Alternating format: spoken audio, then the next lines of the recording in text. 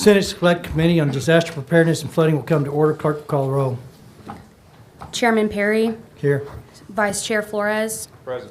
Senator Betancourt, Present. Senator Blanco, Senator Campbell, Senator Hinojosa, Senator Kolkhorst, Senator Menendez, Senator Shortner. Being non-present, the quorum is present or is established. Yes. Chairman King. The Texas House Select Committee on Disaster Preparedness and Flooding will come to order. Clerk, call the roll. Chair Keenan. Here. Vice Chair Martinez. Here. Representative Bonin. Here. Representative Darby. Here. Representative Johnson. Here. President Lauerback. Here. President Moody. Representative Verdell. Here. President Wilson. Here. We have a quorum. Thank you, Mr. Chair. We are running two separate committees basically in one hearing. It's a little unique. It does happen in the past, but it doesn't happen often, so we'll kind of learn to fly the plane as we go. Good morning, members. It is thank you for being here today. We welcome to the first joint hearing of Senate and House Select Committees on Disaster Preparedness and Flooding. I am going to ask that we start this committee with a prayer. Heavenly Father, we thank you for the God that you are and that you're bigger than anything that we face on this side of heaven. We're reminded of recent events of just the fragility of human condition. We are also reminded in your word that these days will come and that the loss of innocence and the heartbreak and the sorrow that it brings is real, it's deep, and it leaves a void that there isn't anything we can say or do that's going to fill that other than you. And we thank you for the assurances of knowing that those that have suffered separation of loss, that it's only temporary, that there'll be a day when they reunite with those loved ones where there'll be a place where there'll never be another disaster, another hurt, or another pain. We ask that for those that don't have that assurance, that they run to you and not from you. We ask those that have the faith and it's been shaken, rightfully so, that they hang on to it even tighter to get through the days ahead and the years. The broken hearts and the shattered dreams of those that have suffered the most unconscionable loss is not something we can fix in a hearing today, but we can sure show that we have a compassion and an empathy for that loss and that they're there walking side by side with them. Let that be the tenor and the tone today as we move forward in these hearings and the days ahead. I'm thankful for those that have showed the hands of your Son, Jesus, in their actions, their first responders, those volunteers that showed up out of nowhere and wanted to help and show the love of Christ through their actions. We thank you for those people. We also ask a protective hedge around those folks that are in those roles. So much of what is seen cannot be unseen going forward. Protect them in their physical state and their mental states. Give the state and everyone that's connected to those initiatives the ability to discern and be part of.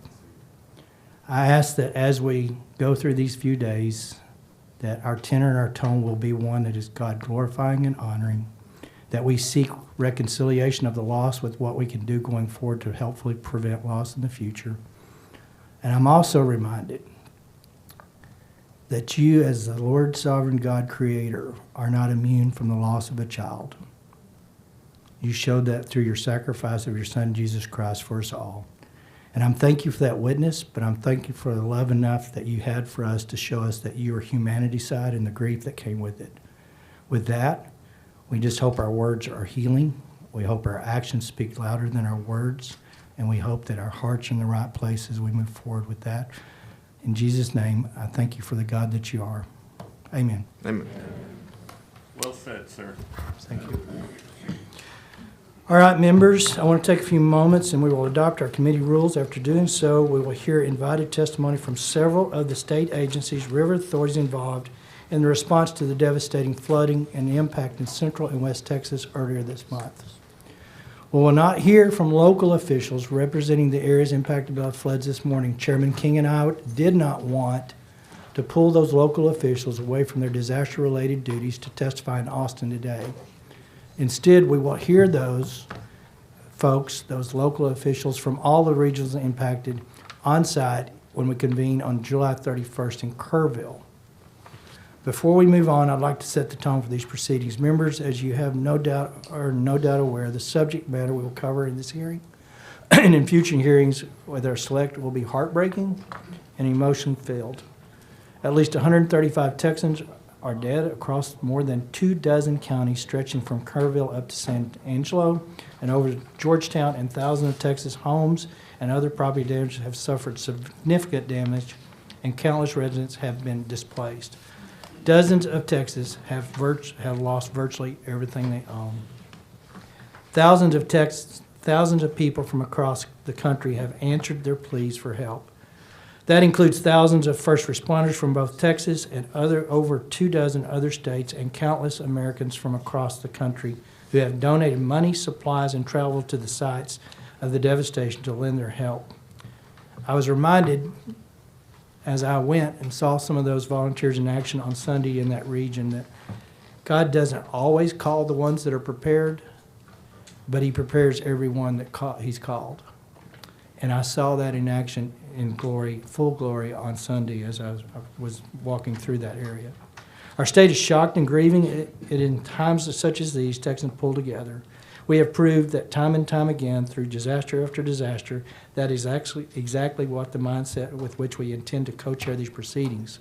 In today's hearings, in the hearing we will convene in Kerrville next week, and all future hearings, our select committee will not armchair quarterback or attempt to assign blame. To do so would undermine the very goal in the committee's creation.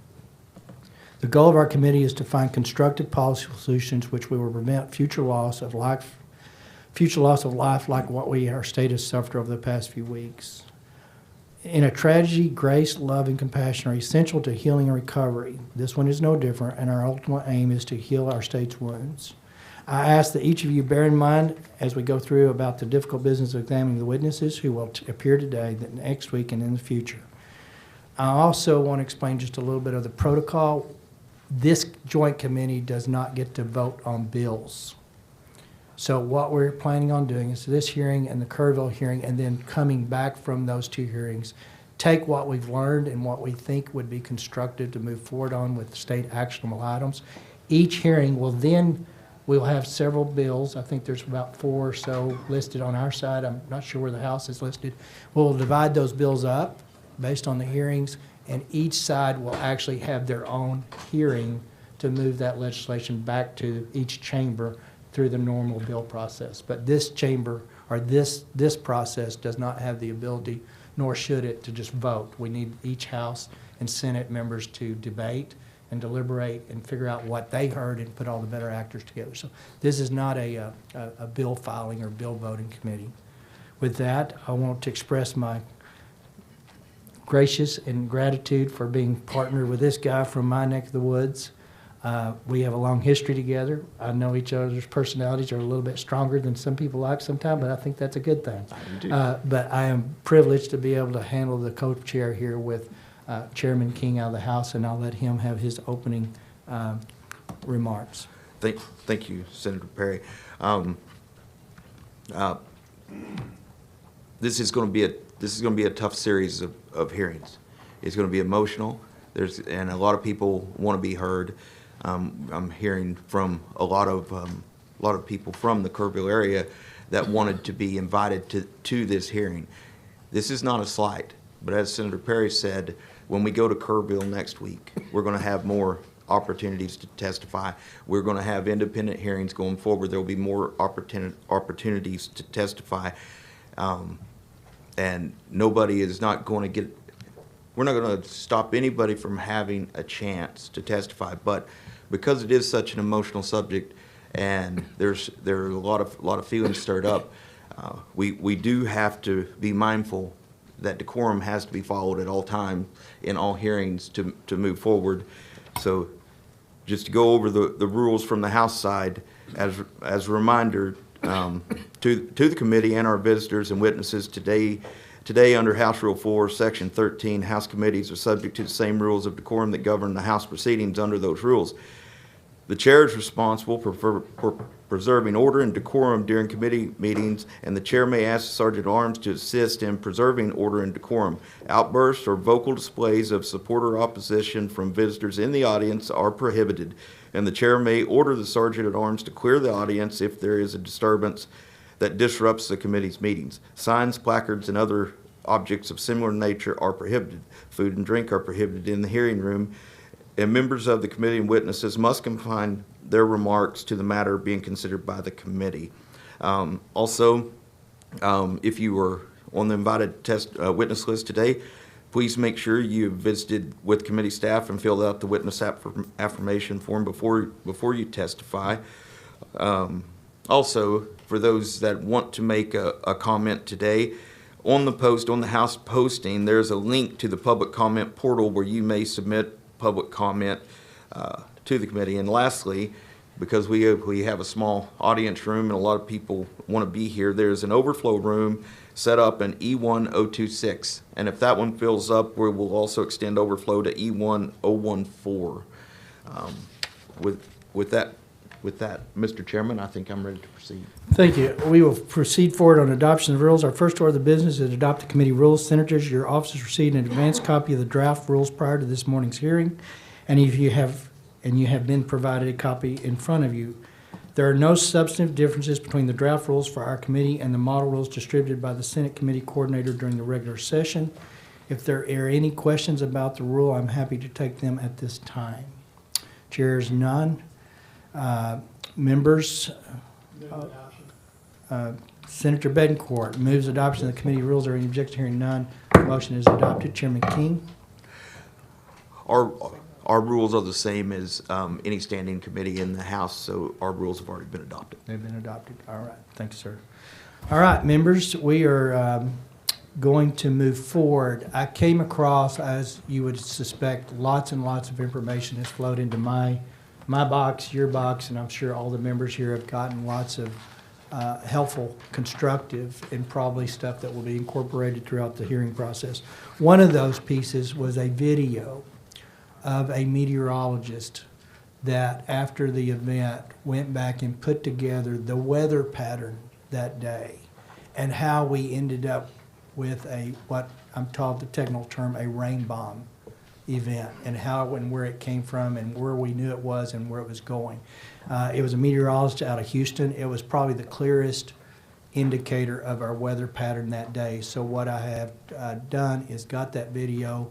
It is visible up there. The first 11 minutes or so, I think, will set the stage for how the committee can go through the panels with a better perspective of just what this event was. And I'm hearing from the old timers, this is a 500-year plus event when you get into the weeds of just how broad and how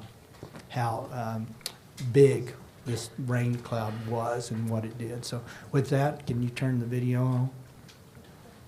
I'm meteorologist Pat Kaplan here at KHOU in Houston, Texas. It's been a really rough week for folks in the Hill Country and Central Texas, especially the last few days with the prolific flooding that's happened through Kerrville and also in the Austin area. And it's left a lot of folks asking a lot of questions. This is an extreme event. It's a freak event, really.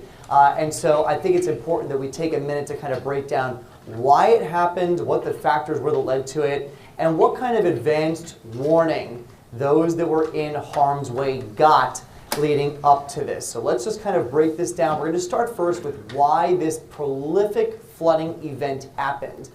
And it all has to do with tropical moisture from Tropical Storm Barry. And you might be asking yourself, what tropical storm? We didn't have anything make landfall here in Texas. And that's correct. Tropical Storm Barry formed in the Gulf last week and ended up making landfall in northern Mexico.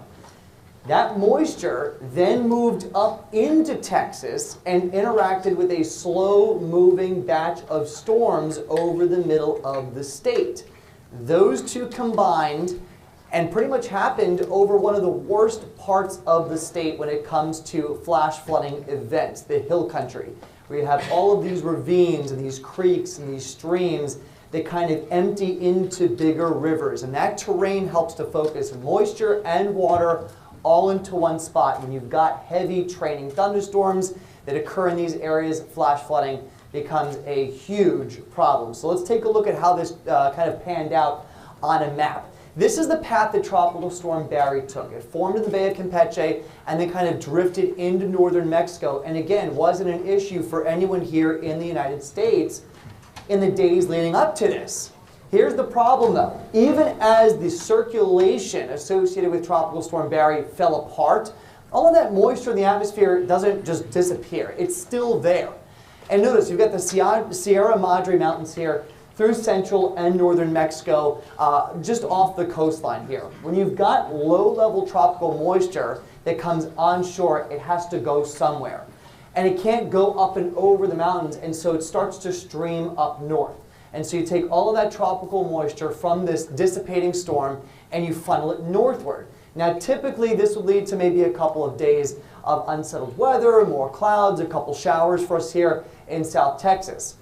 What made this situation unique was the presence of what's known as a mesoscale convective vortex. It's basically a mini area of low pressure, and it was very slow moving, pretty much stationary over central Texas. Now forecasters knew that this MCV, mesoscale convective vortex, was going to be over the area about 12 to 18 hours before this event unfolded. And that'll go to the timeline. We'll talk about that in just a second. But once they saw this feature and they saw the interaction that was happening with that tropical moisture, that's when the first alarm bells started to go off.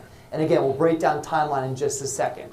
But when you marry that tropical moisture with this trigger for the development of thunderstorms, it just unleashed a freak event here across the hill country with slow-moving, localized, prolific, heavy rain-producing thunderstorms, first in the Kerrville area and then the days following up in the Austin area. So let's break down this timeline about what the forecasters knew and how they communicated this information to the public. Thursday afternoon, so July 3rd, just afternoon, so 1:18 p.m. Central Time, flood watches were issued, and that did include the Kerrville area.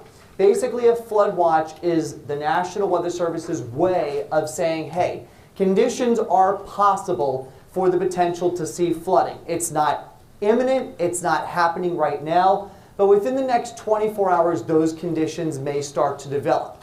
Later that evening, as the forecast started to become a little more clear, as more high-resolution model data, which is what forecasters use to develop these forecasts, became more consistent, that's when they put out a special discussion about a flash flooding threat. So the messaging starts to become a little more specific Thursday evening.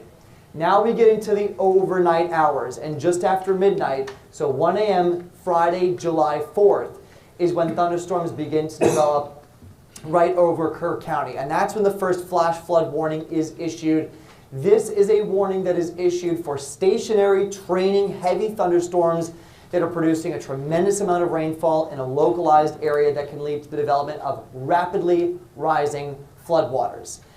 3 hours later, at 4:03 in the morning, that's when that flash flood warning is upgraded to a rare flash flood emergency. Flash flood emergencies are reserved for the most significant types of flash flooding events. This is when there is an imminent, ongoing threat to life and property, and if you don't leave, your life is in danger. And so flash flood warnings are common through the hill country. Flash flood emergencies are that step above. That's a forecaster's way of saying this is a critical situation. 17 minutes later, at 4:20 in the morning, is when the Guadalupe River at Hunt hit that major flood stage, and we know what happens after that. So here's a radar loop. This radar loop goes from 1 o'clock in the morning Friday all the way through Saturday evening. And you can see, notice that little spin, and I'll kind of segment this and break it up. But you see the spin on the radar there? That's the MCV. Again, mesoscale convective vortex. Vortex is that word that really gives us that hint of that spin in the atmosphere. This is like a mini tropical storm almost over land, because we're picking up tropical moisture from the remnants of Barry. You got that spin in the atmosphere, and this just becomes a self-serving engine, basically.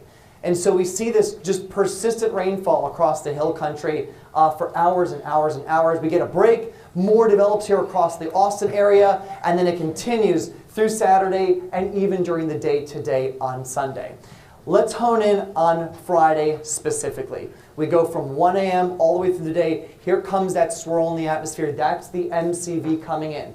But before the MCV actually reaches the hill country, look what's happening over Kerrville. This one little training thunderstorm in here, where it's rounds and rounds and rounds of heavy rain, and then the MCV comes in. It was that initial thunderstorm that prompted the first flash flood warning. And as we kind of pause the clock here, 2:30 in the morning, remember that first flash flood warning came out just after 2 a.m., or actually just after 1 a.m., and this is the reason why. There was one lone thunderstorm right over the north and south fork of the Guadalupe River, and that's what prompted the initial flooding.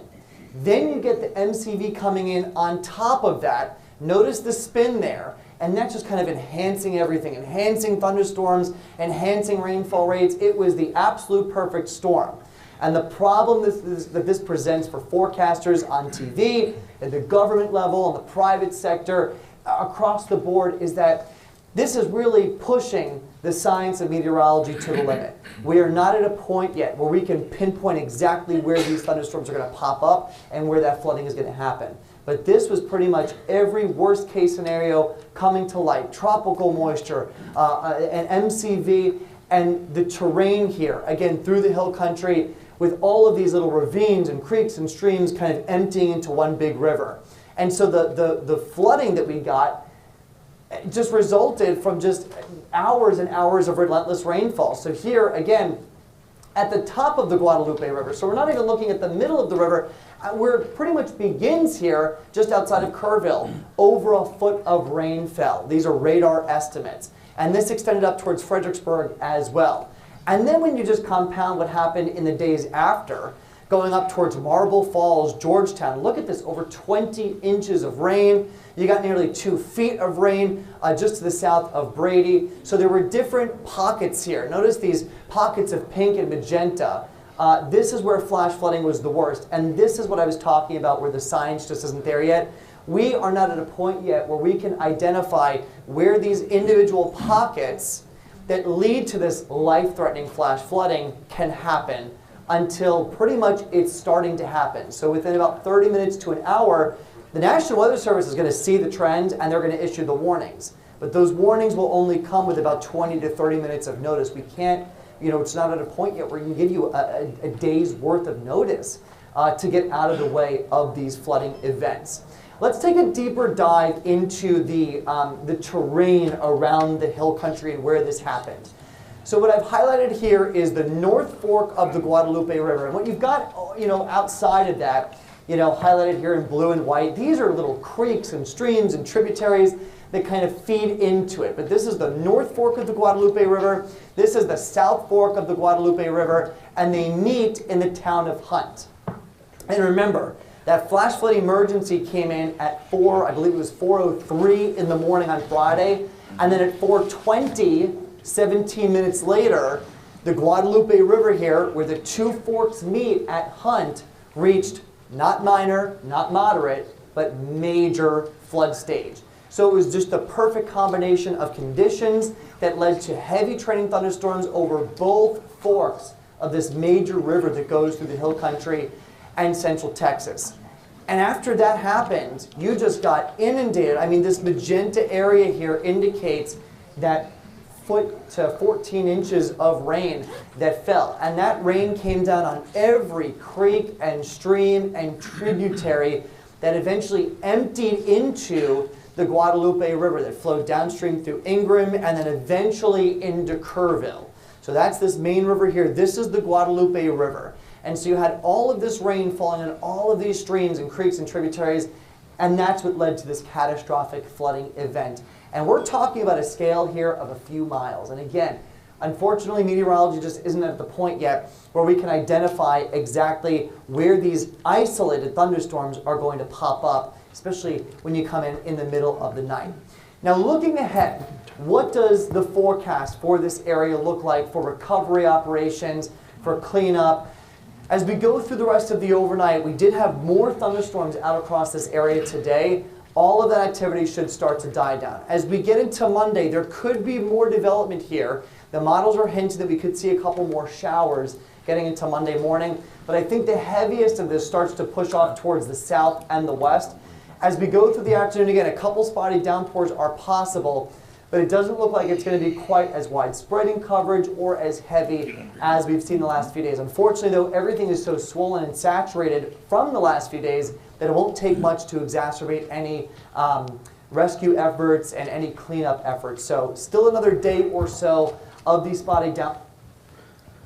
I hope that was informative. It was pretty well recapped and kind of how that stuff came together.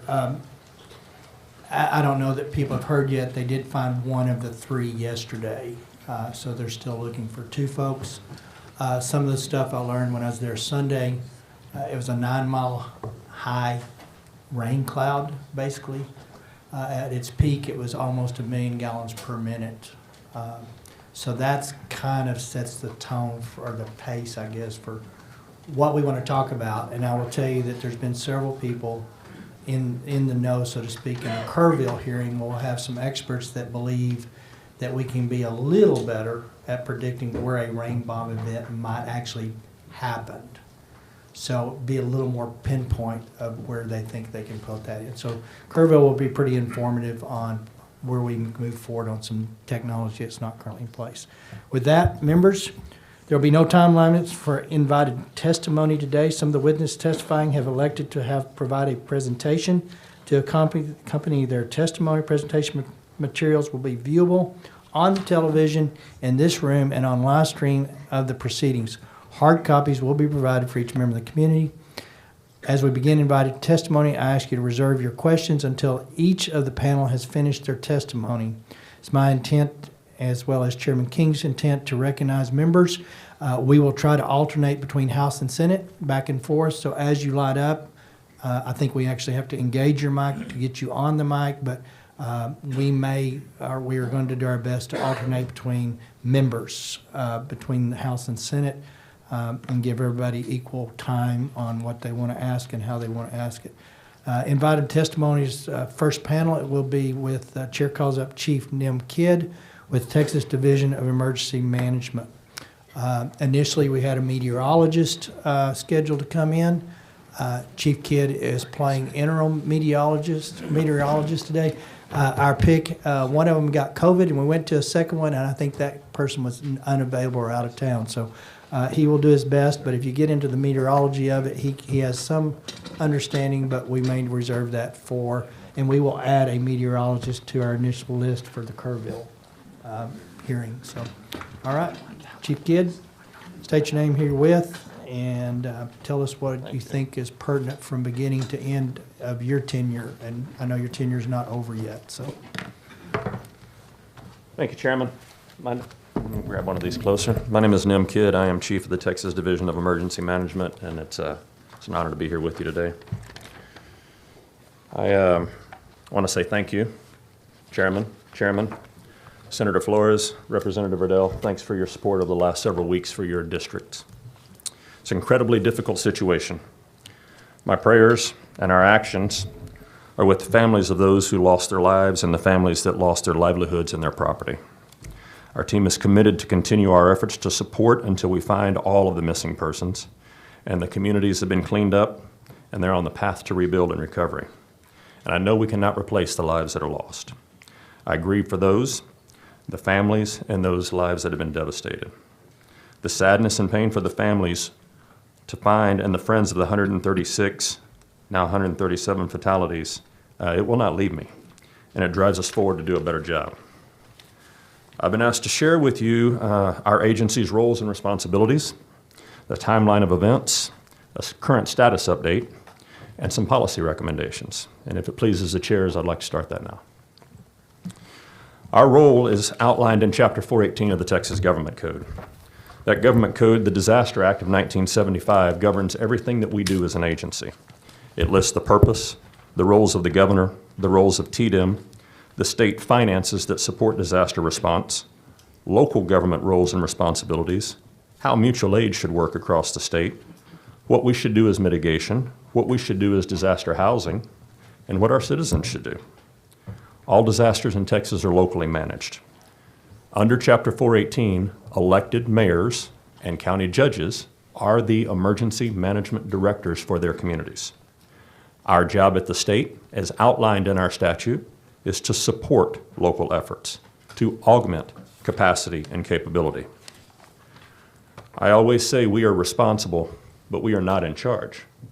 The responsibility of being in charge rests with local officials. I also chair the Governor's Emergency Management Council.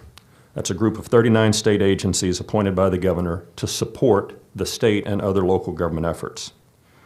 Our agency has been blessed by you, the legislature, and the governor to have quite a few resources and the authority to pre-position those resources, of which we'll talk about here in a few minutes. Alone, the Texas Division of Emergency Management is just under 550 employees. 300 of them are field-facing. The other 250 support all headquarters-based operations and support our local governments. But with the council, the Emergency Management Council, we are a comprehensive workforce. And with the mutual aid that you've blessed us with in Chapter 418, we bring in specialized groups from other local governments within the state and around the nation. Those local government specialties include urban search and rescue teams, TIFMAS teams, the Fire Interstate Mutual Aid Agreements, the Emergency Medical Task Force, incident support teams and incident support task force, and our faith-based and volunteer organizations active in disaster. We help locals plan, train, exercise, respond, and recover and mitigate from all disasters. But it is only when an incident overwhelms or is suspected to overwhelm a local government are we there to support them. When an incident exceeds a local jurisdiction's capacity and the ability to afford the cost of that disaster, we work with the governor's office for the governor's disaster declaration, and then we do damage. Under federal law and regulations, each state has its own fiscal threshold in order for the president to grant a major disaster declaration. In Texas, because we're the second most populous state in the nation, we have the second highest threshold. The first disaster declaration in Texas was about May 15th of 1953. It was the Waco tornadoes and some floods that followed that. Since then, our state has seen 107 major disaster declarations, 18 federal emergency declarations, and 259 fire-related federal declarations for a total of 384 federal declarations to this state since 1953, far more than any other state in the nation. Our team currently manages $23.5 billion worth of open federal grants from 56 different grant programs and 4,800 individual projects at the local level. Our team works with FEMA and sub-applicants to ensure compliance at the federal and the state level. And at this point, I would like to go ahead and move to the timeline of events, if that pleases the chairs. You all know this. We're a big state. There's always something going on in this state. We have on June 21st, week or so before the storm, we had a team of Texans in the state of New Mexico. Our team managed their emergency operations center for the state of New Mexico over the weekend because they were having fires and catastrophic floods. We have the beautiful ability to have a team that gets to train here and work here and share that experience across the nation and then bring that experience back home to us. We also, as chairs mentioned, we have an in-house team of meteorologists, and they help us work with the 13 National Weather Service weather forecast offices that are in Texas. NWS has 13 offices in Texas, 3 river forecast centers that cover Texas, their Southern Region Home, which coordinates those 16 offices, the Storm Prediction Center, and the National Hurricane Center. So 19 different National Weather Service offices cover our state. On Wednesday, July 2nd, our team added 2 boat squads because the area that we saw may get some additional rain. We sent 1 to Tom Green County and 1 to Kerr County. There was a press release that I'll share with you here in a minute on the 2nd that we were also adding Parks and Wildlife, the Department of Public Safety, TxDOT, the Forest Service, AgriLife, the Public Utility Commission, the Railroad Commission, TCEQ, and DSHS to our teams to be ready to support weather that was coming up. Now, people are going to ask, well, what did you know that nobody else knew? We didn't know anything that nobody else knew. We didn't. You saw the meteorology, and Chairman, thank you for leading this hearing that way, because that is really true. The science is just not there yet. What we did know, we knew we were going into a holiday weekend. We knew that we needed to ensure resources were available from those local governments that we would want to stand up for water teams, for search and rescue teams, for medical teams if they were needed. And we're going to talk in just a second about where they might have been needed. At that time, when we released our press release on July the 2nd, the National Weather Service largest forecast was for San Angelo. And that forecast was likely 2 to 3 inches of rain, less likely, their words, less likely 4 to 5 inches of rain. I'll move to Thursday morning, July 3rd at 8 o'clock. We do a Command and General Staff, which is our agency's internal call of our assistant chiefs across the region and the divisions. We do this every weekday just to get us started as an agency on the same page. It lasts usually 12 minutes, maybe 13 minutes from time to time. If there's something going on, they last a little longer. At our 8 o'clock Command and General Staff call, some forecast models by the National Weather Service had some outliers. The area of concern that we were looking at was 35,000 square miles across Texas. Let me put that in perspective. That's the state of Indiana, or Maine, or Vermont, New Hampshire, Massachusetts, Connecticut, and Rhode Island combined was the area of operation that we wanted to have resources ready to support our local government partners. That was 44 counties in Texas. The forecast then for those 44 counties in that area was, again, 1 to 3 inches of rain, less likely now 5 to 7. We had a 10 o'clock statewide weather call that morning. We have these calls anytime we think local partners need to be aware of what's happening in their areas and to ensure that all state agency resources on the Emergency Management Council are there to support our local government partners. We had 468 lines call into our 10 o'clock call that morning. And when I say a line call in, it's a Zoom call like many of you do. There may be 5 people on the other end of one of those lines, or there may be 1 person, but 468 individual lines called into our 10 a.m. weather call on Thursday the 3rd. The National Weather Service briefs on that call for all of our local partners to hear the same brief. Instead of 19 different locations, it's one voice from the National Weather Service, and that's the Southern Region Home. The forecast that morning that they presented was slight risk of flash flood. On their scale, it was a level 2 of 4. That was for Central and West Texas. They rated thunderstorms on a scale of 1 to 5 for Northwest Texas. And they rated river flooding, isolated river flooding, minor to moderate in Southwest Texas. The forecast for Friday that they were forecasting in that report was 1 to 1.5 inches of rain with possibly up to 2 inches locally. Because of the size of the area that was impacted, that's when our team started placing resources in New Braunfels, in Llano, in Brownwood, in Kerrville, in Junction, in San Angelo, in Uvalde, in Cameron, in Eden, in Menard, in Kerrville, and Waco, and Alpine, and Austin, and Dallas, and Edinburgh, and El Paso, and Houston, and San Antonio. It was such a large footprint. In order to have any resource close to need, we had to have them scattered across that large area of the state. It was not about the intensity that we saw in the forecast because we didn't see it, just like you didn't see it, just like no TV meteorologist ever broadcast about it. What we saw was a giant swath of Texas. We started calling it a belt, actually, on our internal calls, of where something may happen in the 4th of July weekend. At 11:37, we put out another press release that we were increasing activity in the State Operations Center because of the geographic footprint that we were looking at. National Weather Service forecast was then predicting heavy rains and flash flooding. The theater or area of operation covered West Texas, Central Texas, the Hill Country, and that would last over the next couple of days.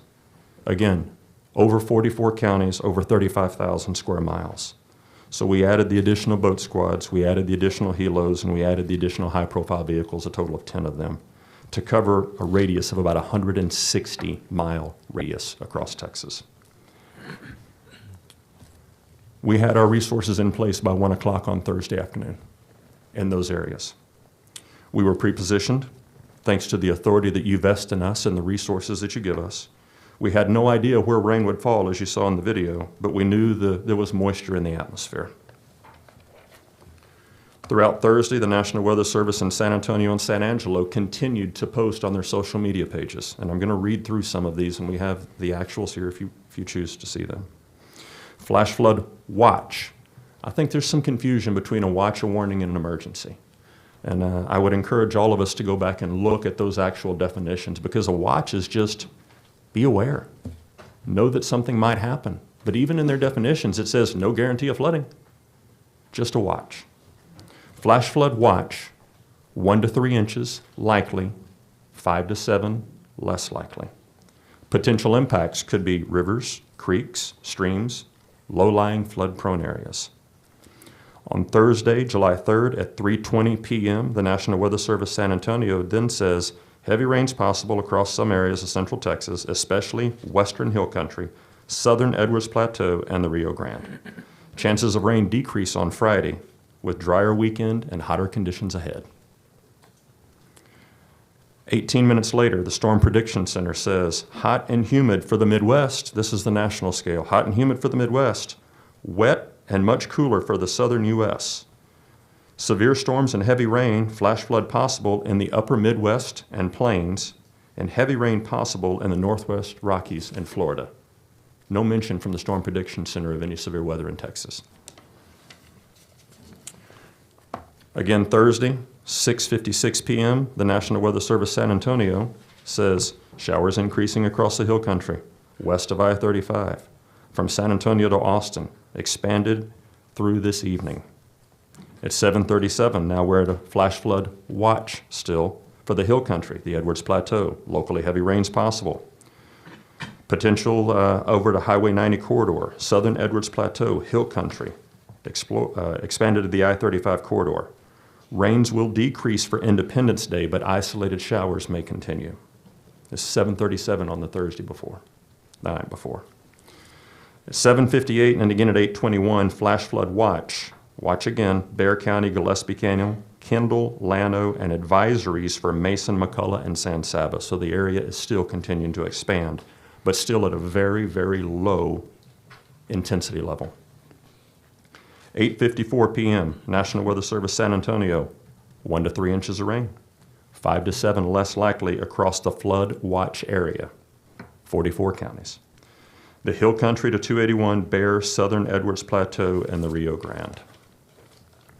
9:30 p.m. on Thursday night, National Weather Service San Antonio, pockets of heavy rain in Kendall County, headed towards Gillespie and Blanco County. 1 to 2 inches have already fallen within the last 3 hours, and more rain is on the way. At 11:17 p.m., National Weather Service San Antonio, pockets of rain continue across the hill country, more development expected through the evening. Flash flood watch remains in effect until 7 a.m. on Friday, July 4th, and their message was turn around, don't drown. Friday, July 4th, 1:06 a.m. National Weather Service San Antonio, very heavy rain, Bandera, Kerr, Gillespie, within the last 2 to 3 inches per hour is the rainfall. At 1:14 a.m., flash flood warning, first warning as you saw on the broadcast also, from Ingram and Hunt until 4:15 a.m. 1 to 2 inches have fallen, expected rate of 2 to 3 inches per hour, 1 to 3 additional inches expected. Flash flood is ongoing or expected was what they put out on their social media accounts. This is 1:14 a.m. At 1:32 a.m., flash flood warning. The flash flood warning that they listed included at that point in time still 13 Texas counties: Bandera, Bexar, Blanco, Burnett, Edwards, Gillespie, Kendall, Kerr, Kinney, Llano, Medina, Real, and Uvalde. 1 to 3 inches of rain likely, 5 to 7 possible across the flood area. 2:37 a.m., flash flood watch expanded until 1 p.m. today now. The hill country again, 1 to 3 inches, 5 to 7 possible. Excessive runoff may result in flooding of low-lying areas, rivers, creeks, and low water crossings. 3:08 a.m., the next message, very dangerous flash flood event, south central Kerr County, 3 to 7 inches of rainfall in the last 2 to 3 hours. Flash flood warning, turn around, don't drown. 3:19 a.m., The Guadalupe at Hunt is at 11 feet. It's expected to crest at 16.6 feet. At 3:33 a.m., flash flood warning Guadalupe at Hunt, Kerr and Bandera County until 7 a.m. At 4 a.m., the Guadalupe at Hunt, 19.4 feet, expected to crest now at 23.8 feet. Less than an hour, they changed the forecast like that. 4:23 a.m., 5 to 10 inches of rain over the next 3 to 6 hours. This is a flash flood emergency. 4:45 a.m., the National Weather Service at Guadalupe and Hunt puts out another message. And at 5:56, I personally get the first report of people trapped on roofs. We know what happened after that. I want to thank you again for the resources and the capability to expand and put resources in place ahead of need. For this coming week, for this weekend, for the little tropical disturbance that's out there, we are already moving and we'll have resources in East Texas tomorrow. There will be a boat squad up in Amarillo for rain that's coming into Amarillo from a system that's up there, as well as putting resources in Liberty, Beaumont, and Jasper for tropical weather coming in from the Gulf. I'd like to shift to the status now, which is number 3. At the height of our event, we had over 2,700 state employees actively engaged supporting operations across the state of Texas. But that was dwarfed by the 17,800 volunteers that came from all over this nation to help our communities. The governor so far has declared 26 Texas counties for disaster, and we're adding another 4 today. There are 15 counties under the President's Public Assistance Declaration that will help with debris and emergency response costs and rebuilding. And there are 6 counties that we will be adding more today, or requesting more today, for individual assistance to help communities rebuild. We've had over 6,000 people register for FEMA assistance already. As we go forward, we continue to work on search to find those that are missing. We continue to work with the debris contracts and debris contractors because there is a lot of debris to pick up and clean up. And we'll continue to work with our local partners to find solutions for temporary and long-term housing. As we look at the final piece on our policy recommendations, we want to really work with you on volunteer management. As you heard, we had 17,000 volunteers show up. And a lot of those were just good-hearted Texans, good-hearted Americans, bringing their resources, their time and treasure, their heavy equipment, working really hard around the clock for no thanks and no pay. That was most of them. But then there are the others that we really need to keep an eye on as well.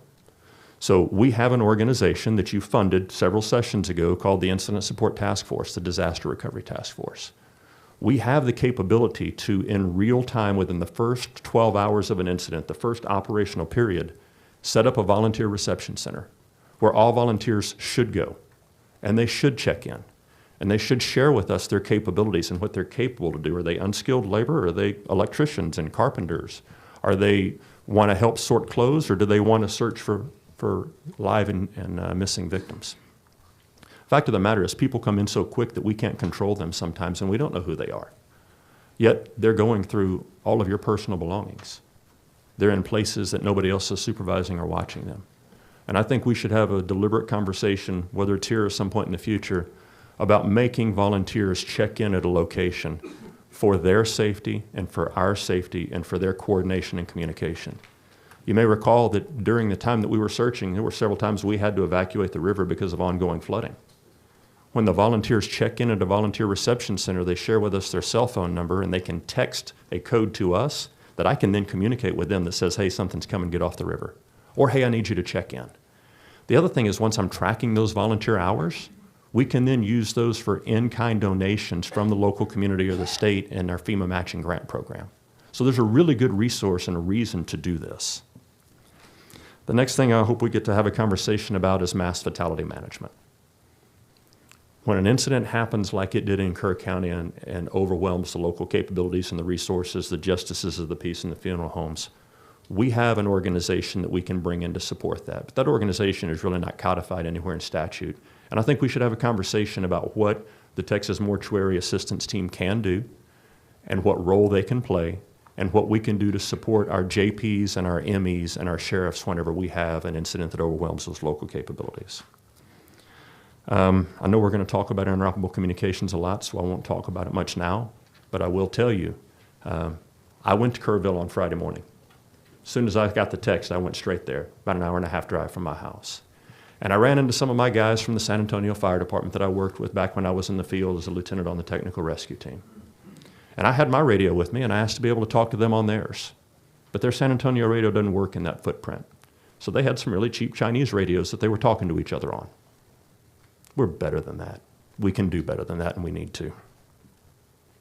We also should have a deliberate conversation about the credentialing of emergency managers at the local level.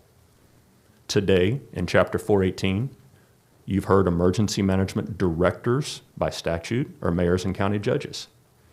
You will see the words emergency management coordinator listed twice in Chapter 418. Only twice. It says the emergency management director may appoint an emergency management coordinator. The emergency management coordinator is an assistant to the director. Period. There's no minimum qualifications to be an emergency management coordinator in the state of Texas. It's whoever the county judge or whoever the mayor appoints. We're better than that. And finally, I'm grateful for your funding and everything that you've given us, but we have a lot of work that we still need to do. Our agency is very small, and I look forward to future conversations about things that we need to continue to support our great state. And Chairman, with that, I'm happy to answer any questions.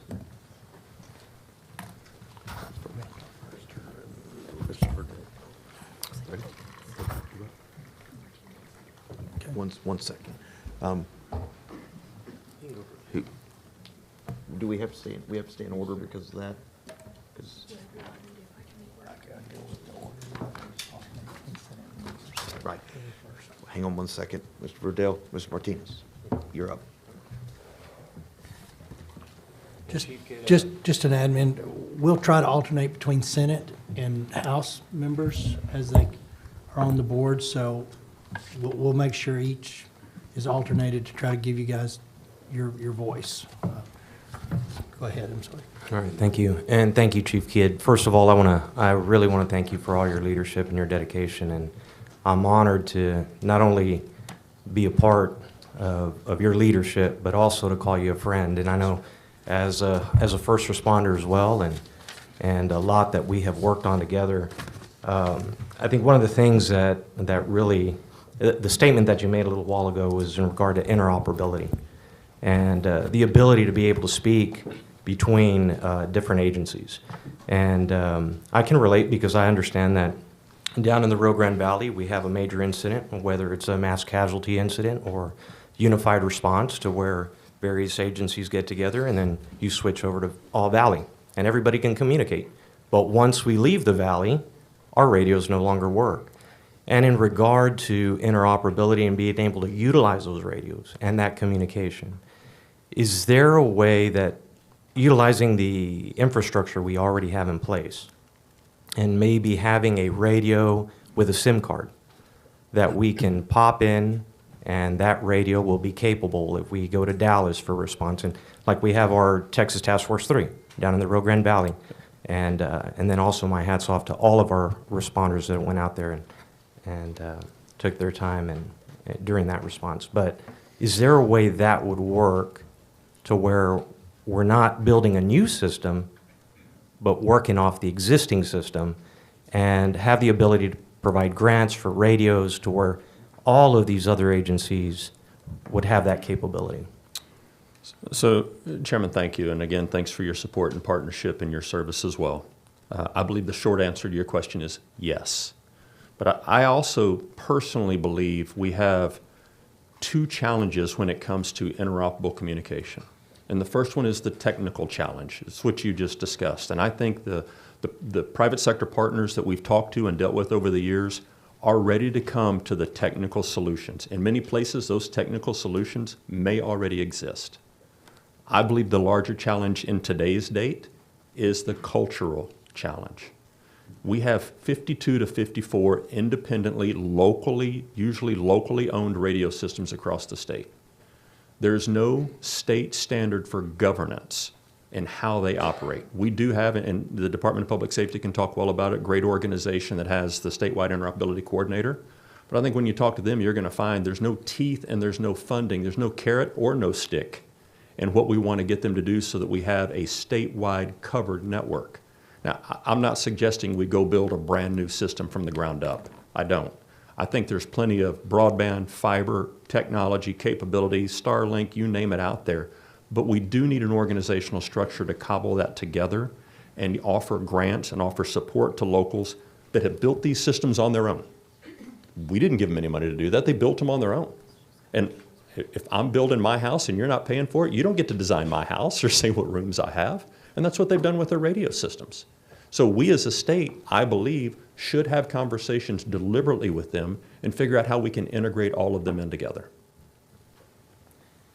And then just one more question in regard to that, Chief, and the response from a lot of our agencies that went over, Texas Task Force 3 to all of these agencies, do they have the equipment that is necessary to respond, or is that something we also need to look at so that they could be well prepared for any type of response across the state of Texas? Thank you, sir. With the exception, I believe, of some of the TIFMAS apparatus that you fund through the Texas A&M Forest Service. When a local government sends their resources, their people and their equipment to us, those are generally owned and operated at the expense of the local government. We only pay for them for the time that we're using them. And we should have a deliberate conversation about the resources that we stage across the state. Because as you know, and for the rest and those in the audience, 2/3 of every paid fire department is off duty at any given time. The 24-hour shift that they work, Houston, 3/4 of theirs is off duty at any given time. What they don't have is 2/3 of fire trucks sitting in their fleet ready to go out the door. If it was a decision that we added some state-owned assets across the state in our regions, and maybe if we had some great places to park them and stage them and store them at the same time, then it's much easier for those fire chiefs to send me their employees and not send me their frontline apparatus. And I hope that we can have a conversation about that. Senator Betancourt. Thank you, Mr. Chairman. NIM, as usual, you go through with precise declaration of how we got there, and I think the meteorology of this is so unique. It really is reflected in the warning levels, because basically what you laid out, and I'd love to see that, by the way, if one of the clerks can bring that up to the front. I'd love to see this again. You're basically saying that at 106, we're still at from the National Weather Service, we're still at a watch level. Really, when you read through what you had outlined, we didn't get to a warning level of significant dangerous flooding till 3:08, if I've got the right, That's our information, Yeah. Senator. Right, and then there's a backup at 3:14, okay? And then really, the flash flood emergency comes out at 4:45.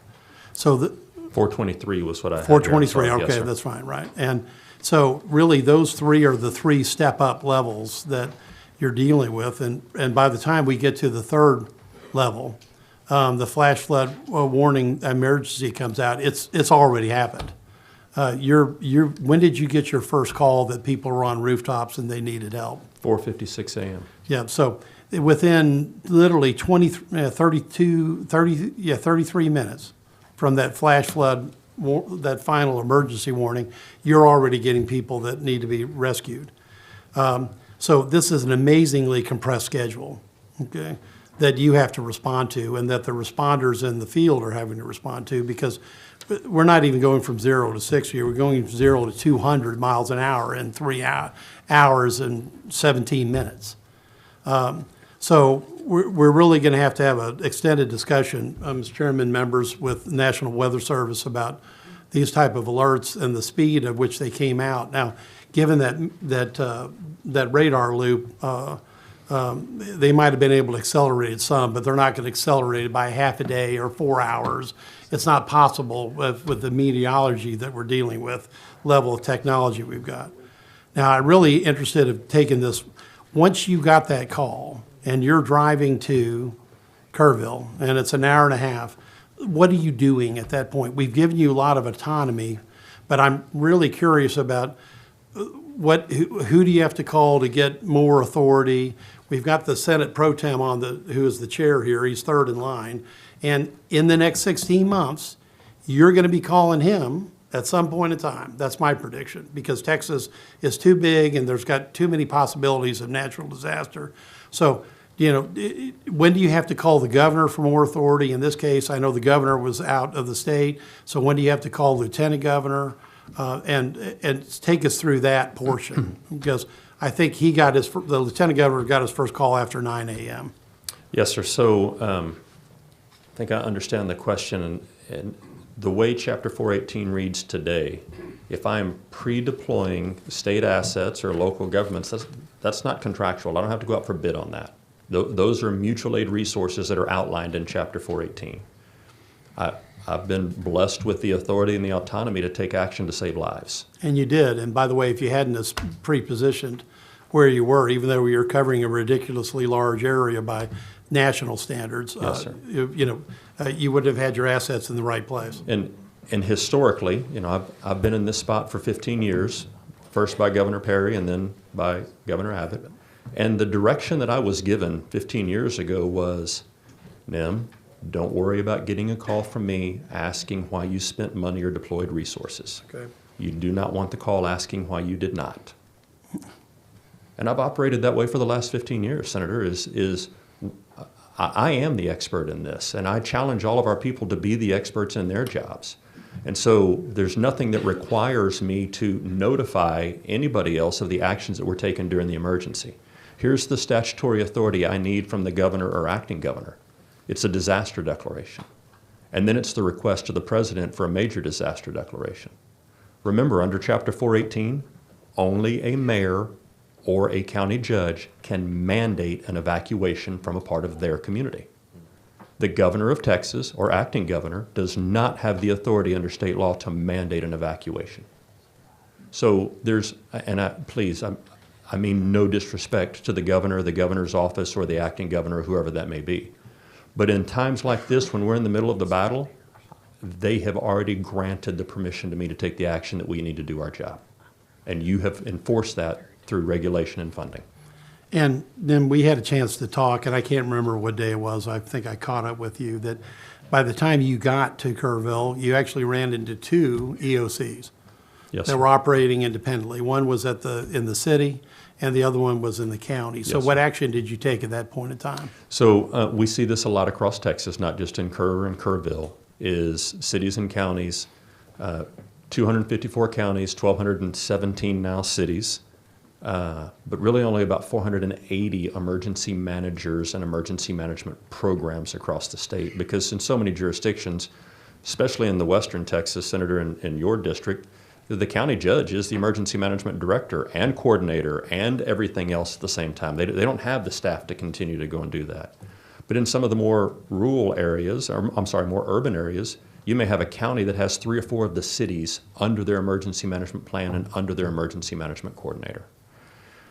You also have places where the emergency management director, the judge, appoints an emergency management coordinator, but that emergency management coordinator may be the employee of another department in the county.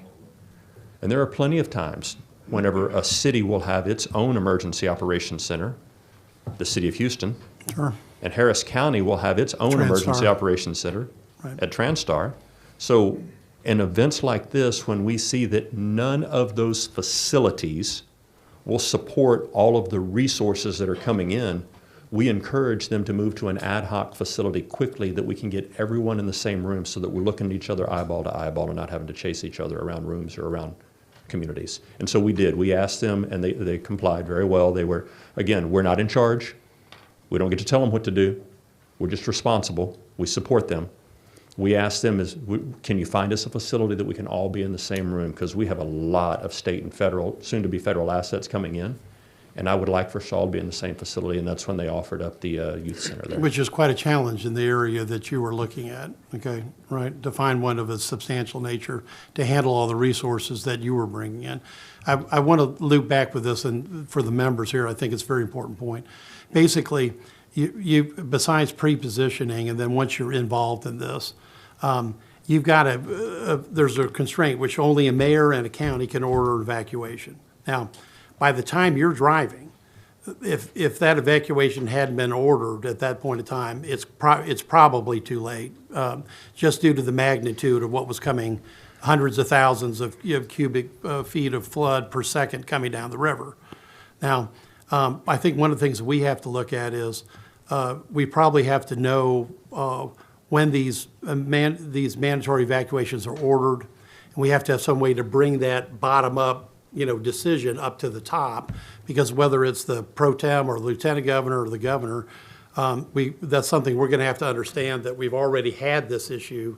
Those evac orders are in place, because otherwise the state at the higher level doesn't even understand exactly how much of an emergency actually occurs. Am I missing that? Senator, you're not missing anything. I think the other thing that I want to say is local officials know their communities better than anyone else. And I don't think we would ever want to take the mandatory or the ability to mandate an evacuation away from a local official, any more than I think we ought to give it to somebody that's in Austin several hundred miles away from where that problem or that challenge is. And so I think there will be a lot of question, a lot of accusation, a lot of second guessing. I'm not in that business. I don't do that. But those local officials know when to order an evacuation and when not to. And I think at the hearing that you're going to have next week sometime, you'll probably get some of those local officials that will tell you why they made the decisions they made or why they didn't make the decisions they made, and they need to be the ones to answer those, sir. Right, and I think that it's important that those, and regardless of that decision, when it's made, there also has to be a reporting structure that people can understand that it's occurred, and that whoever is in the chair above you, okay, has to know what's happened already on the ground as quickly as possible, because we do have a distributed system. Yes, But I don't think we reported up as fast as we could have in that situation. And I think it's important that if you're really looking at what you need, and that's the other side of this coin, you really need a disaster declaration as soon as you can get one, effectively. That's your next big switch from state government, from the leadership of state government. And then obviously you need a federal one as well. Yes, sir, and that state disaster declaration, when granted by the governor on the front end of an event, allows me to exercise extraordinary measure and buy things that I don't currently have under contract or have the budget for. Because that's the key thing. Yes, sir. Because you can pre-position all your existing assets, but you're going to have to start buying things immediately. Or if I have to contract for debris cleanup or a contract for porta potties or things like that. Right, Yes, and I want to get to one more point and then yield my time, because we've got many people that could be asking questions. We had a discussion, because one of my interests was looking at a, flood emergency communication and river warning system. And you made the comment, and I agree, that this, as good as TDM is, and measurably, I believe it's the best in the country. Thank you. And I think that your other colleagues would agree. You can't be the one that hits that button that says, we've got an evacuation order, or that we need to do that alert, because the granularity of these decisions is down to the local level. And you were literally trying to look at 33,000 square miles to begin with to figure out where to position your assets. So I just wanted to repeat that conversation that we had between the two of us, that you don't think your organization is the proper place to be able to have that authority, that has to stay at the local level. Yes, sir. Now, my last question would be, is there a backup level at some point in time for whether it's the pro tem, the lieutenant governor, or the governor, to be able to intercede? You would then be required to change state law also to mandate I the know that. evacuation, which today does not. I mean, we can recommend, we can support, we can bring resources in to help effectuate that, but I think, let me see if I can rephrase how I understand the question. Do we need a better system for warning?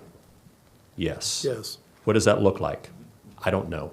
But I know you've got a bunch of people coming up behind me that are experts in that and can answer that question for you. That's the first part of it. The second part is once we have this amazing system, who should have the authority to implement or actuate the system? I still believe that should be local officials. Right. Your next question is, should there be a backup to that? And that answer is yes also. Well, that's the essential question, and that's really, Mr. Chairman, what I know All right. what Senate Bill 2 is effectively about. But I appreciate appreciate the work that your department does, because it is superior by any definition I Representative understand. Verdell. Thank you. Thanks, Senator. Thank you, Chairman King. Chief Kidd, I just wanted to, I know I've told you this in private, but I want to say it publicly. We first met July 4th on that morning, and I just want to give you public credit for how well you were organized, how quickly y'all had a central EOC established, and watching you over several days through that process, how well your agency integrated with the other agencies during search and rescue and recovery. And I want to give you public credit for that. I do have one other question for you, which is when y'all are monitoring the weather that occurs, do you have a central website or location where you can see all that data, or are there multiple websites that y'all are having to review?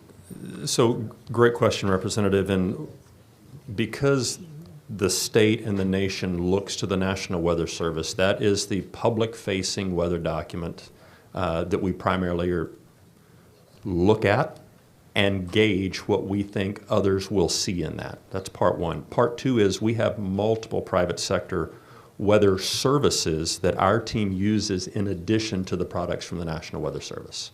One of those tools for storm prediction is a private sector group out of the Friendswood area there, and they give us a very scientific forecast for tropical storms, much different than what the National Weather Service puts out. So our team of expert meteorologists does actually look at all of those that are out there to see what the public is seeing so that we can help try to gauge what public action may be, as well as take the resources and position them in places that we feel we need to be ready to support local partners. Yep. Thanks, sir. Appreciate you. Thank you. Thank you, sir. Senator Mendez. Thank you, Mr. Chairman. Chief Kidd, I'm always going to call you Chief Kidd. That's how I met you. And thank you for your work. Thank you for your testimony. If you will, I also want to agree with my friend and colleague, Senator Bencourt. Could you provide us that timeline that you? Yes, sir. I was doing my best to follow. Chief, so from my notes on the timeline of events, on July 2nd, you sent out 2 boat squads.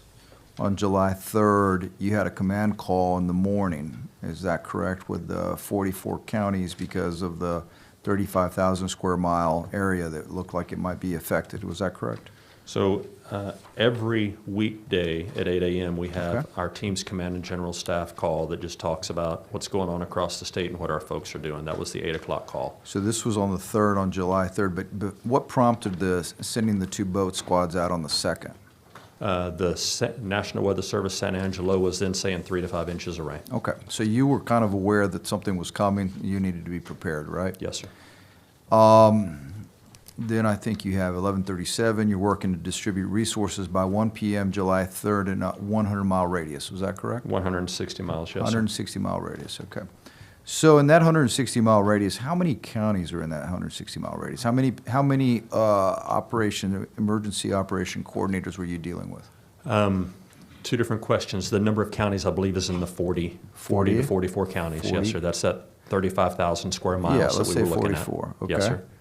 And then each county has an emergency management director. That's the county judge. Right. And then some of those counties have independent coordinators. Correct. And then if those counties have a city, and as you know, a lot of our West Texas may have 1 or 2 incorporated city limits, unlike Bexar County with 30 plus inside it. Right, right. So each of those, and our job is to share information with them. The 10 o'clock call that we had 460 plus lines calling into that call. We Right. believe the majority of those were from the impacted areas, So, or forecasted so, areas. so I'm my sorry. question is, does the current process or procedure, because as you've correctly stated, locally, they have to make the decisions at the local level, but they also need to have all of the best information. And I'm going to venture to guess that you have probably access to all of the best information in terms of, you have at your disposal.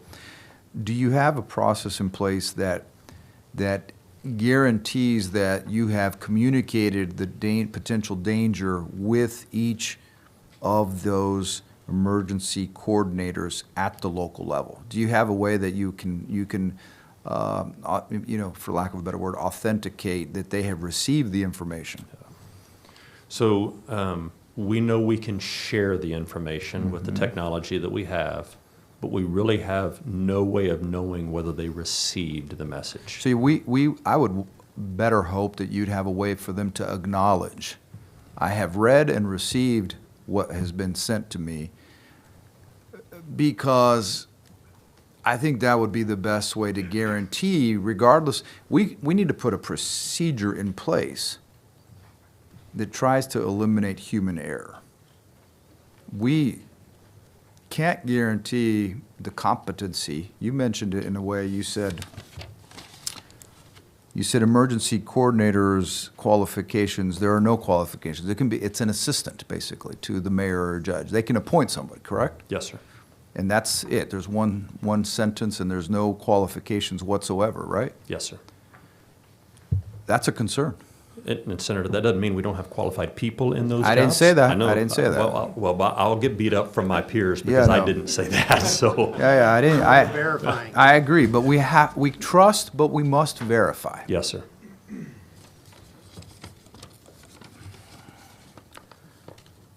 I think as I look at the timeline and I share, it's evident that, and this is where it gets a little cloudy for me, you had something at 1:06. What happened at 1:06 a.m. on the 4th of July? You had 1:06, then you had 1:14. Yes, sir. 106 National Weather Service San Antonio put a social media post out that said very heavy rain for Bandera, Kerr, and Gillespie County, rate of 2 to 3 inches per hour. Okay, so at that time, they're saying at 1:06, they're saying, hey, there's heavy rain, it's coming down at a high rate. And when that happens, does anybody, other than, you have to be aware of the social media posts, you have to be watching, is there anybody that's, their job is to follow this no matter what time of day or night this is? So in Austin at the State Emergency Operations Center, 24 hours a day, 7 days a week, there are 3 to 5 humans that are watching what's happening across the state. Their job is to be the alarm bell for the rest of us. And they work for you? Yes, sir. Okay, good. So you have that, that's what I was hoping. At that point, do they make a concerted effort to communicate that, to make sure that the people in that area, in that where that flooding is occurring, do they know this is happening? Do they communicate that, and are they acknowledged that they received that information? There is no system in place today to ensure that County Judge X or Mayor Y or Emergency Manager Z Right. is getting the same information that we are getting from the National Weather Service. You do see the problem with that, right? Senator, I do. And I'll share more of the problem and the frustration that we've had over the years is we've had a form called the DEM, the Division of Emergency Management, Form 147. Right. Under the governor's executive order from 2019, mayors and county judges are required to tell us their contact information and who's responsible for emergency management at the local level. Mm-hmm. To this day, I still get forms sent to us that have an office number for the emergency contact number. Listen, it's not for lack of trying and reaching out. We still get email addresses that we know are generic email addresses that are not being monitored. You've given us the resources to put people in the field to work directly. We have an employee in Kerr County, have had for 2 or 3 years now. That doesn't mean we have any way of guaranteeing that the responsible adult local officials and those that are appointed are awake and seeing the same information that our people that are paid to be awake at 2 o'clock in the morning are seeing. Yeah. Just lost power. So 1:14, what happened at 1:14 a.m.? You had it on your timeline. Yes, sir. At 1:14 a.m., the National Weather Service San Antonio issued the flash flood warning for Ingram and Hunt, and that flash flood warning was in effect until 4:15 a.m. So that's when it changed in those 8 minutes from watch to warning? That's what it looks like from their social media post, yes, sir. Okay. And I understand that one of the problems that I see is that these terms, I think it's just like the alarms we get on our phones. They may be easy to ignore, especially at 1 o'clock in the morning when most reasonable human beings are sleeping. But the problem is that when emergencies like this are occurring, our constituents statewide rely on us to have people awake. I want to thank you for bringing this forward, because I think this helps highlight where we can get better.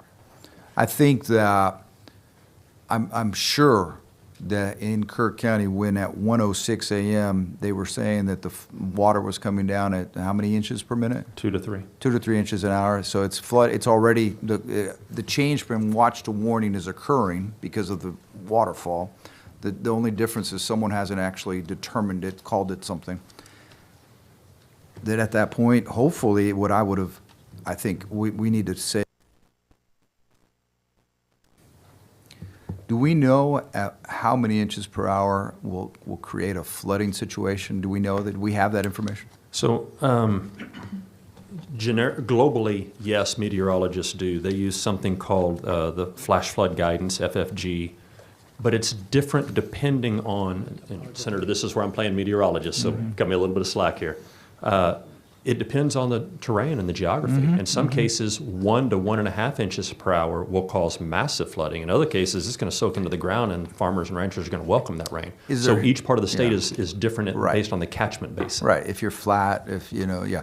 So in this part of the country where it's known as Flash Flood Alley, do we have a historic knowledge of how many inches per hour cause a flood? I believe what the Weather Service will tell you is 1.5 to 2 inches per hour can cause flooding in certain areas. And how much was really falling? we should how get much them was to it? answer Well, that how much was falling at 106? 2 to 3 inches per hour. So twice as much. Yes, sir. Thank you. Yes, Thank you, sir. Mr. Chairman. Mr. Dark. Thank you. Can you hear me? Okay. First of all, Chief, thank you for all that you do. We were privileged to have a briefing with you and the governor last week in San Angelo. Chairman Perry and I were present. My thanks go to you for all your organizational skills that resulted in great relief for the city of San Angelo and our area.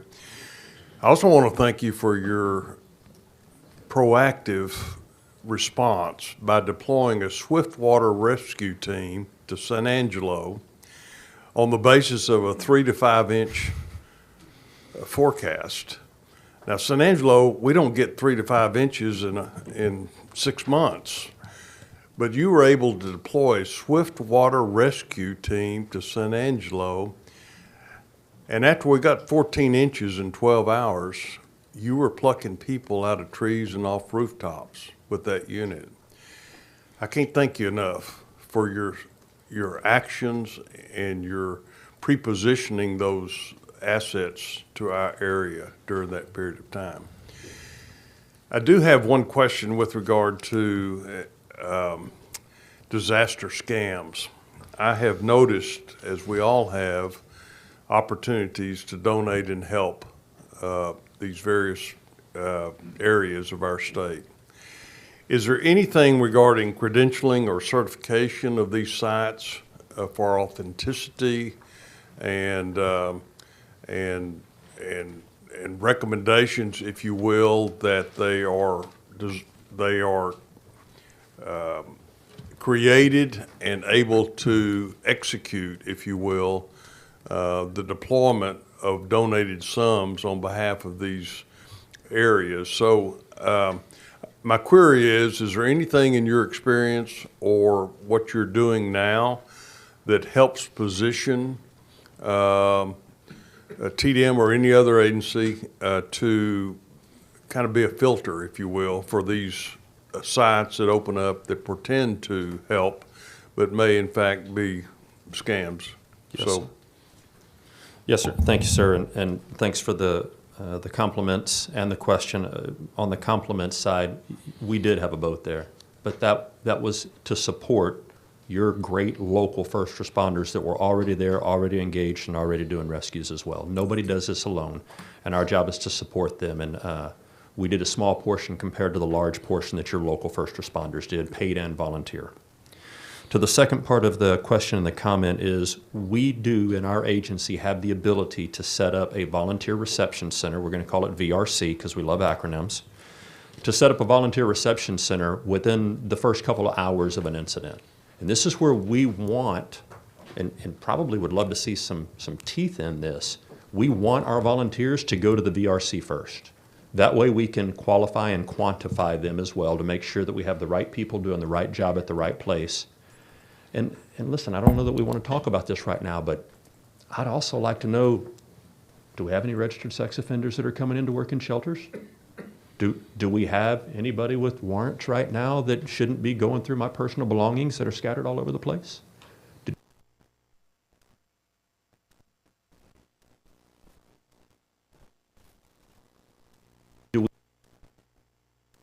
Trying to do good work. But we also know that the others are out there, so I need your help in balancing that out. The second part of the question that I think for our answer is, you have helped us fund the Incident Support Task Force, the Disaster Recovery Task Force over the years. That's the group that sets up the Volunteer Reception Center. That's also the group that meets with your community foundations like our team did yesterday in Kerr County. Because you're going to get so many of these volunteer groups that come in and say, I'm here to help you clean, but I'm going to need about $10,000 so that I can continue to fund my capabilities. And frankly, I think they become predators to the disaster at that point. And we need to find a way to call them out and get them out of the area. And I think working together with our team and our law enforcement partners at the local and the state level, we can help identify those. I know that there have been families that have been called by these predators saying, I have your kid, I have your family member. It's despicable, needs to stop. I've got a place for them. Well, thank you. Thank you, Yes. Chief. Senator Flores. Thank you, Mr. Chairman. Chief, we go back a long way, Yes, sir. and we've handled small events, big events, and I understand your role very well. And Texas, I mirrored my colleague, Representative Verdell, and saying thank you on behalf of our constituents for your rapid response. The great work that you have done and the people that you have managed to get the work done. Texas is very blessed with you and how you work with our locals who, yes, we agree, they're the ones on the ground. They're the first ones there and the last ones to leave, but so are you. And unfortunately, Texas, being as big as it is, you're very well honed in handling disasters from wildfires to floods to hurricanes, tornadoes.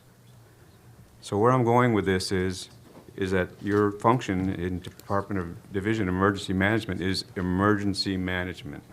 So that's to be able to provide, do you agree that the first role is to be able to provide for a uniformity of a basic response to any of those types of disasters, which this committee is looking at, a baseline, and then you have specific operational parameters.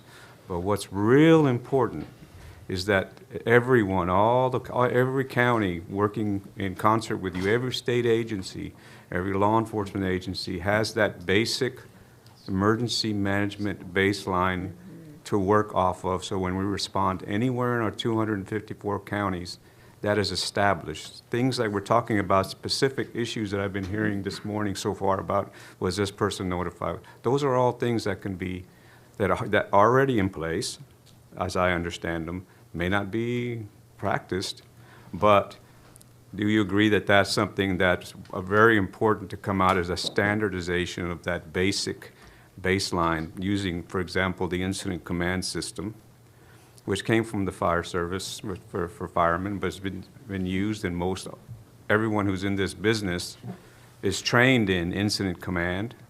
And for example, the coordinators, especially coordinators in the county, shall be trained in incident command because that's the basic I'm talking about. That's the baseline of emergency management. Would you agree with that? Yes, sir. So how would you think you would help us to go around to make it so?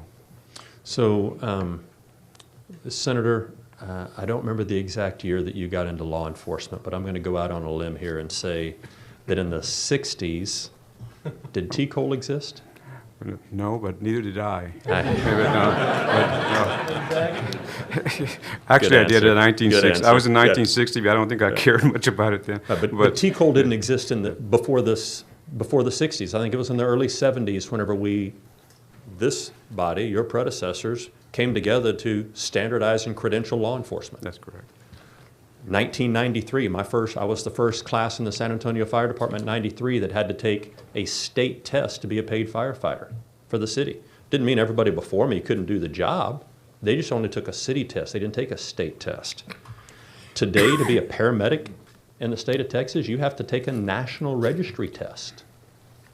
All of the emergency management and emergency response disciplines have gone through this process except the emergency management discipline, to where we standardize the curriculum in order to be paid or volunteer even as an emergency management coordinator for a jurisdiction in Texas. I think this is the time that we do that. And again, not because we have people that are unqualified doing the job, but to your point, Senator, there is no standardization and no consistency. Today in Texas, every peace officer has to pass the TCOL exam in order to do it. Every firefighter has to pass written and practical tests from the Commission on Fire Protection. Every EMT and paramedic passes the class of the institution that taught them, as well as the national registry test before they can practice medicine and touch a patient under a physician's license. But to be an emergency manager, you need a signature. That needs to change. And that's the point I'm trying to make this morning with you is, as in my experience, because I took incident command before incident command was cool. I took it in San Antonio, and then since then required all the game wardens under my command that I had. Everyone has it, everyone. But because we wanted to be uniform in our response with TDEM and all the agencies that TDEM coordinated with. But that baseline is so important when you're responding to these emergencies. To Senator Betancourt mentioned, sometimes you'll have silos, and I understand that. That's what the locals do. They're responding in their fashion that they see fit. But when you come in together, having a baseline to start with that you already know, it's like a machine. It's like riding a bike. It's like what we did with Alert with peace officers for active shooters, where every peace officer takes Alert so they have that baseline of response. Yes. I guess I would like to see that, Mr. Chairman, and members, is something for us as something that's very critical. No matter what the disaster is that we're responding to in this state, that baseline exists right off the bat, like automatically, everyone. And then we go into the specificity of operations. It's different in West Texas for responses to floods. The wildfires in the Panhandle are different. The floods in East Texas are different. Hurricanes, tornadoes. But what's not different is the structure, the basic structure of a response using incident command. And I think that's something I wanted to stress this morning. And thank you for your leadership in making that something that was uniformly applied, as I understand it, in DPS and all the other state agencies that respond with you. The other thing I would like to bring up, if you would bear with me, I know after every event, yes, you're always going to have people say you should have done this and you should have done that, and that's going to happen. But when the reality of it is, your situation, what you do, as I understand it, and correct me if I'm wrong, is that you respond to an event, no matter what it is, using the training, equipment, and resources that you have at the time, using the information you have at the time. You respond. Then after it's over, you do an after-action report on anything, large or small, and you ask yourself what worked and what didn't work. What did we do well? What did we not do so well? So I know you haven't had time to thoroughly do that for this event. But if you would if I can ask you to, if you may, and if you're not comfortable, please don't. But say one of the top two things that you say that you would believe were some of the lessons you learned from the event in the Hill, this flooding event in the Hill Country, which 8 of my 13 counties were affected, and thank you for the work that you've done in every one of them. What would be, just at the top of your head, say, this is a couple of the important lessons that I learned from this that perhaps we can do, re-examine, or this is what we did very well. Could you elaborate that to us, please? Yes, sir, I will, and thank you for that. And you are right, the National Incident Management System, NIMS, I was NIM first before they named it NIMS, and the incident command system are the backbone of how we respond. And the Department of Public Safety, Parks and Wildlife, TxDOT, all of the state agencies that respond together have that basic training. And we offer all of those courses out to our local government partners. It's just really not a great system to continuously track who has and who has not, especially with turnover, to your point.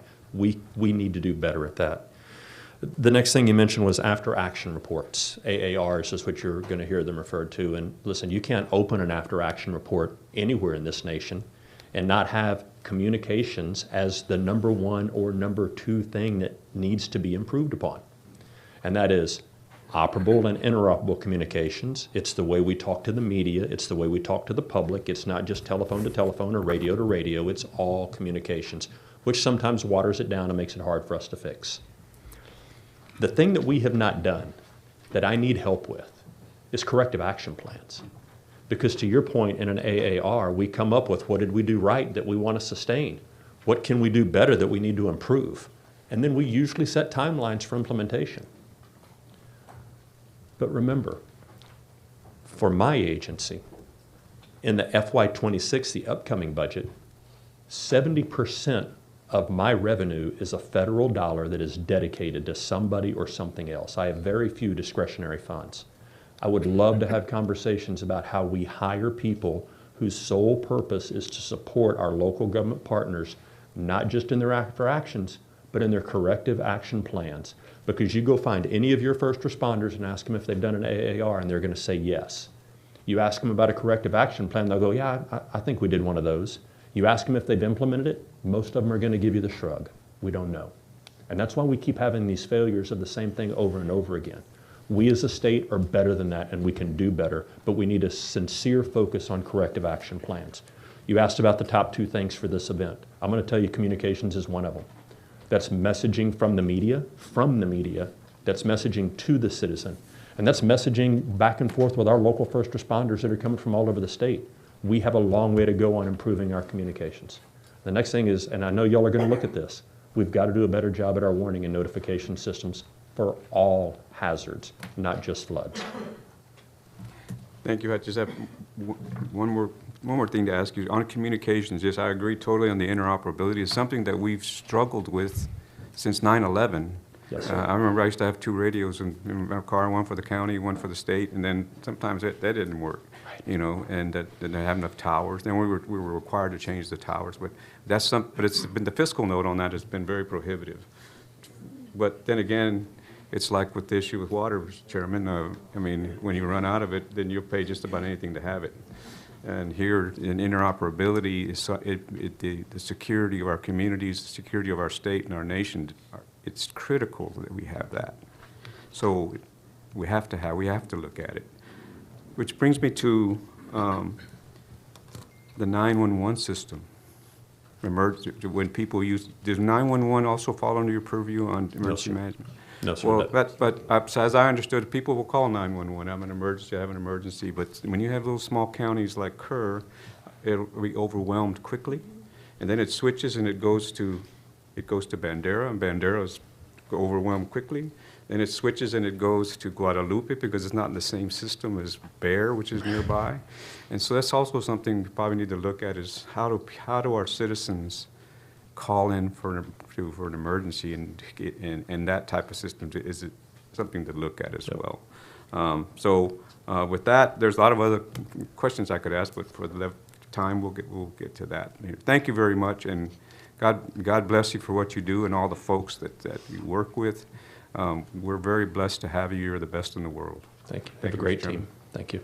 It's great questions, members. I know we've got multiple panels today, and some of the communication stuff will be rehashed at a different level, different detail, different purpose. It's an important discussion, but we'll keep moving here. Senator Campbell. Thank you, Mr. Chairman.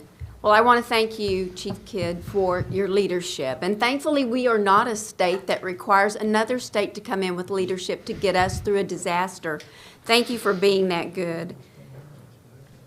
As I watched through this, and Senator Flores and I were in Kerr County, and then I was in New Braunfels, obviously, but I saw TDM act with excellence. excellence in research, in resource deployment, in rapid response, in real-time leadership, and being proactive and not just reactive. So thank you for your testimony. Thank you for the recommendations. They're right on target, and I think many of us, we have other questions, but the way your pre-preparation paid off, and thank you for that. Thank you, Mr. Chairman. Mr. Moody. Thank you, Mr. Chairman. Thank you, Chief. Appreciate your testimony. I want to drill down into a couple things and maybe ask your team for some follow-up information so that I don't take up too much time here today. But first of all, for the other folks testifying, if you could please follow the concrete policy solutions like Chief Kidd laid out here. And the way that I think about disaster scenarios, and the way we thought about it when we did our investigation in Uvalde, right? There were interoperability issues there too, right? So man-made disaster, different than this one, but some similar issues that we ran into.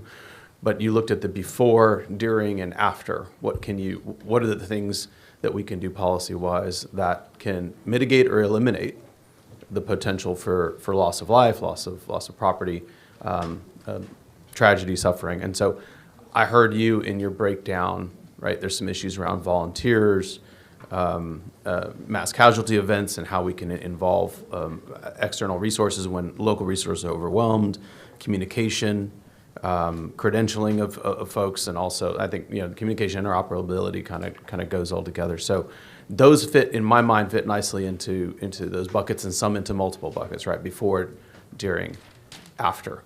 I'm going back to the beginning of your testimony. This is some of the information it would be helpful for me to see. You mentioned, and I think I got the number right, that you oversee $23.5 billion in federal grant funds? Yes, sir. The disaster portfolio of 56 open disasters right now that are going to local government partners, those 56 open disasters total $23.5 billion worth of funds, some of those dating back to Hurricane Ike. Okay, and so those are the ongoing, where money has come down for post-disaster Yes, sir. recovery, and you all manage those along with local partners. We are the grantee from the federal government. The governor is the grantee. I am what's called the GAR, the governor's authorized representative. Got it. And as the GAR, our team makes sure that the local governments are following all local, state, and federal guidelines for how that money is spent. Yes, sir. And that is all in disaster recovery. So that's all in the after portion of a disaster. That is, but that's not all of the disaster recovery. That's just the disaster recovery in our agency. You have the General Land Office and Yes. other state agencies that also get federal dollars to pass through after a disaster. Well, and so I guess my question in there is, and I know other agencies are gonna have dollars flow down as well. In terms of what you look at, is there anything in those? I understand you're recovering in those sites. Are some of those dollars being utilized in any way to look at preventative measures going forward? Is that part of the recovery that those dollars go to? And this is something we don't have to drill down into every single one because obviously you're managing a lot here. But if that's some kind of breakdown, I can understand, because I think what people like to when you go through a tragedy like this, and you talked about it, right? You want to learn from, and Senator Flores hinted on this, right?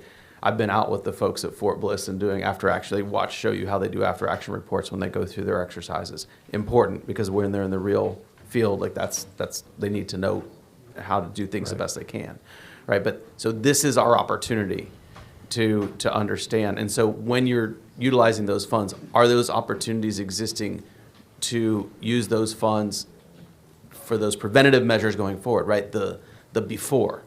Here's what happened here now. Are those funds at the federal level that come down to y'all utilized in those buckets as well? Some are, and I can explain, and Yeah. I'll try to be succinct about this. So Sure. under the FEMA Public Assistance Program, we call it PA. That's the money that goes to state agencies, local governments, and certain nonprofits to rebuild or repair what was damaged in the PA program. That's a 75-25 split, usually 75% of the money from FEMA through us down to that sub-applicant. If during the time of that rebuilding or that repair, there is an opportunity to do additional mitigation, That's the word that FEMA uses. And FEMA will approve that for the right benefit cost analysis. That structure, that facility can be improved, not just rebuilt to the way that it was. That's part one. Part two is FEMA has a program called the Hazard Mitigation Grant Program, referred to HMGP. HMGP is generally identified 1 year, 12 months after the beginning of the disaster. Historically, that has been 15% of whatever the federal share was of the public assistance damage. Tracking so far? Mm-hmm. So for every $1 million in damage, I get $150,000 in new money to go do mitigating efforts in different places that were not impacted by the disaster. Could be the same community, but remember in the PA program, I can do mitigation. This new money would go and do places in the same jurisdiction or in other jurisdictions to fix problems that have been identified. Historically, that mitigation money does not all get spent across the nation, not just in Texas, but across the nation. There are multiple reasons for that. One is it's a 75-25 split. Mm-hmm. Most of the jurisdictions that have just experienced the disaster do not have the financial resources to go and build what they want to fix because they're building what has been damaged in the inventory and repaired. Sure. There is no state fund for hazard mitigation in Texas that I'm aware of, and certainly not one that runs through our agency. So let me drill down into that, because this is where I was trying to get to, is this is the space where the weight and the heft, the power of the state of Texas can help, right? Yes, sir. We've heard from some of these communities that are struggling, suffering. You just mentioned right now, when they're going through this, they're just trying to get back to where they were. They're trying to get back to zero. They're not trying to figure out how to prevent in the future. This is the 8th largest economy in the world. And if we don't have, and maybe we'll look into, but if you're saying you don't know of any state bucket of funding to help in that regard, I don't know why we're not doing that, right? Over the last decade, you can look at, and you mentioned these are disasters across the board, freezes, major heat events, floods, wildfires, hurricanes, tornadoes, all of them have hit. If you've been in the legislature for the last 5 or 6 years, you've seen all of those come through. And so these are the opportunities that I want to grasp onto, because I know we only have the 30 days now, but this work is not going to stop between now and when we come back in 27. This is going to be one of the key things we do in 27. At least that's my opinion. And I think it should be. I think probably people share that opinion.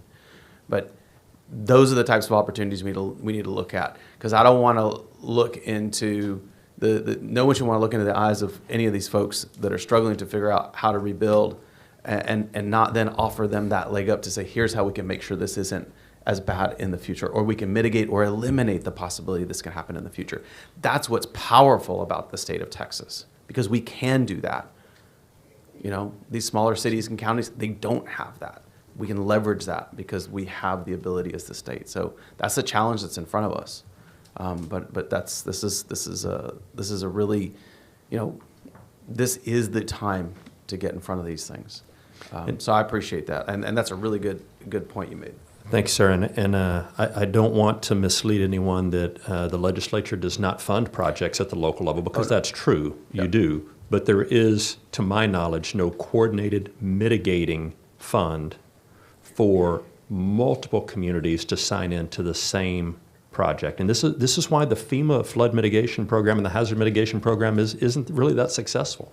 Mm-hmm. Because the way the program was designed, it's to the individual jurisdictions. It's very difficult to get the taxpayers in Harris County that are impacted by the flood to flood mitigation efforts 200 miles upstream that caused the flood. We're better than that, folks. We've got to find a way to do this together. You said that multiple times as you've gone through your testimony. We're better than that. And that's the one thing I'm probably remember a lot of things as we go through this experience together. Those words are going to ring in my head throughout this. We are better than this. We've lost a lot in this, and it could have been better both before, during, and after. And we know that. And that's not a blame game. No, that's accountability. And that's okay. That's what we're here to do. Thank you, sir.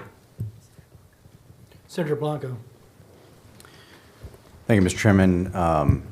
Chief Kidd had an opportunity many, unfortunately, opportunities to work with you and your team. You all are excellent, always prepared and always present, so thank you for that. I want to drill in a little more on the questions that Senator Flores did a great job of asking as it relates to community readiness. It's said that disasters start locally and end locally. And you yourself have said that they are in charge, the locals are in charge.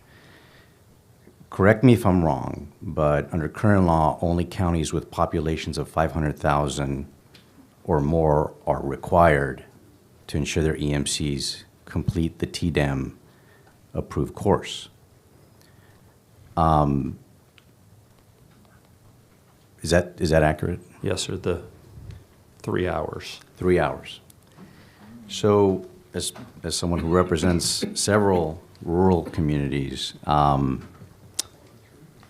since these emergency management coordinators are appointed, do you believe that that threshold, that population threshold under current law, limits broader preparedness efforts? And what do you need, what does TDEM need from this legislature to expand that access to training across all counties, and should they be required?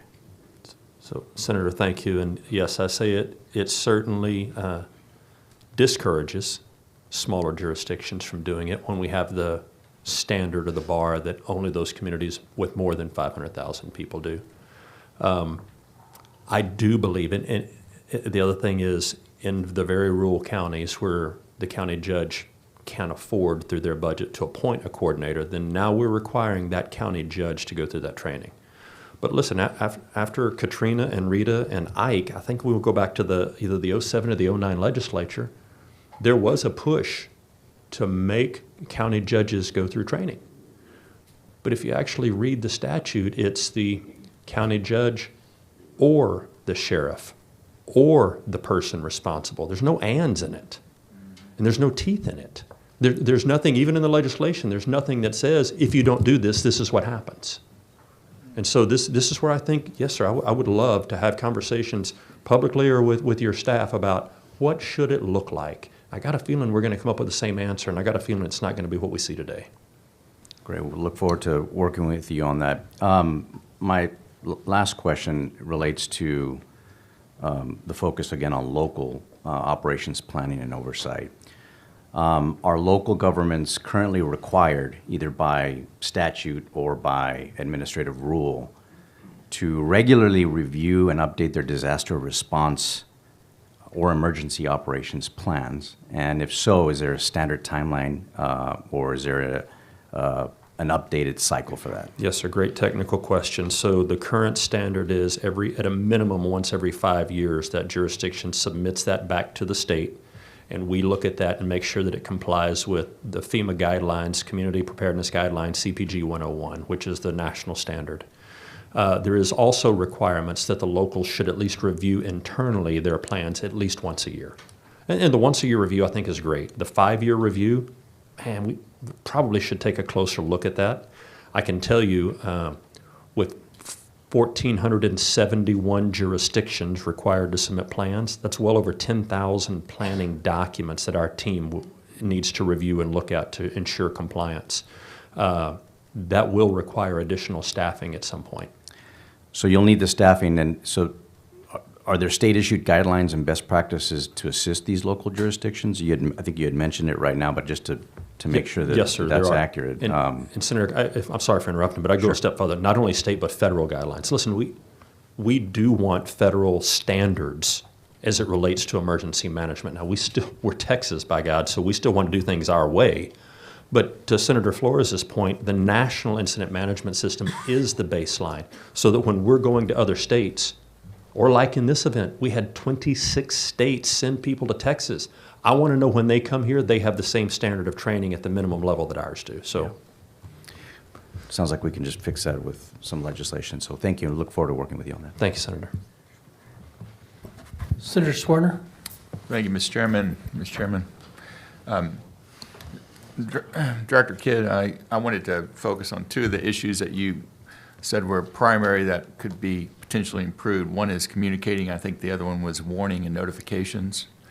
The State Operations Command is constantly monitoring and has 24-hour staff, and I believe you said that they woke you up at 5:30 or so. 4:56. 4:56, and you were on your way to Kerrville shortly thereafter. There was a flash flood emergency issued at 4:03, so less than an hour after the flash flood emergency was issued. The State Operations Command does not have I think you testified or mentioned that they do not have a directive and/or they did not notify the local emergency management director, the county judge, or the emergency coordinator in Kerr County or the counties that were affected. Is that true, what you just said? It is with a caveat to that. The same way that we got that notification from the National Weather Service. It goes to them as well? Yes, sir. Yeah. But there was no coordination between the state and the local at that time regarding that communication and essentially waking the judge up or the next in line at the local level? I would see that a little different because we had a San Antonio Fire Department boat squad in Kerrville the day before at Thursday at 1 o'clock that was already tied into the local responders there. So to say that there was no coordination between the state and the locals, that's not accurate. There was coordination. There were resources in place that they knew the resources were there. And when you get to Kerrville and you listen to the Kerrville fire chief, I bet he's going to tell you the story about how that saved at least 3 of his firefighters' lives because we had that boat squad there. At the local level, the individual that could initiate the evacuation is the emergency management director, the county judge, correct? For the unincorporated area of the county, yes, sir, that's correct. Okay. So a sheriff can't do it, No, or sir. the next in line, right? We No, had sir. the same issue with Ebola, whether it was, a quarantine, whether it was the governor, the commissioner, Department of State Health Services, the CDC director, Judge Jenkins, the emergency management director, the emergency management coordinator, the sheriff, or the police chief of Dallas County. And they were all, you remember that? I do, think yes, sir. So Yes, sir. it's not dissimilar regarding stay in place versus evacuate and the need for that coordination and communication. Were you yourself able to reach, or any of your subordinates reach the county judge in Kerr County on your drive down to Kerr County? On the drive down to Kerr County, I do not recall trying to reach the mayor or the judge. I was more interested in communicating with the responders that were in the field. Okay. But the individuals that needed to be saved needed to have a warning system activated to some extent, or at least some sort of messaging system. I'm not for sure how they do it at the county level. I'm sure we'll hear more next week. But that has to start at the county judge's level, from my understanding, from what I'm being educated on today. And so the most important person to know that and to save the most lives, we can have sirens up and down, but if someone doesn't turn them on, they're no good, right? And so that communication to the person making the call, not dissimilar in the time of war, in this time of emergency, needs to happen. And so there seems to be a disconnect of making sure the person making the call is awake, alert, and doing it. Am I wrong in No, my Senator, concern there? You're not wrong. I think there's complicating factors, or it's a word I want to find. When an emergency alert goes out from the National Weather Service, the National Weather Service does not check with or get permission from state or local officials before they push that alert. They use a program called WEA, the Wireless Emergency Alert, we love our acronyms, and IPAWS, the Integrated Public Alert Warning System, and that's how your phone, regardless of which jurisdiction you're in, gets the flash flood warning or the tornado warning if you haven't turned that off on your phone, right? I also want to set aside places that have no cell phone coverage. Let's acknowledge those. There are places in this state that have no cell phone coverage, so no warning system over cell phones is going to work there. Let's set that aside. There are also National Weather Service, NOAA. National Weather Service is part of NOAA, which is part of Commerce. There are weather radios. I have one by my bed. You should stop at H-E-B or Walmart on the way home if you don't have one and spend the $35 and have one next to your bed. Because we're places where we don't have cell phone coverage, the National Weather Service NOAA weather radios will alert and wake you up at 1, 2, 3, 4, 5 o'clock in the morning. You're asking who from the state reached out and touched the local officials. Well, we started doing that the day before. No, I'm talking about at the time a flash flood emergency was issued, and you were notified at the SOC, by the SOC, the ability to evacuate, and when was an order for evacuation ordered? I do not believe there was ever one ordered, sir. There was never one ordered. To my by the knowledge, county I'm judge. not aware of one, no. And So- again, question for the so locals, that but there's no. coordination, though, but the decision maker is a county judge. There was not, I'm not talking about preparation, I'm talking about actual warning and the saving of lives. And that has to be implemented by the decision maker at the local level. That's the system we have here in Texas, right or wrong. And that decision maker has to be, you know, I think there is some incumbent aspect to, on the part of the state to make sure that decision maker is making the decision one way or the other for that local jurisdiction. As far as at least having that information available to them as a second check. We can't just rely on a text message from the National Weather Service. There needs to be some combined effort to get that person, you know, you wake up the president, right, when there's an attack. In this case, the President of the United States is the county judge of Kirk County. Yes, sir. All right, thank you. Representative Johnson. Thank you, thank you, Chairman. Chief Kidd, I want to echo what everybody up here has said about the amazing work that you and your team do. I think all of us in emergencies, whether that is a weather-related crisis, a public health crisis, or a mass casualty, all of us have had the chance to see your commitment, your team's commitment to helping each and every one of us and everybody in Texas. I know the world may not know who you are, but we have, and thank you for being part of the glue in these processes. You mentioned a couple of things, and as Speaker Pro Tem Moody said, there are evaluations that are going to come out from all these hearings that we will hopefully look at in the next legislative session that are big issues, and hopefully we do what we can now in this 30-day window to assist with what you all need. But I heard you say something about needing fleet, physical spaces.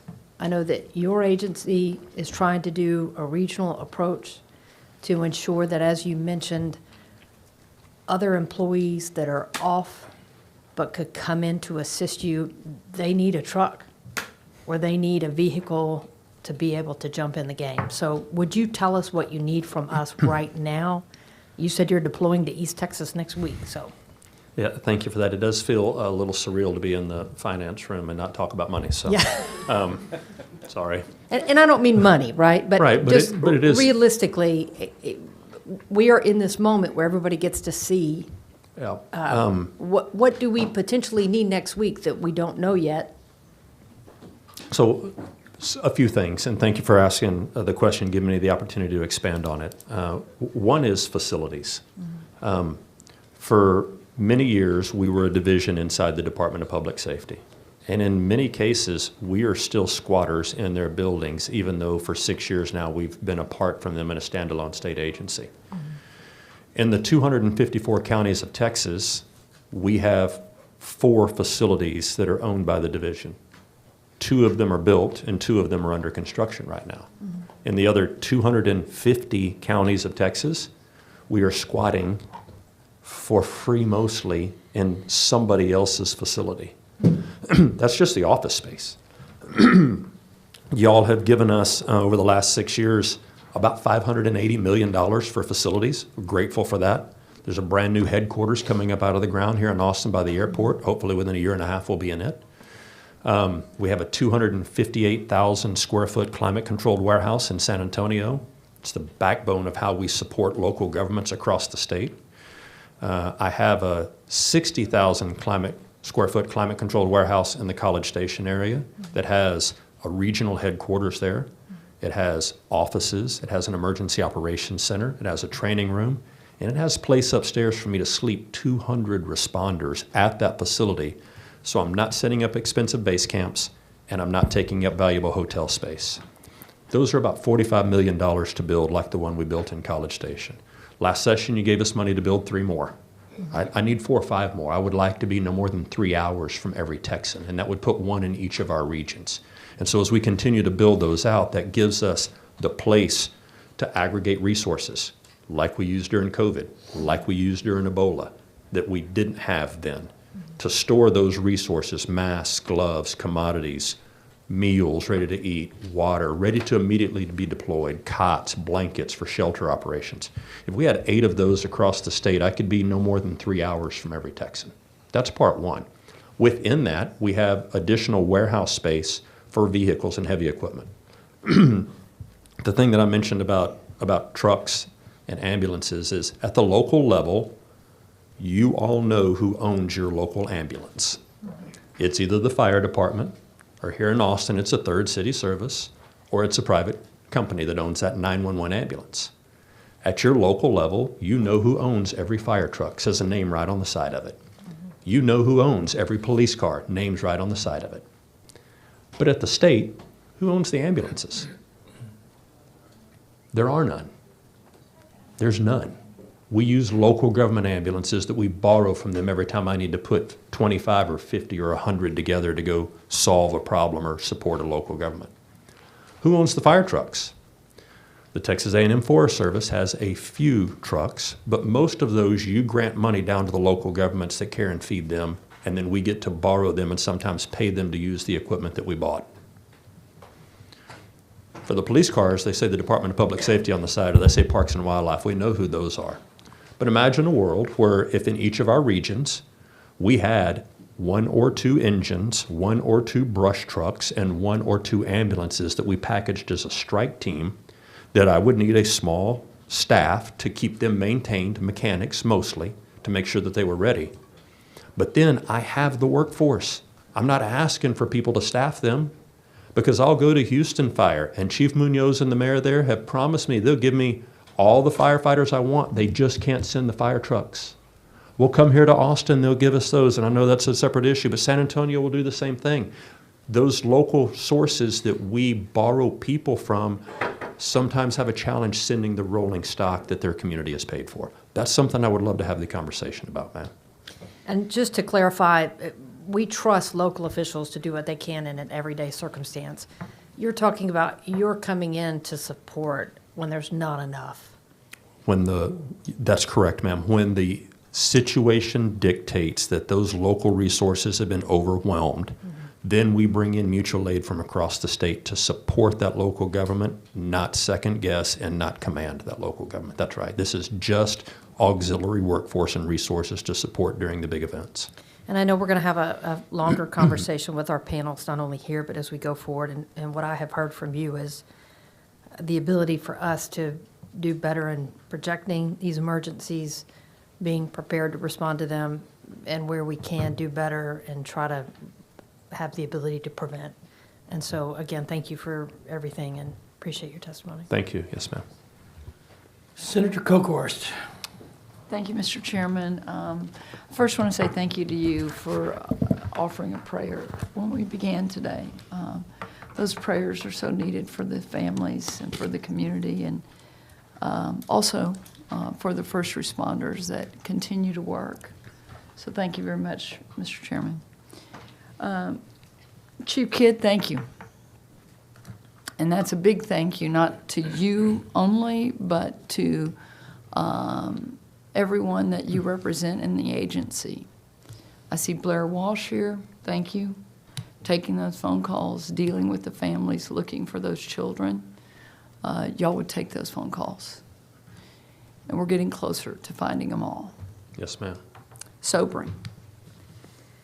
I want to drill down in a few things. You mentioned something that I think is very important. When we look at, and you talked about the AARs and then corrective action plans. And really what this committee has been charged with is looking at those corrective action plans. How do we do better as a state? How do we learn from these disasters? Certainly, I got to know you very well during Hurricane Harvey in 2017. So you mentioned a bill that I think is very important. All of us realize that HB 2794, before that bill, TDM was within the Department of Public Safety. We made the decision thereafter to pull you out and make you the 8th Aggie agency. There was a lot of debate about where you should land, your own state agency. Should you be a part of Texas A&M? Should this agency? It was debated heavily. That bill was passed late in that session of the 86th. The 86th also created Senate Bills 6, 7, and 8, along with some other bills.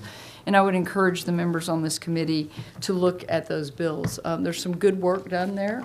Senator Perry, you carried one of those bills about flood infrastructure, and I think that we can really build upon that as we go through this process. One of the things that has been brought to light is the emergency coordinator's qualifications. Out of Senate Bill 6, it was required that there be an emergency management professional development work group. It was assembled. It was well done. That report was due in November of 2020. Within that report, there were some recommendations of the EMQ, we call it qualifications, but it could apply to the county judge, a mayor, or their appointees, which we often refer to as the emergency coordinator, right? Yes, ma'am. It recommended that we have prerequisites. It recommended a basic level, then an intermediate level, and an advanced level. Actually goes into hundreds of hours. I'm not sure what happened after that report was issued. It was issued during the pandemic. And I think that it's something that we probably need to look into. You've mentioned that, and Senator Blanco, thank you for your words about the requirement of 500,000 or more. I've heard from some of my larger counties, hey, we're on call 24/7. Some of the more rural counties, that might not be the case. And maybe there is something that the state could help coordinate, help fund. We do look at rural areas a little bit differently. They just don't have the resources. Right. So that's something that we need to look into. And I would like to get your opinion on that. I mean, you haven't read this report recently, but is it time to go back to that report that was issued by, it was an outstanding group that put it together, and say, these are the different levels, and we're going to require, on the basic level, you have to have these hours within 30 days of the appointment. You have to have continuing education, much like the professionals that you talked about with Senator Flores. What's your opinion on that, and going back to that report and really implementing it? And do we need to do that statutorily? It's absolutely where we need to go. I think the only way to ensure that it gets done is through statute. We're working with the Texas Commission on Fire Protection right now as a voluntary consensus standard that our team has put together with local government partners, many of the great ones that you mentioned, to say this is the things that we need. We've developed bridge courses. I think many of you are aware our agency implemented the first ever in the nation Emergency Management Academy for practitioners for emergency management. Just like today, you have to go to a credentialed by TCOL, or you go to a fire academy that is credentialed by the Commission on Fire Protection, or you go to an EMS academy that is licensed and regulated by the Department of State Health Services. We created an academy, but we've had 20 students the first year and then 24 and 23 in years 2 and 3. I have another class that'll be starting, but it's an 8-month-long class. In the 8 months, we give those students the ability to gain what it took me 32 years to put together, and I still don't have some of the stuff that we're teaching these students that are coming into this class. And we're doing that. Nobody else in the nation does that right now. We've done that out of HIDE. We've done that out of federal grant dollars. We've put that together, and right now everybody across the nation is looking at us to say, wow, that's pretty cool. Can we go do that? And we would love to share that. But to take somebody that's been in the job for 10 or 15 or 20 years and ask them to go sit in class for the next 8 months is never going to happen. That's why we've developed some short 1-week-long bridge courses to move along. And many of our locals that have somebody dedicated to do the job and can afford to send them to the class, we don't charge them to go, but that's still time away from family and their regular work. We're pushing that. I do think now is the time to start the clock on an implementation phase for professionalizing, credentialing, and certifying emergency managers in the state of Texas. And I think it has to be by statute. Well, let me say this. I went back and read Senate Bill 6, 7, and 8 in preparation for this hearing. And in Senate Bill 6, and I'm the author of it, we formed a lot of study groups. And we did things because we've had a lot of hurricanes and, as you say, more emergent disaster declarations than any other state in the union. I encourage our group not to create any more study groups. We did that. We did that work and that legwork, and this report is excellent. It's excellent, and the requirements on the hours and the recommendations and even the advanced, I mean, the number of years that you need to have. It's like Senator Flores said, you know, it's the training, it's the I think the application of standardization. Military works like that, obviously first responders in that way. And so I hope that we look into that and then we put teeth into it in any legislation. And Representative Moody, that is correct. We'll be working on this long beyond this 30-day session. And then finally, I want to touch on one other thing, and I'm unclear of this. And after Harvey, again, we all said, wow, there were just tremendous volunteers. How do we coordinate that? And that was a progression, right? Yes, ma'am. So in particular to this incident and this disaster, was, and you refer to it as the incident, what is it, the incident where you register as a volunteer? Volunteer Reception Center, VRC. VRC. Did the Salvation Army run that for y'all, or is that done by TDM? The Salvation Army may have been a part, but it is a TDM function in support of local governments. We still, I think the analogy that I try to use is we're there to bring people together, but the local government should be the one to manage and maintain. Where they can't, we support them, and as soon as they can, we back out of their way. So our team has the skill sets to bring that together and stand it up, and then working with either the local government partners or the local government VOADs, volunteer organizations active in disaster, like the Salvation Army, they can help manage and flow those facilities. Well, I know I was receiving phone calls. Where do I go? How do I help? And I think that's something we need to beef up and make sure that we do. My final question to you would be this. As we are all connected in some way or another to this incident, and I think this disaster is a bit different than sometimes a hurricane that we see coming, and maybe it's because, you know, of course it was a holiday weekend and we had vacationers all up and down that river. I've been contacted by a number of volunteers that say everything was going great, we were volunteering, we were doing wonderful, and then all of a sudden the FEMA contractors started showing up. And they told us to stand down, you can't do this, you have to move out. And in one email that I received, it was almost, the words disheartening were used, that we were told to move on, that you can no longer move debris because we're paid on how much poundage we move, and et cetera, et cetera, et cetera. I don't know what to say to volunteers that are giving freely. These are people that are just giving free. They went down there with their equipment. They're not asking for any money. They're even paying for their own hotel rooms. What do we do about that, and what do we say to our constituents when they're told by FEMA to stand down and move out? Yep. So, and they leave very disheartened. Senator, thank you for the opportunity to answer that. And I want to echo the far majority of our volunteers are amazing and they do great work. And we will never be able to do a disaster recovery without volunteers. We need the volunteers. But I need them in organized volunteer groups. It's said in my discipline, in my world, that with every disaster, there are 3 disasters. The event, what actually caused us all to come together, the spontaneous volunteers that are not part of an organized group that show up wanting to help. They just want to help. They're called to serve. They are called. They are are. impassioned by that. I want to help my fellow Texans. But they're not organized, which makes us stop what we're doing to get them organized and slows down the response. I mean, listen, all of you have your own professional businesses. Imagine if 25 of us just showed up to help you, but we have no idea what you're doing or how you're doing it. We're just going to come and help because we're called. So we've got to organize the volunteers.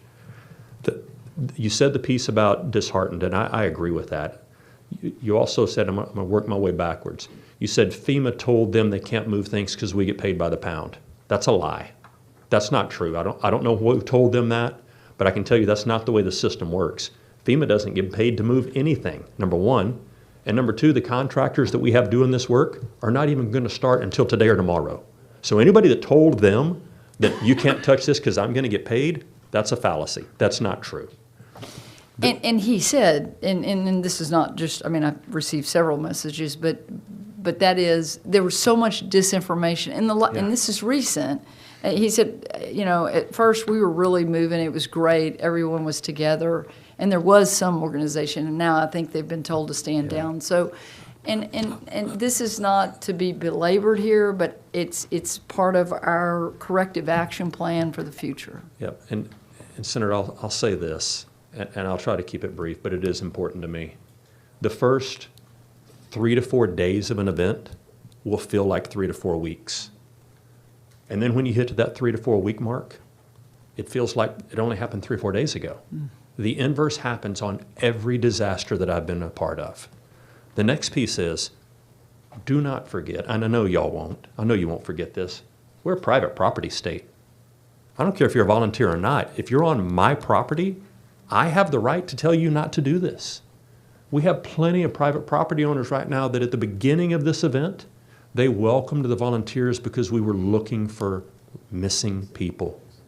And now we're at a place where we have private property owners that are complaining that the volunteers are tearing up my property, get them off my property.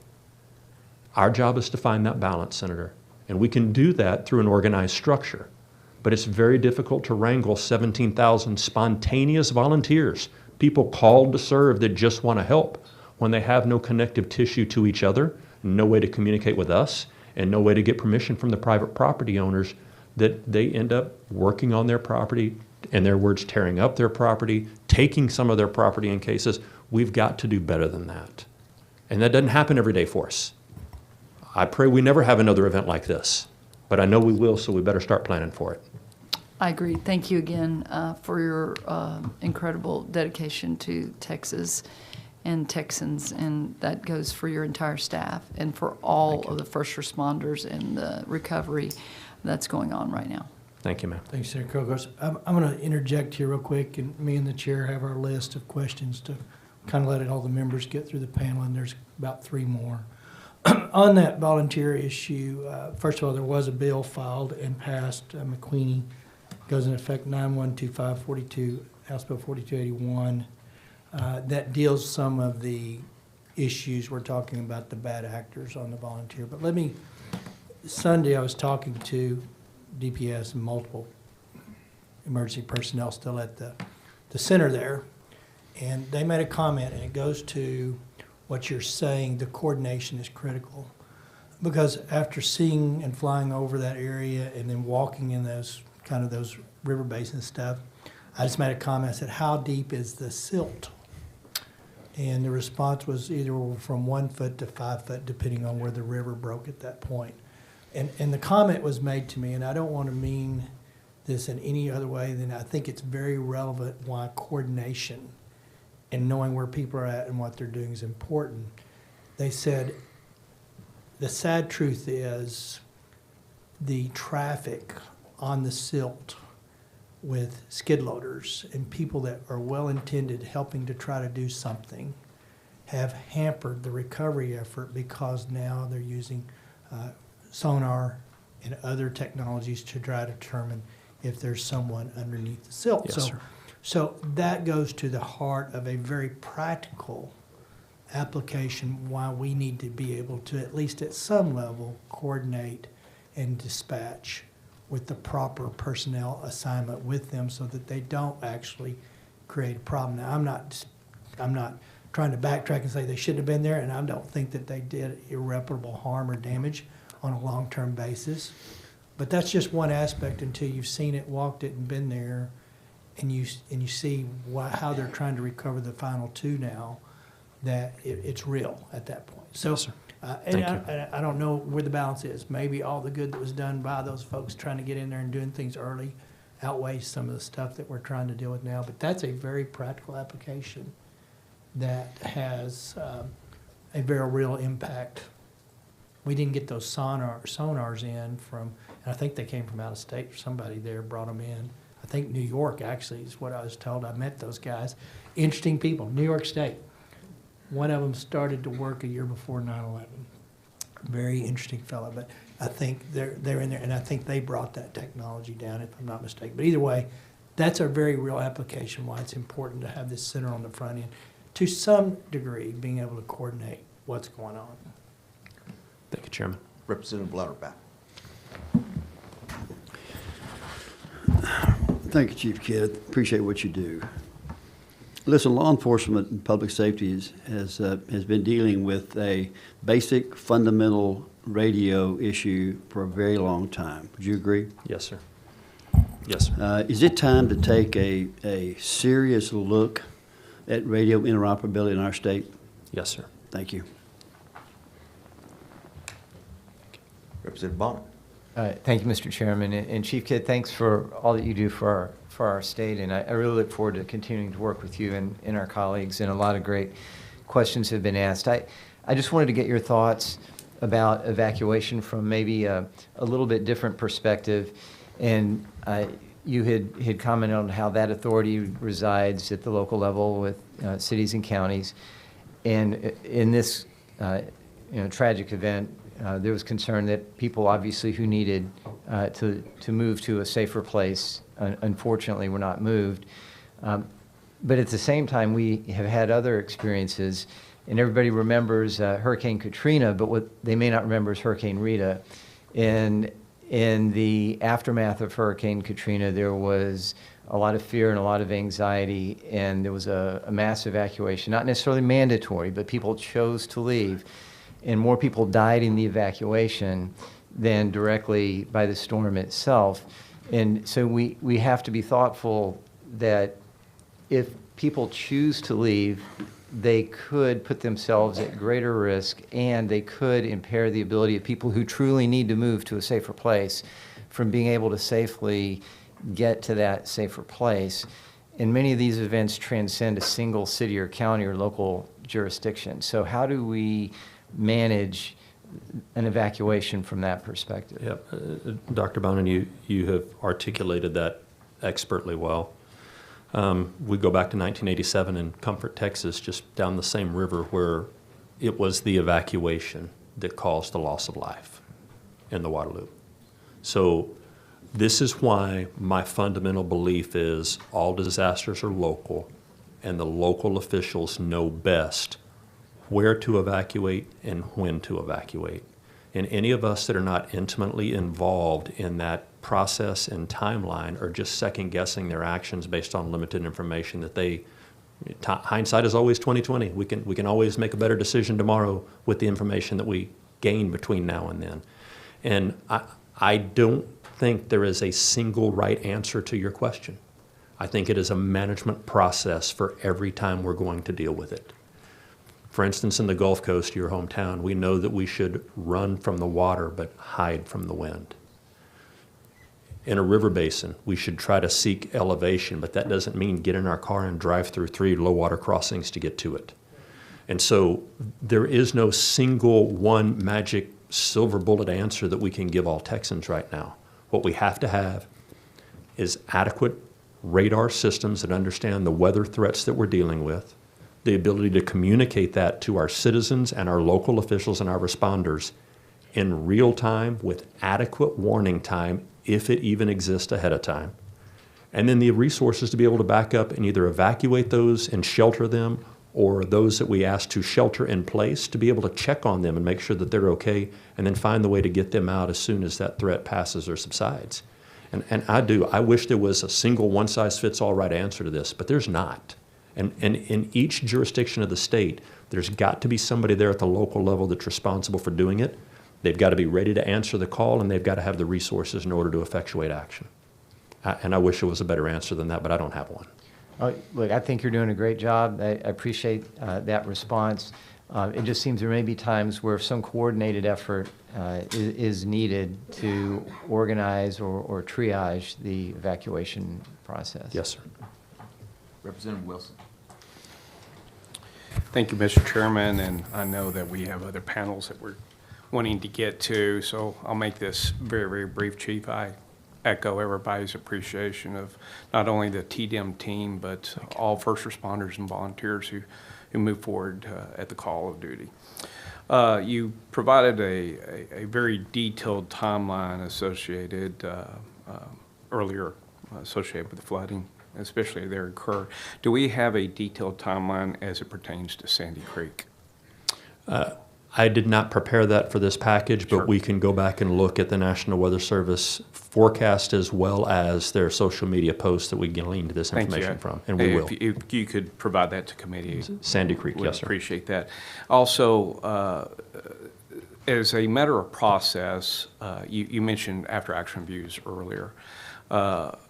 Where are we in after action reviews?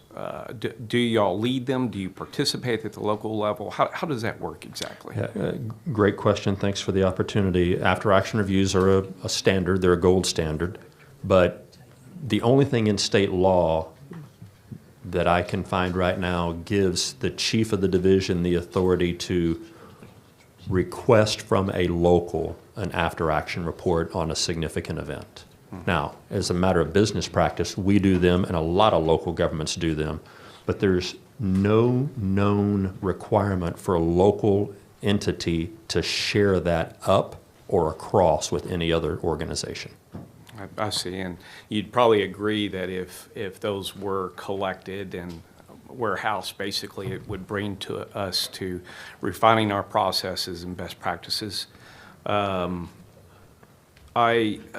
You know, at the end of the day, when you look at the communication, and it's an interoperability issue, as you've laid out, and it's almost like a broken record. It's not the first time you've told us. You've told us many times, and as well as other first responder entities and so forth, the need and the demand. And of course, it was first highlighted during Katrina, when it was a multiple state communications. There was no standard, if you will, in terms of first responders or emergency management communities or communities as a whole to at least even understand that if we're going to go out and procure, you know, we need to at least meet this standard for interoperability. And I appreciate your awareness and sensitivity of the fact that there has already been substantial investment by many communities across the board in the state of Texas.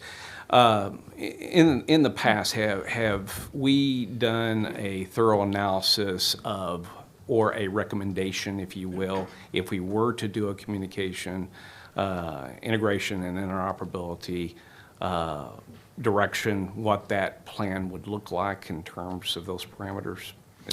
Does that already exist? Yeah, Representative, I believe the Department of Public Safety and the statewide interoperability communicator or coordinator for that position probably is in the best position to answer that question. Listen, I know they meet with the locals that own these systems, and I know that they try to bring consensus and standards together. And I know you've got some experts sitting over here that can answer that question much better than I can.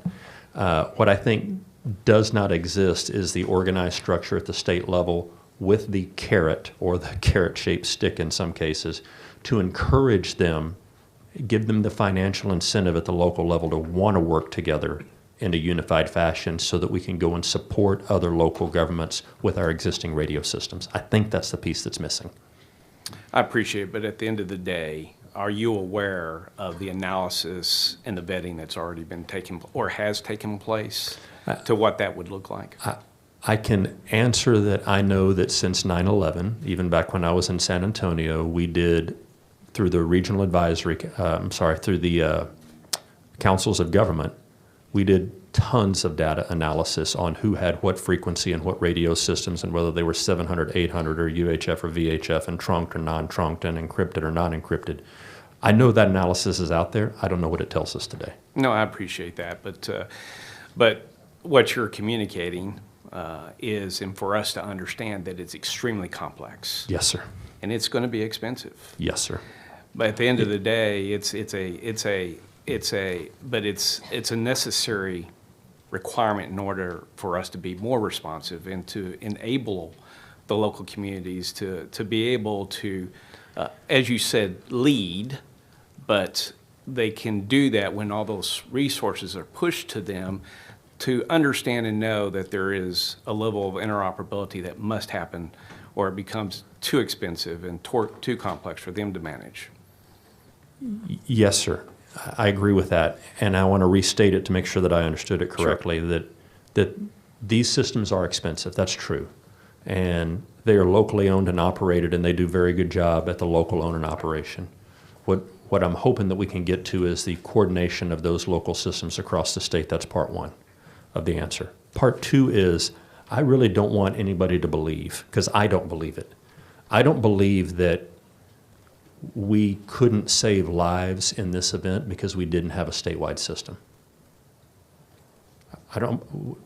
Having a statewide system, if y'all had given us money, or if we had come up with our own money years ago and we had the most state-of-the-art interoperable radio communication systems on the planet, I don't know that that would have changed any of the outcomes of the lives lost in this event. And I want to make sure that those two are clear I and separate. appreciate it, but Chief, I'm not just talking about this event. I'm talking about emergency management in general, be it the fires up in the Panhandle and the confusion associated with the fog of war during that time frame, be it a hurricane or whatever. The piece, and you're getting to where I wanted to go on this piece, is that when you look at that, one, it is complex. Two, it needs to have a detailed understanding in terms of, it may be the help that the state could bring is maybe provide some clarity in that complexity that at least helps local communities and others to understand what's interoperable and what's not. Especially when you know that the military departments come with a different set of kit versus anybody else. And so with that, thank you for the comments associated with that. The 39 agencies or entities, if you will, that participates in Emergency Management Council, do y'all have a particular forum in which you come together to understand requirements for each of those and what role they play given an emergency, and secondly, further understand what their requirement gaps may be to meet those requirements, such as personnel or equipment and so forth? Representative, we do. And so Governor Abbott's executive order, GA05, is what you're referring to, the Texas Emergency Management Council, the 39 organizations, which are all state agencies with 2 volunteer organizations, the Red Cross and the Salvation Army, and then all of our higher education systems in Texas are a part of that. Those groups come together in the State Emergency Operations Center at a minimum quarterly, at a minimum. That's just for plan, training, and exercise. I'll tell you, it feels like we're together once a week because of all the events that we respond to together. And so it's those quarterly purpose forward facing of, does your agency have enough depth in it to sustain operations here in this operations center for 40 days straight, for 60 days straight, or like we did during COVID for, felt like 1,000 days straight. So yes, we do that with those entities and organizations. And usually it's about October, sometime between August and October, that we bring them all together to figure out what happened in the last legislative session for their particular agency so that we can figure out what they got and what they had to change or what they chose to change so that we calibrate our capabilities and needs. So yes, sir, we do that. That's excellent that y'all do that. And I'm sure that those requirement gaps are documented to help inform of what we need to focus on in terms of making sure they have the resources that they need. I don't know that they come from us back to you, but each of those agencies, and several of the executive directors of those agencies are behind me here now, I think they will agree that You have the conversations with them. They bring those to us. We look and figure out if something was, one agency may have decided not to keep a piece of equipment in their inventory. Then we look across the spectrum and see if another agency decided to add that piece of equipment. I'll use a concrete example is four-wheel drive motor graders. The Texas A&M Forest Service brings four-wheel drive motor graders to the fight in the Panhandle to support TxDOT when we're having fires or when we're having floods.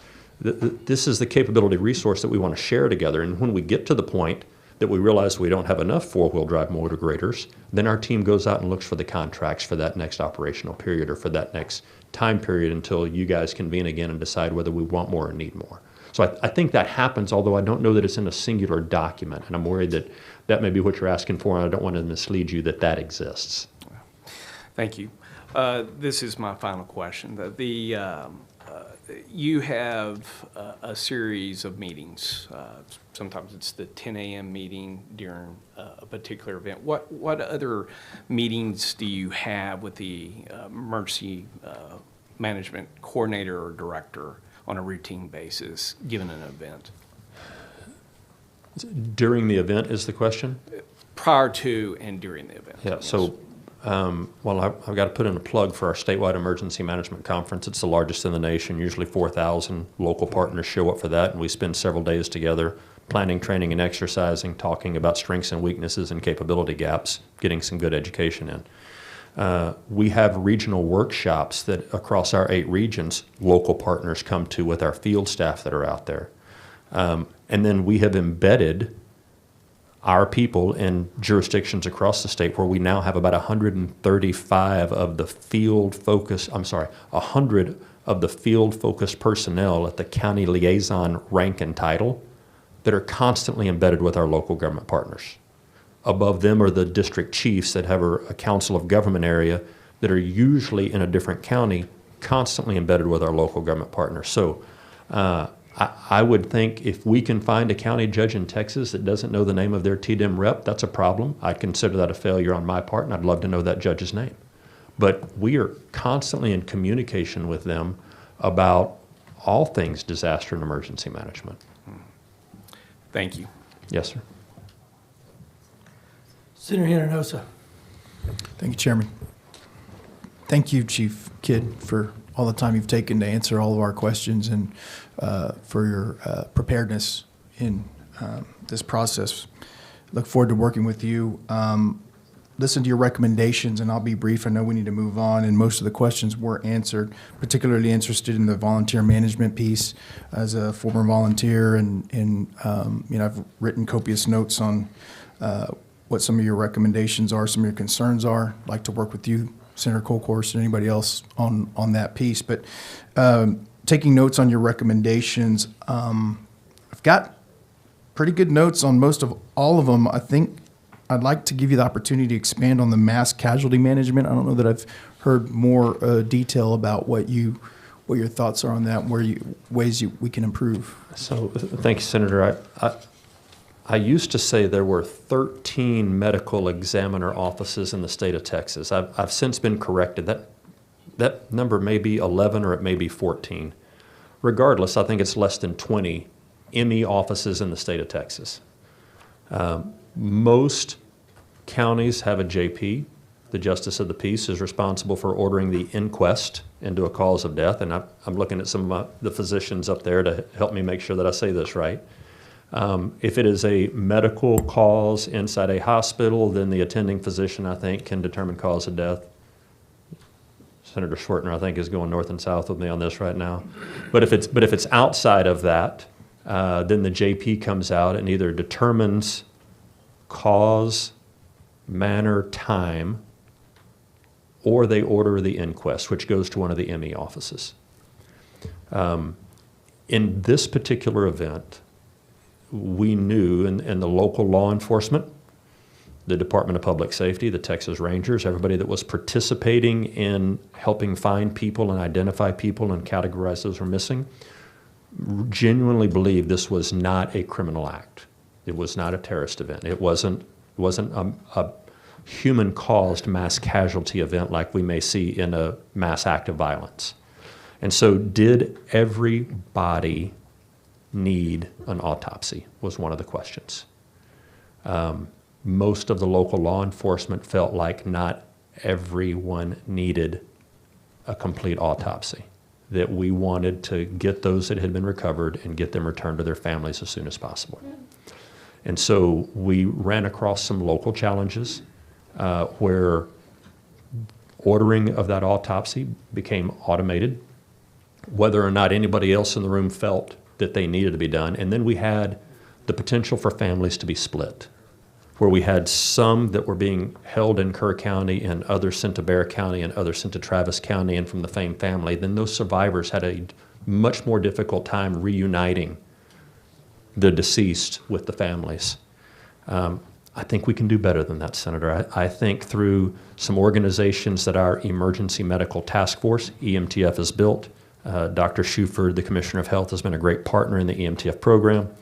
I think we can partner with those existing medical examiner offices and offer deployable resources to help in a county that does or does not have an ME office, bless you, in order to be able to support a surge in fatality management that they don't have the local capability to support. And it's not new, it's not rocket science. We do it with police, we do it with fire, we do it with EMS, we do it with public works, we do it with emergency management. It's probably time that we look at doing it with the mass fatality management as well. And we have a frame line for that already, a frame network for that already. It would just be going back and looking at certain pieces of legislation that may allow a JP not to be the sole one responsible for making those determinations, and allow us to bring additional resources in to consult with them, the county judge and the county attorney, on how we manage multiple fatalities from a single incident in a single jurisdiction. Very good. And then did you touch enough on the credentialing of your emergency management personnel? Man, I'm afraid that my phone is blowing up with hate mail right now from all of my peers out there that, there are, and it's to Senator Menendez's point, we've got some great local emergency managers out there, but there's no baseline standardization for how they got to where they are. And I do think it's time that we as a state decide there needs to be a baseline for people that get appointed into that position. You cannot be a medical director. You can't be a public health authority without being a physician. You can't be a county engineer without having an engineer degree. You can't be a peace officer without being licensed. You can't be a firefighter, a paid firefighter, without being it. Now's the time for us to do that for emergency management as well. Thank you, sir. Senator Mendez. Thank you, Mr. Chairman. This will be brief, but Chief Kidd said something earlier. You said when Representative Johnson was asking you about what you needed, you said facilities, so if you had enough facilities, you could be 3 hours from every Texan, I think is the quote I heard you say. Have you thought about partnering with either school districts or TxDOT? Both of them operate and maintain vehicles. Both of them have facilities or property in most communities.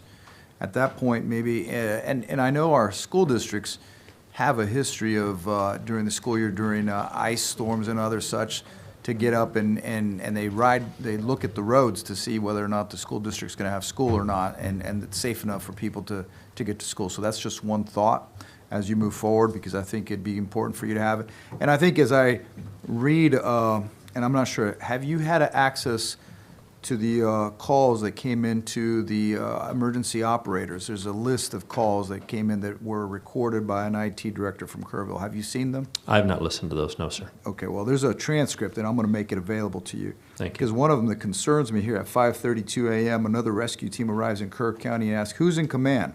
The dispatcher team says they don't have an incident command. Can you advise who's running command? The team asks, sir, we don't have an incident command right now, the dispatch responded. The rescue team continued to alert other responders to their presence. So without an incident command, obviously, how do you coordinate the efforts? And so, great question, and I don't dispute any of the transcript. I can tell you that the way the incident command system works is sometimes jurisdictional. If you were in the city of Kerrville, Right. then Kerrville local authorities would have established command. But once, and so Senator, if you could think of those as, if there's a traffic wreck at an intersection. Sure. One traffic wreck, 2 cars at an intersection. The first arriving disciplines that show up on that scene by the National Incident Management System and Incident Command System, whether it's police, fire, or EMS, the most senior person on that first arriving apparatus should establish command for that incident. Everyone else coming into that incident should either go to the incident if ordered or stage if not needed at that point in time. I'll tell you, every traffic accident changes commands about 3 or 4 times. From firefighters trying to gain access to somebody that's trapped, to the medical providers that are trying to provide care, to the law enforcement that's trying to do the investigation, to the public works people that are trying to repair the street sign or the lights damaged, to the tow truck driver who's going to haul it all away. Those are changes of command. 1 intersection, 2 vehicles. Correct. But when you have an entire area, you could have multiple command posts. Correct. What an emergency operations center is supposed to do is support those multiple command posts. And I can tell you, in a dynamic situation like this, where a massive amount of calls are coming in at one point in time, every individual apparatus that went to every individual rescue would have been establishing their own command. And that may not have been transmitted back to the people answering the 911 call or the radio system. Doesn't mean they didn't do it. It just happens so fast in a period of time like that that it takes a little bit of time to get those systems organized. So this would be an example of a reason why we have to have people who are trained, well-trained. Completely. To understand what to do in a situation like this. Yes, sir. What is a code red? A firefighter asked dispatcher to send out a code red alert. Also another great technical question. Code red is a trade name of a reverse notification system. So across the nation, we talked about WIA, the Wireless Emergency Alert System, and IPALS, the Integrated Public Alert Warning System. Those are federal programs. FEMA usually supports and runs those, activated by a lot of different people. But each county in Texas also has access to a local reverse notification system. You may know them as Reverse 911, as Code Red, as iInfo, as Everbridge. There's a dozen or so different name brands. Code Red is one of those name brands. The reason I ask is there was a question, is there any way we could send out a code red to our Hunt residents asking them to find higher ground or stay home? We have to get that approved with our supervisor, the dispatcher response. But the supervisor, it says here, they couldn't be immediately available on the phone. Just another example of why we need to get this professionalized. Yes, sir. Thank you, Mr. Chairman. Members, that's all the members of the panels up here. Chairman King and I'm going to try to run through some of this. You want to go first, Chairman King? Feel free. Chief, it's good to see you. I wish it was a different circumstance. I'm gonna try to run through these. A lot of this stuff's been trying to address, but I'm gonna try to bring a little bit of perspective. I do agree with Representative Louderback and Representative Wilson on the interoperability conversation, and I want to be clear with this. Having met with DPS, but having had this conversation in 2011 when I came here, having seen Chairman Nichols try to address this over a decade, it is extremely complicated. That said, we have a whole lot of technology that I saw in action at DPS regarding IP addresses, even to the point cell phones and things were able to connect. Now, I'm not a technician and I'm not advocating that I know the answer, but there was a actual platform that seemed to coordinate no matter what P25, Motorola, or what any technologies were. So here's what I would suggest, and Chairman King's got more expertise in setting this up. If we go down this road, it will be a multi-discipline conversation at local, state, I don't know, include federal. That's another layer of anxiety. But if we're going to go down this road, and it ties into some of the other panels we hear with internet and how that works and what a vital resource that has become in these disaster recoveries. It will take time. It's not something we can decide in the next 4 weeks. But I personally am kind of frustrated and don't want to hear about it again after we get done. And what I mean by that, it needs to be holistic and very, very partnering and not turf building. And I don't want to leave you with the impression that's your job. It's these guys' jobs to set that format up and get to the bottom of what is possible and what it costs before we get out of here next session and through the interim. I have not had this question answered at any level. I've asked it 50 different ways, 50 different times over Sunday, and people have followed up, and there may be no legitimate answer. Back to Chairman Bonham's perspective. If you have the opportunity to kind of start at Hunt Store, and you see where the two rivers really come together, and then the bottleneck, the very narrow area that creates, you understand why shelter in place and higher ground is the only course of action we have today, based on our early warning and what actionable items we assign to that. So I needed to know, when were the roads impassable? At what point in time? Was it 6 o'clock in the afternoon, 3 o'clock the Thursday afternoon, or could we have gotten people out at 1:15 a.m.? I think pretty clearly it was way early, because I don't know when the first low river crossing was, and that very narrow, 2-lane, very narrow road in and out of Hunt, Texas was locked up. So that is a critical point as we have conversations, called the ultimate change we make in this process, if we're able to make changes at all, is the best possible objective information to give to the local person designated as the evacuee call, the confidence to call that. We don't have technology. Well, let me back up. We may find that through July 31st hearings, there is technology that can do a better job and pinpoint rain bombs and those events. This area is not a rain bomb event every time, though. It doesn't take much on flat limestone rock. But we have to start with that as a basic principle, because if you have to evacuate under a threat of a 2-inch rain a day before, that's what you do, or you decide not to do and take the consequences. I understand making an evac call and all the conversations that go into it, especially on a July 4th weekend with many, many people in that area. But I have not found that. Do you know when the outside access in and out of that area was effectively non-existent?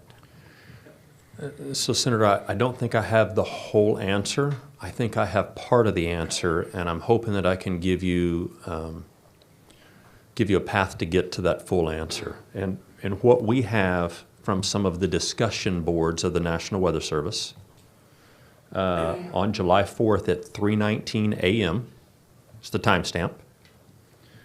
This is part of the in-depth from the Mesonet discussion boards, and I know you're familiar with that, but please don't ask me to explain that for everybody else. The what at 3:19 a.m. was minor flooding is occurring and moderate flooding is forecast. The where is the Guadalupe River at Hunt. The when is from early this morning to just after midnight. I'm on July 4th now, 3:19 a.m.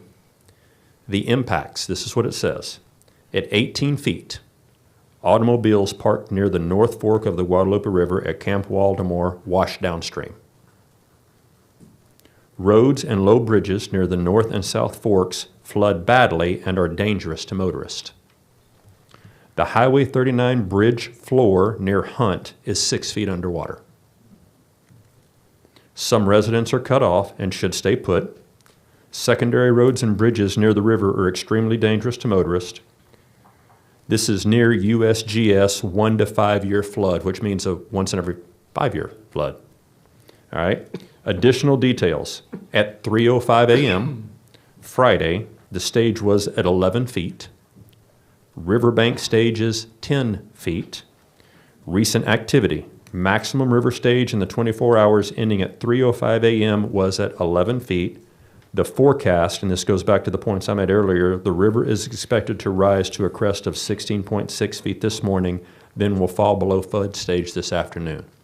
I think that's part of your question is, when do we know what becomes impassable? I believe the Weather Service and local engineers know what that looks like. I think the disconnect is they don't know how much rain is falling and where it's going to land. And they don't know that until it happens. And at that point is when the snap decision has to be made of, did it fall 10 miles to the east or 10 miles to the west, or did it fall in the exact wrong spot that caused this to happen? And I know we all want the answer to that. I'm just afraid we're never going to get there.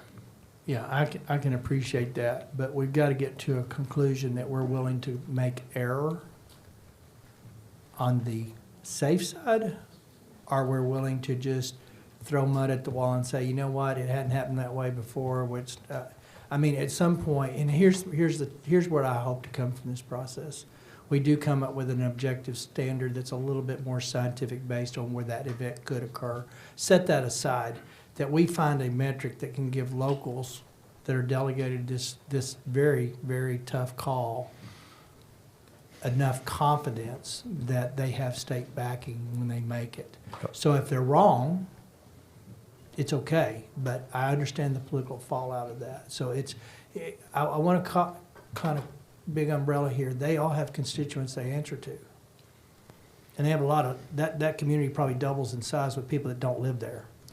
So they probably don't know where the gas station is, much less how to get out. They just knew they came in. So there's a whole all other factors that are very unique to that region after looking at it, but we have to find a way to give the locals more tools and more confidence that if they believe they need to make the call, and if it's 12 hours out, they make it, or preferably in an event like this, after looking at where the camp was specifically, shelter in place and get on the roof. Some of the kids actually were able to climb up the wall of the canyon because they had enough notice. So that's probably the best case scenario until technology proves different, that at some point higher ground is the only option you've got, but it cannot be when you see the river cresting. No, it's too late. You got to make it 12 hours early, 6 hours early. We think this could be a major, and you got to bring them to a higher ground in the community that's designated no different than go to your bathtub in a tornado, whether the tornado's coming. So that's what I hope came from. So moving forward with Senator, that, if I may, I don't ever want to go through this again. Sure. I know none of you do, and we don't want the heartbreak for any other families in Texas. We've got to figure this out. Right. It's our job to give those locals the right tools and standard. And then we're not changing the warning systems from NOAA. I wish that was our jurisdiction. It's not. But we darn sure can attach what I would call an actionable item to those warnings in a state rate. So if you get a flash flood watch or a flash flood warning before there's an emergency flood, we can assign, I think, actionable items to that as a state based on this event and regions around the state to do it. We should be able to develop a standard, and if those locals are following that standard, the repercussions politically of making the wrong call should be lessened because we can take that hit for them. Yes, sir. And they need that. Back to your emergency management, one thing that stands out to me, and you made the comment, and I think you were being gracious, and it's not a slam on the way they were divided. I cannot imagine coming into a community where you have a separate EOC for county and city to manage. Somebody needs to be in charge. Somebody needs to be the go-to, and they need to have a backup because if, heaven forbid, the person that was in charge's house got flooded out and they were no longer with us, you need a backup. But I would tell you, as writing this disaster preparedness plan, I will highly recommend that we don't have two different bosses in an arena, especially in a community as small as this. You're not going to have enough expertise anyway. In the bigger cities, that's not how it works. You get everybody with every discipline at every city level, every county level, and you bring them in a room, and you're at war. You're making calls. In a city this small, to be split that way, and I don't care if it's politics. That to me is unacceptable, and I would like to know the challenges having that split up on the front end. You may have knew it. But then how do you move between those two? And I know they moved to the command center after they were, I assume they had to be asked to, but you had made the comment they were not adverse to it and they did it. But it's logically the county because it encompasses the city. But I don't care who it is, but I cannot imagine two separate bosses are coordinating events with probably less than sophisticated people that you needed to be in those to start with. I don't know how you get through that. Do you have an honest opinion of that? So I do, and If I'm wrong, just tell me I'm wrong. No. My wife would. I've been told I'm wrong a lot. mine would tell me the same. She does frequently, because I am. We need to take a strong look with mayors and judges right now who since 1975 have been charged with making these jurisdictional independent decisions. That's the way the Disaster Act was written back in 1975, is that mayors and judges are autonomous and separate from each other. And there's only one place in Chapter 418 where one of their decisions can outrank or supersede the other, and that is in the ordering of an evacuation. If the mayor says, I'm evacuating this part of the community, we all must support that mayor. If a mayor is absent, if a mayor is asleep at the wheel, or if a mayor is not looking out for something larger, the county judge can overrule the mayor's decision in ordering an evacuation, not only of the unincorporated area of the county, but a specific part of that city. That's the only place in state law that I've ever been able to see where one of them can tell the other what to do. Now, if you choose to turn us to look at a different model where, like we see in some states, where the county executive is the one that makes the decision for every jurisdiction in the state, that's a discussion that you should have, and you'll get lots of input on that. I don't think the city of Houston is going to want to do what the county judge wants. Let me reframe, and maybe I don't have a good grasp of what this EOC setup was. My EOC in Lubbock, Texas is one, all county and city and services are included at one. Now, I don't know, I would assume it is the county judge, I believe, that's designated to kind of run that. So I'm not talking about the evac cost specifically.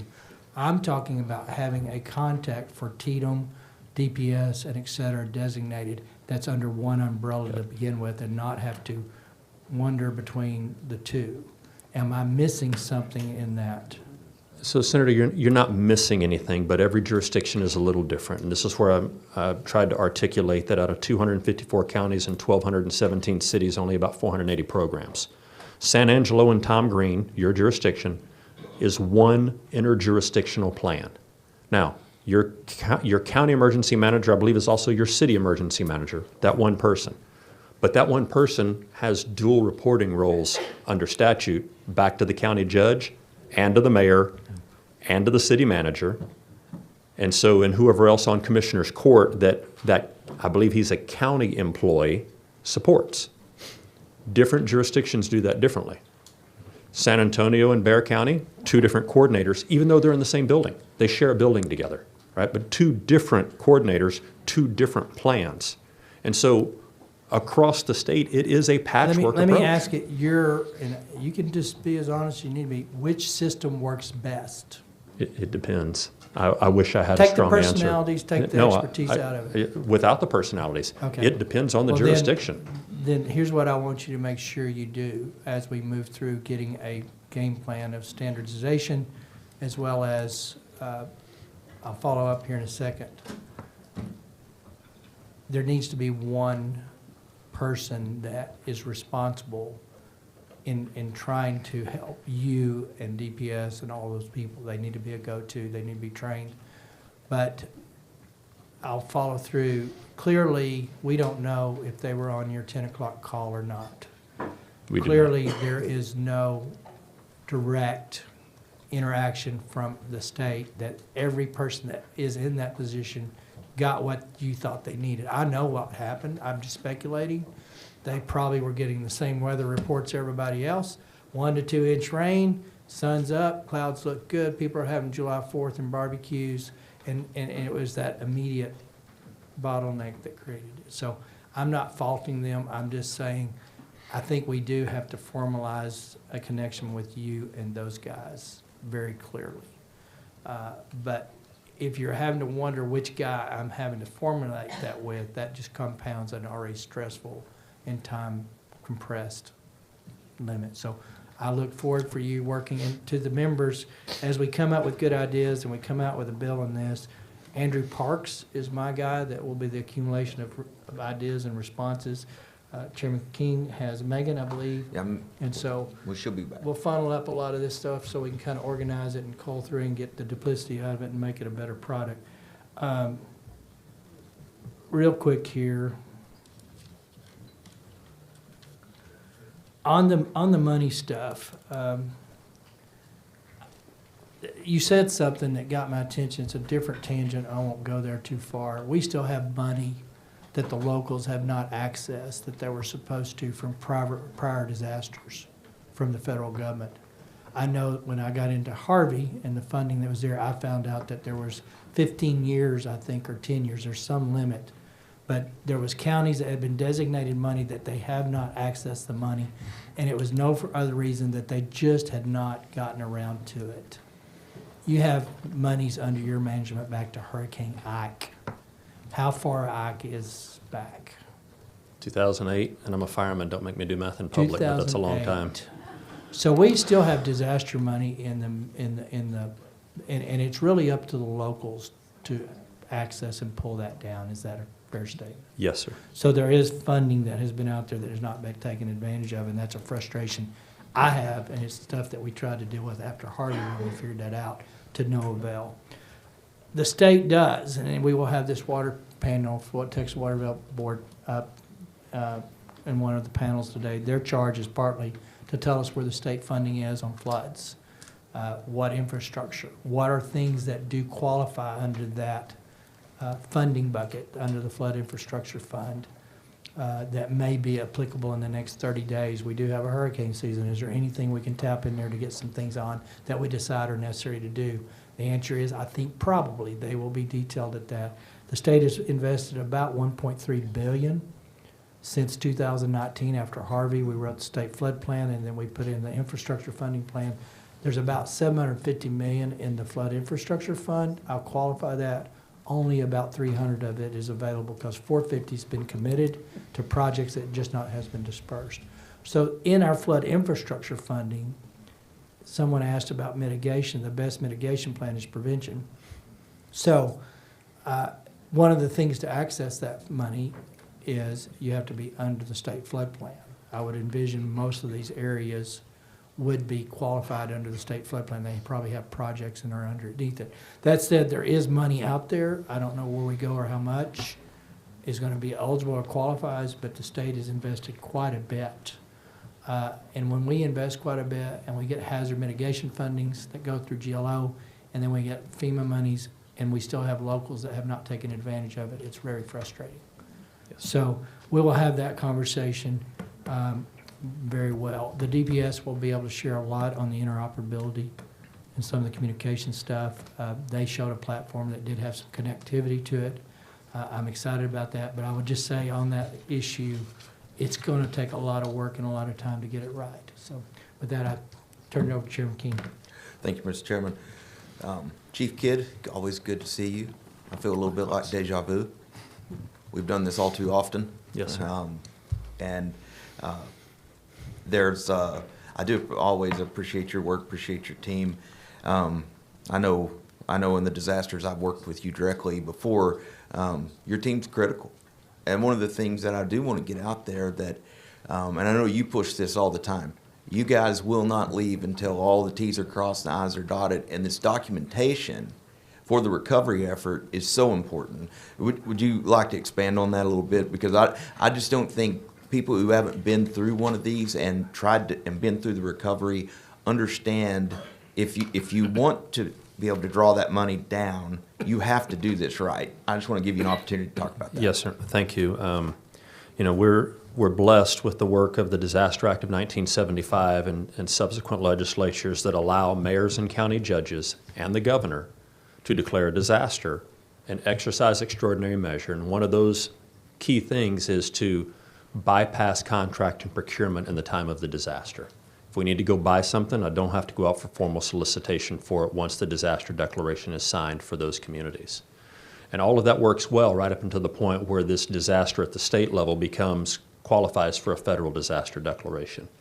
At that point in time, once the president grants a presidential disaster declaration, no federal law is waived. No federal contractor procurement laws are waived.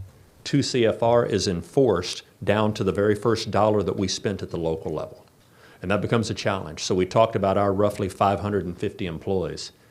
There is any given day that we have over 700 auditors under contract that are out working with our local government partners to manage the $23.5 billion portfolio that we talked about earlier, to make sure that those locals are buying and contracting and paying for things in accordance with all federal law.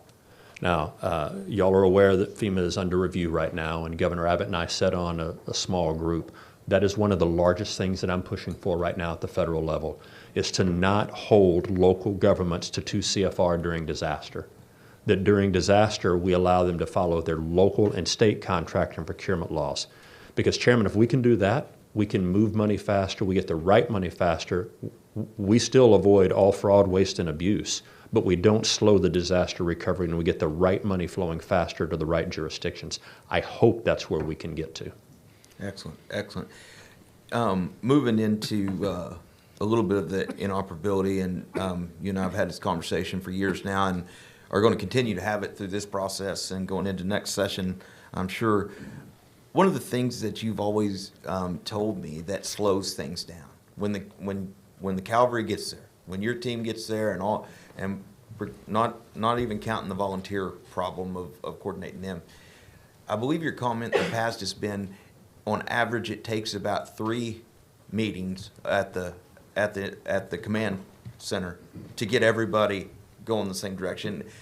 Is that a direct reflection of the interoperability problem? I don't think interoperability challenges are the sole reason that it takes us about 3 operational periods, and in most cases, an operational period is 12 hours. Mm-hmm. So the event happens.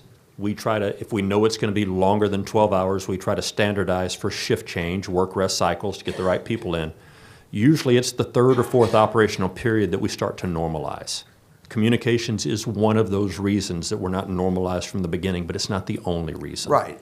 And I'm not suggesting it's the only reason. I'm just asking, is it part of it? Yes, absolutely it is. Okay. I mean, it's where, and I think some of the stuff that Chairman Perry talked about, you know, the communications platforms that DPS had at one point were TDIM.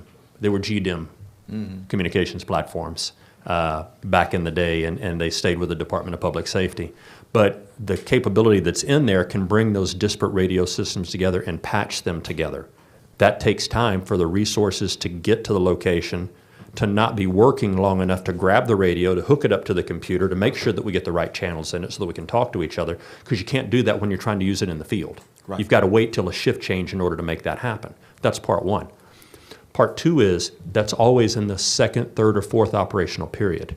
The most critical time of the event is at the beginning of the incident when everybody's coming together, and if I'm not on the same platforms or systems or able to talk at the beginning of the incident, that sets the tone for how long it takes to get everybody on the same page. That's why it's so important to me that we have the capability, as Chairman Martinez talked about, was in the Valley, in their system, they have a valley-wide channel. They can all go to that channel. But if I'm sending people from North Texas down there, they don't always have that channel in their radio until they get there. And if they get there and go to work at the beginning, they don't have it until they get to that 2nd or 3rd operational period. Understood. And one of the unintended consequences, and I think most of this has been remedied since a few disasters ago that you and I worked on this.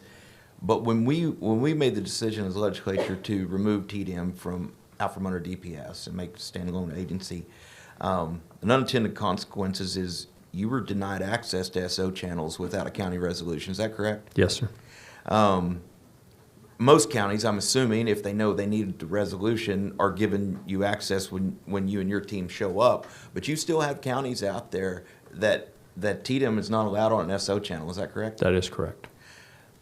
If was Kirk County did you have SO access in Kirk County? I think I have one of the channels for Kerr County Sheriff's Office, but not all, and I don't have any for the City of Kerrville PD, and I think we have the county fire channel and fire EMS channel in there. Which is also, you're standing up a command center, as particularly, Chairman, when when you're having to work between two, a city and a county, and maybe you have access to one channel in the county, but you have no access to the city. Also leads to that 3 operational periods before the command center stood up and ready to roll, correct? Yes, sir. And Chairman, people will come behind me and tell you that all of our radios have the interoperability channels in them. They're telling you the truth. They do. What I'm telling you is we don't dispatch and start working the event on the interoperability channel. That starts on a local tactical channel. And if the people coming into that event, and it's not just about the radio system, it's about the management of the event and setting up staging areas so that the right people get to the right place and they can be deployed into that on the right radio channel. There's too many times that we don't have the channel that they start out operating on. Okay. And you know, to me, the third factor of why it takes 3 operational periods, and I feel just like Chairman Perry. If I'm wrong, just tell me. But in my experience, one of the things we have looked at trying to address with interoperability, going back to your carrot and the stick, if we're going to put money in this and get the locals to buy in, we want the locals to take each other's training, correct? Yes, We sir. want law enforcement to know what the firefighters are doing. We want firefighters knowing what EMS is doing. And everybody has to be on the same page to access grant funds, and then they get the equipment that allows, you know, when you send TIFMAS up from Houston and they come up here, or to Kirk County or to my neck of the woods in another fire, they're automatically on the right channel. That's the goal, correct? It is the goal, and the interoperability and the interdisciplinary knowledge, I think, is one of the things that we keep missing. And I'll look at fellow firefighter and brother law enforcement officer over there, and I think I got another one over here somewhere. The first time, I challenge you, the first time we learned what the other discipline does was the first scene we showed up on. Nothing in your initial training or my initial training or your initial training told us what the other 3 disciplines going to that job were going to do when they showed up. That wasn't part of our training. We were trained in our discipline. We weren't trained in what the other people going to that same job were supposed to do, going to do, or not going to do at that job. We learned that in the field. We learned that through on-the-job training. Even today, you can listen to radio traffic across this state. We use the same common words to have different meanings. We got away from 10 codes, supposedly. Some still use them. But we got away from the 10 codes because my 1010 was different than your 1010 and different than your 1010. But even today, the common language or the common platform without standardization, without a framework, and without training has different meanings. I'll give you an example. Charge the line. Pretty plain English. What does it mean? To a firefighter, I'm going to put water in the hose. Charge the line. To a peace officer, I think somebody's getting ready to meet them face to face. To an accountant, I'm asking what index code I'm supposed to use. To an electrician, there's energy coming through the line. Even charge the line. Those 3 simple words have various different meanings to the individuals of the discipline. And only when we standardize the training across disciplines will we have common understanding. So essentially, if we're going to fund a true interoperability, and listen, I understand SWIC works great with DPS, and I'm like, you know, Senator Perry, I saw some really cool things at the command center going on with that I think we need to implement and bring into other disciplines. But about 89% of our great state is covered by volunteer departments. And they're not going to have the access to that technology or the money to do it. So standing up an interoperability council and a grant program, truly, obviously the carrot's the money. We allow these small departments to buy into technology they'd otherwise never be able to afford, but they have to take the training to know how to use it, Yes. and they have to understand what their counterparts are doing. Would you say that is a correct plan? I would think that would be an ideal model. Thank you, sir. Last thing I just want to talk about, and you hit on it just a little bit, and we deal with this all the time, FEMA. You know, years ago in the hurricanes in Louisiana, and we saw all the trailer houses. We saw all that. And I know from the disasters I've worked, unless we have $54 million worth of damage to government infrastructure, that FEMA isn't coming. Is that correct? That is correct. And the $54 million threshold is only for taxpayer-funded infrastructure, correct? That is correct. So anything that can have private insurance or privately owned doesn't count toward the threshold. That is correct. When you're having these meetings with changing how FEMA works, is there a discussion of lowering our $54 million threshold to get us? I know we're a bigger state, and I know we're a bigger economy, and we have more disasters. But is there any discussion of lowering that threshold to somewhere close to where our neighbors are? Chairman, just the opposite. The conversation is around increasing that threshold. Okay, that's encouraging. But two, you know, while we say and we know that FEMA that we've seen on TV come to other states isn't coming to Texas, but that FEMA designation for other funds that are available, such as FSA, you have to have that FEMA designation to qualify for those things. Is that correct? Yes, sir. So part of your job and part of what your team does, working along with AgriLife and so many others, is making sure we don't screw up the paperwork and get cut out of the designation. That's right. Which brings me to my last point. You know, we have the disaster, we have the response and the cleanup.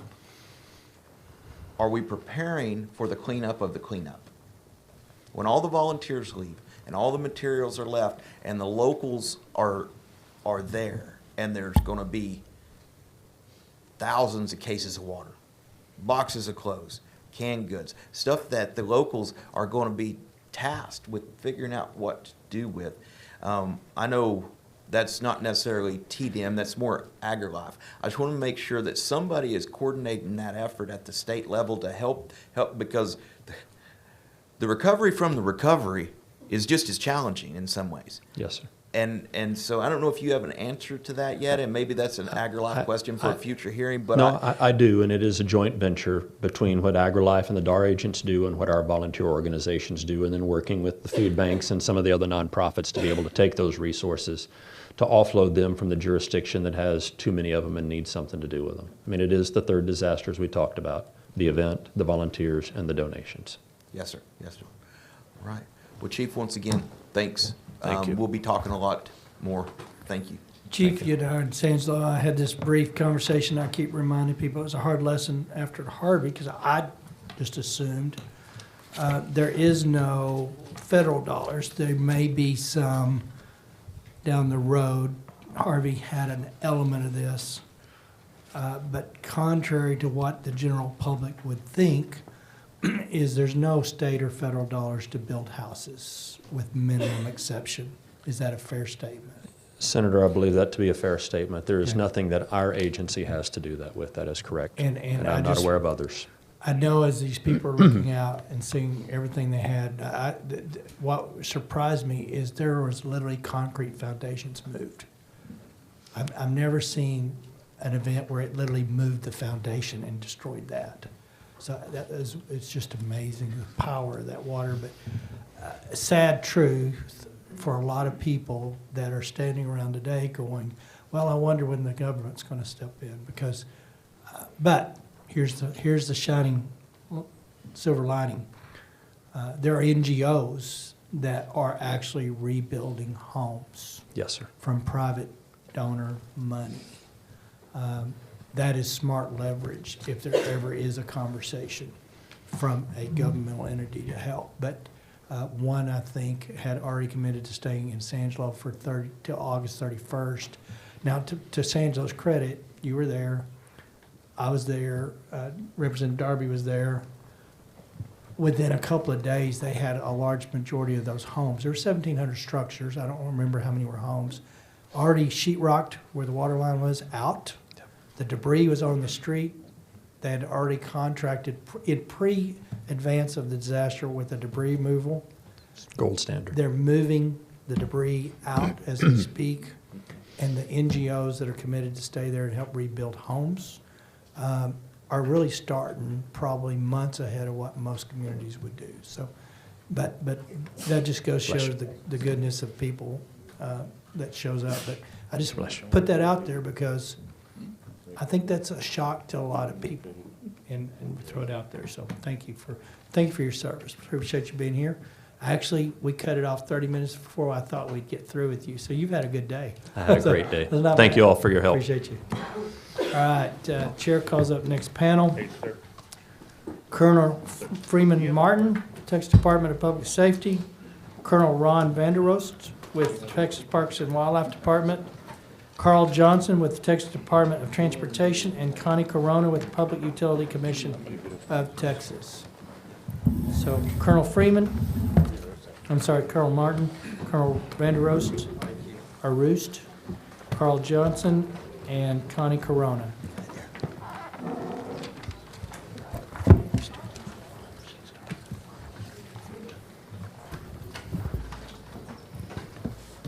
Colonel Martin, we'll start with you, and we'll move this direction, and you got as long as you need to tell us what you got going. I was down in your command center, or Joint Command Center, and your guys are still very active and very involved and doing great things, and I appreciate your service.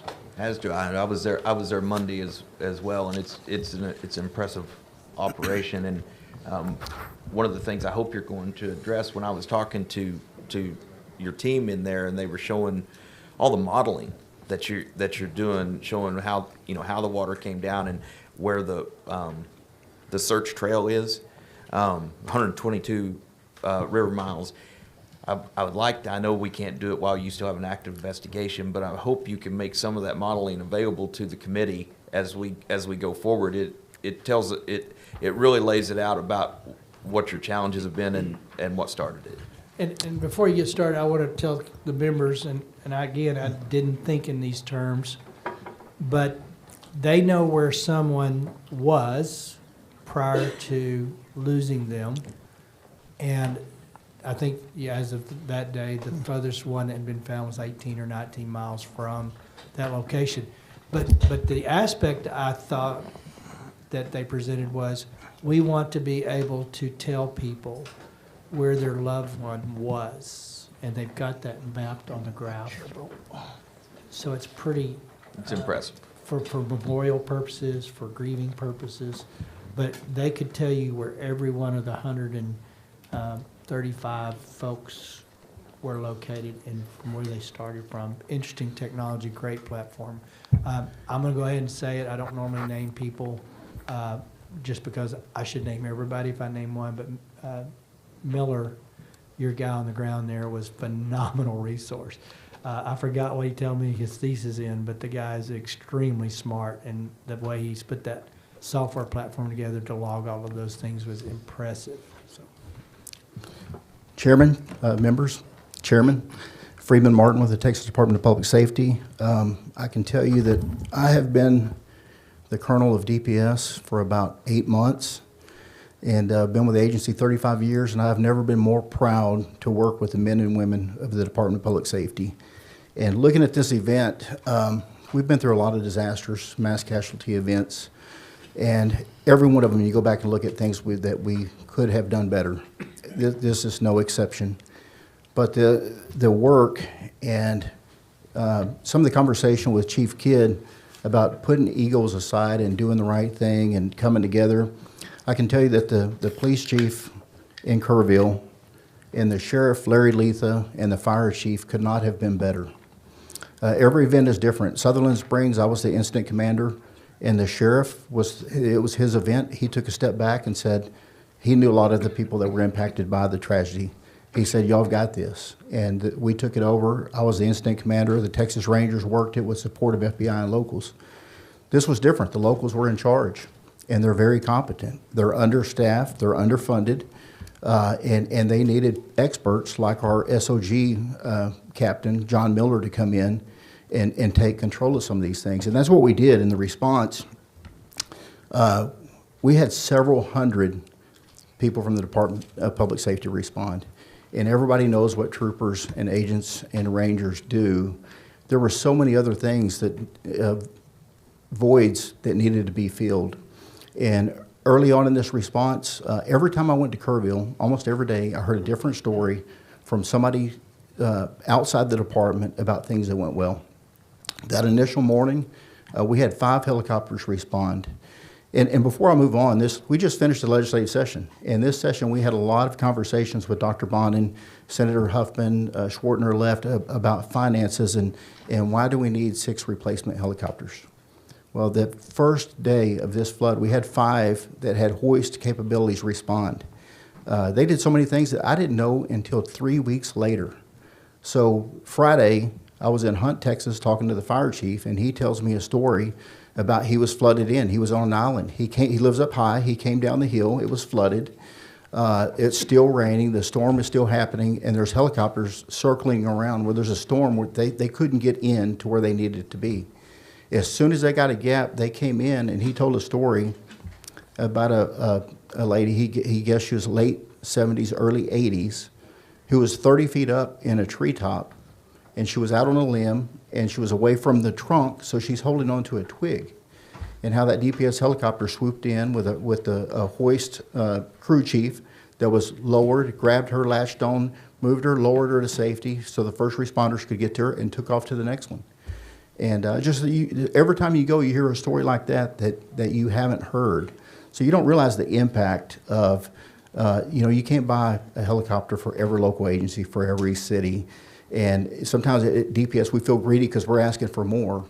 When you look at, we were able to move from Houston, San Antonio, and Austin to this Kerrville area and have 5 on scene that morning. There's no telling, they saved dozens of lives. Even our helicopters that weren't hoist capable would land and load victims on there, potential victims, and transport them out. Even later that evening, when the water receded, there were a lot of camp members where there's several hundred. They were trapped, no risk of danger, but they were, no electricity, no food, no water, and we were able to land and provide them with food and water and security for the night until they could be evacuated that next morning. And you get kind of tricky. So you say that we saved hundreds and hundreds. There's 950 plus kids at these camps that were, a lot of them, I would say they were evacuated and not rescued because they were no longer in danger. We had to wait for the water to go down for high water vehicles to go in or boat teams or a large helicopter to load them on and transport them out. We benefit from 4 years of working border operations. When you talk about radio interoperability and working with our partners, I can tell you that when Texas DPS and Parks and Wildlife and the Texas Military Department show up, it's seamless. The communications, when we deploy Zodiac boat teams, and we have to divert some to go to Burnett County, Williamson County, to Tom Green, wherever they go, TMD will detach a group of high water vehicles and soldiers to go with them. And the drone teams, the aircraft, working with Parks and Wildlife and their aircraft unit, and the Zodiac boats, the search and rescue teams, it's seamless. But it really takes somebody like you mentioned, John Miller, that has a common operating picture and is able to take TAC and get all of these first responders on the same platform where you can track where they're at and what they're doing. And it seems very simple. You're going to show up and you're going to search and rescue. But if you have a lot of people go to one area, and then you got to look at the river. It takes a hard right, and that water, that force is going to bank left. There's a lot of debris. You got to go higher up on the hill, places where you didn't expect water to be, but you go up there and there's fish and trees and water. Well, then now you got to back up and search that area. So then that area, clearing that debris will take hours and hours and hours. So what they would do is they would leapfrog with another team to start their working downward. At the same time, they were able to deploy teams down to Canyon Lake area to work up for anything that we might have missed during those first early morning hours. So many success stories, and I don't really know. We got 13 divisions that worked on this, and I got a printout of the response, what they did, what we can do better, suggestions for improvement, and it would take 4 hours to go through all of that. But I can tell you some of the needs that you don't think about is our intelligence and counterterrorism analyst. When we deployed them early on, and I got to say this, we had a local ranger. So just like most counties in Texas, we had a sergeant area in Kerrville. So we have a highway patrol sergeant, 10 troopers, and a local ranger. They were the first ones to respond early morning hours with the sheriff's department, police department. Our local ranger could not have been better in coordinating this unified command post, getting them together, working with the JP through some of these issues, working with the family members. But early on, he identified a need for communications operators and intelligence analysts. We sent every one of these positions, they have a full-time job. And a lot of them are 8 to 5 Monday through Friday. But we pull these teams together, and they work with the same adrenaline and sense of urgency as our troopers and agents and rangers doing the rescues. They showed up, and they took control that first day when we were working with TDM. The governor was there, lieutenant governor was there. We're in a big command room with the sheriff and police chief and fire chief, and we're talking about next steps. What do we need to do now? And we were just bombarded with calls of missing persons. We set up a reunification center for the known children that were alive and well, that we just need to reunite them with their families. We set up a separate center for those that were unknown that we were searching for, so we didn't commingle families, and some get to sit there and see others reunited when they're sitting on the edge of their seat. And we set up a couple of phone numbers, one for people that if you suspect somebody in your family, a loved one, a family friend, whatever, is missing, that you could call this line. Real quickly, that number grew to over 800. It was overwhelming for the Kerrville Police Department that was managing that. We brought in this team, and they were able to work through that list, some really smart analysts that have access to every database that there is made to law enforcement. And with that was some local investigators from the Sheriff's Department, Police Department, and Texas Rangers that could make decisions on these. And what we found real quickly with these really smart analysts was go through and deconflict. A lot of people were on the list multiple times. All the information that was recorded in the initial phone call, some of those were questionable. They were at the river. Well, they would call back, what river were they at? It turns out they were in New Braunfels or Fredericksburg and not even at the river in Kerrville. Others were reported missing, entire families. Well, then they showed up the next day and nobody bothered to call back to the missing person hotline. So they continually worked this list, and we got it down to, I believe, 161 before one of the press conferences, and we released that number, and it was really a shock and awe to the public. That number was 800 plus, and it's just as the list got smaller, it got harder and harder and harder. Some people didn't use cell phones. Some people don't answer when they get a call from a number they don't recognize. We had to send troopers to knock on doors. Some were out of state. And a lot of these local police officers, Sheriff's Department, or state police from Arkansas, wherever they knock on the door and the family is home and alive and well. So we were able to get that down to, I believe, 16 very quickly. And then other issues that we had in this was the identifying some of the deceased after a few days. So a lot of the deceased were on the missing person list, and that number stayed at, I think, 16 for a while before we were able to get it down. I'm happy to report this morning it's down to 2. There was an adult female that was recovered yesterday, positively identified, and so now we have one child from Camp Mystic, and we have one adult male. I mentioned the identifying the deceased. We ran into a lot of issues, and we've been through this multiple times. We learned after the first couple of days, the sheriff called and needed some help with the families. We embedded a Texas Ranger with the families and one of our public information officers, a PIO, and that was the best thing we could have ever done. I got more positive feedback from them for doing that than anything else. But the Texas Rangers were able to identify 116 deceased in a 2-week period. That's really unheard of, but that's what they do. They work violent crimes. They try to identify bodies on cold cases.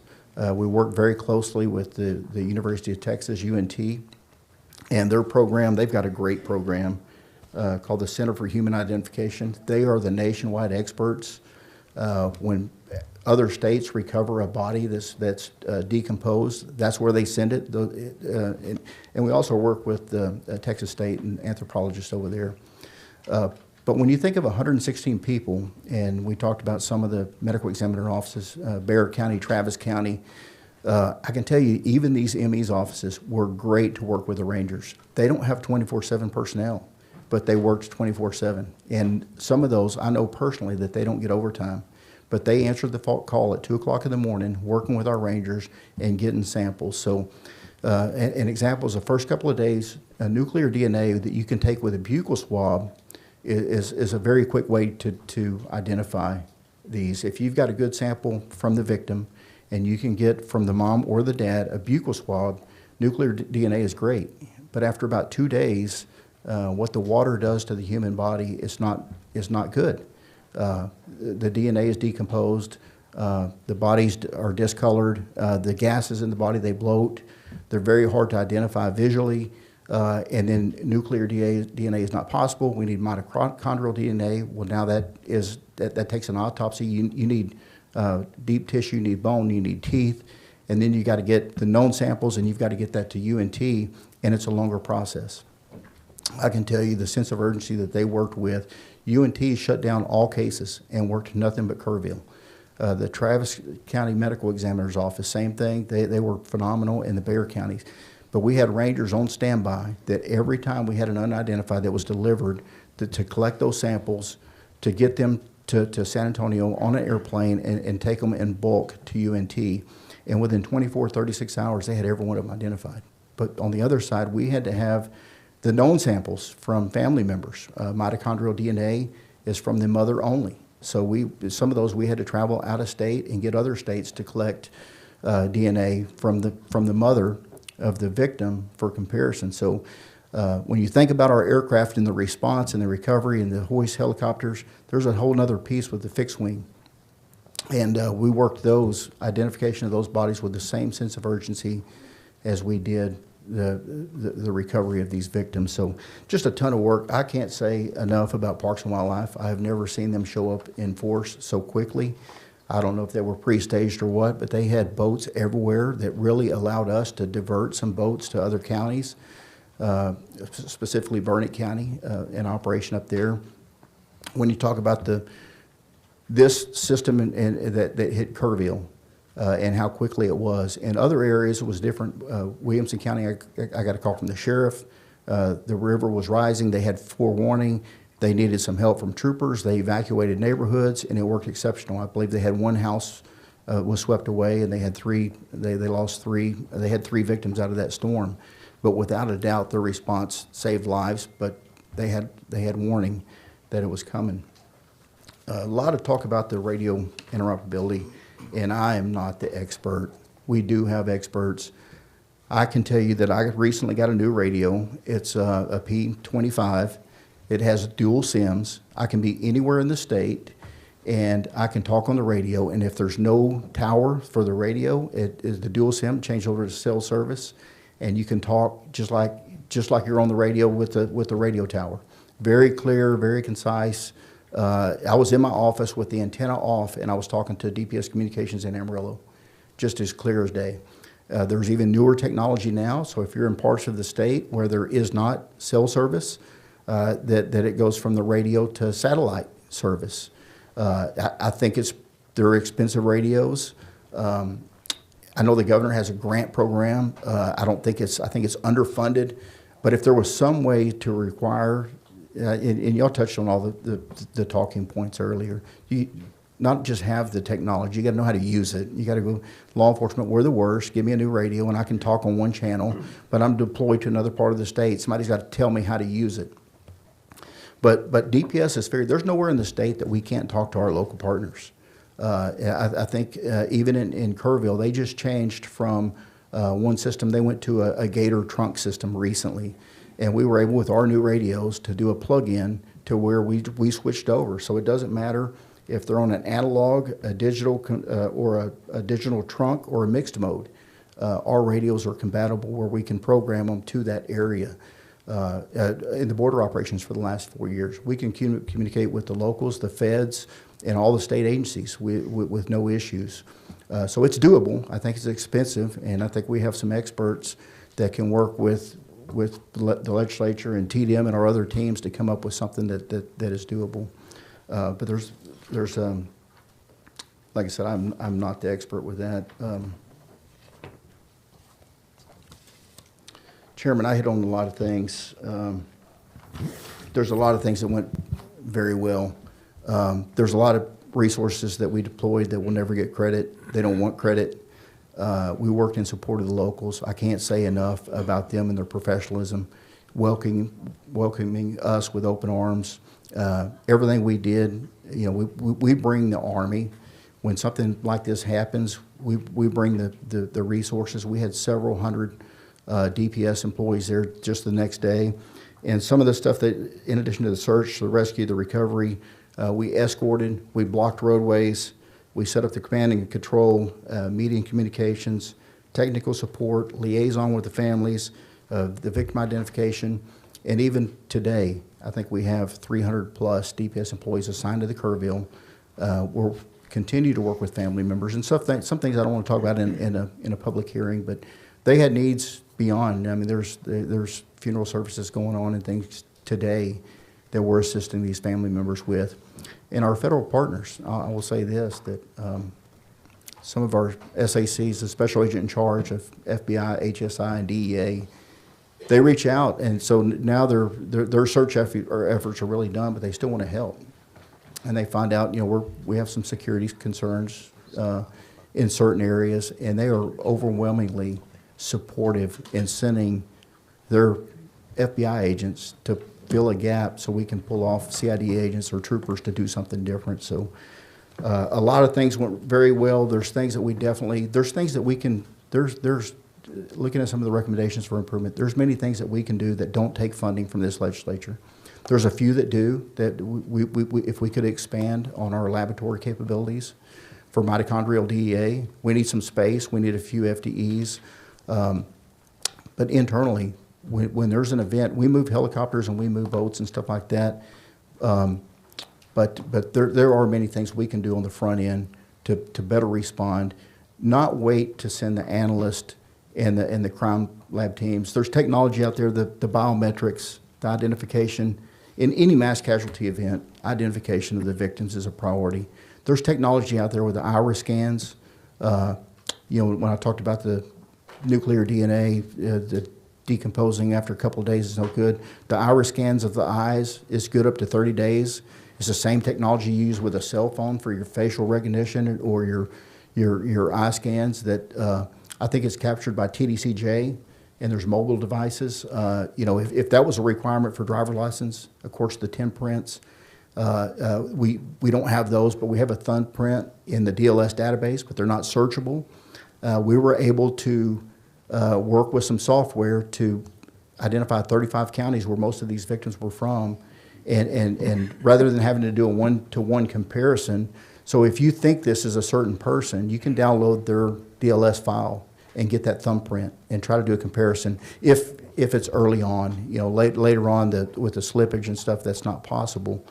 But we were able to identify many in the first few days using that technology, and then spinning up some of this new technology where it's searchable from one to many rather than a one-to-one comparison. And we even flew our crime lab specialist from Austin to Houston to a funeral home. For a couple of them, we had some issues with the death certificate with the Justice of the Peace. He would not sign off and wanted additional confirmation. And we flew a team up there, and they were able to get that thumbprint. We had a good idea of it was one of 20 people, and we're able to compare doing a one-to-one with each one of those and get them identified. But there's technology. If you're a criminal, it's easy. If you've been in TDCJ and you have the iris scan, or if you have the 10 prints on file, you can run them through APHIS is what we used to call it. I think it's called something different now, but you can search 1 to millions and get them identified. But if it's a kid or if it's somebody that is not a criminal, all we have is a thumbprint, or we have to do the DNA process. So moving forward, we do have some recommendations that we would propose. At the end of the day, we're going to implement what you pass. We're going to work with what you provide us. And all I can tell you is that y'all have provided us with much.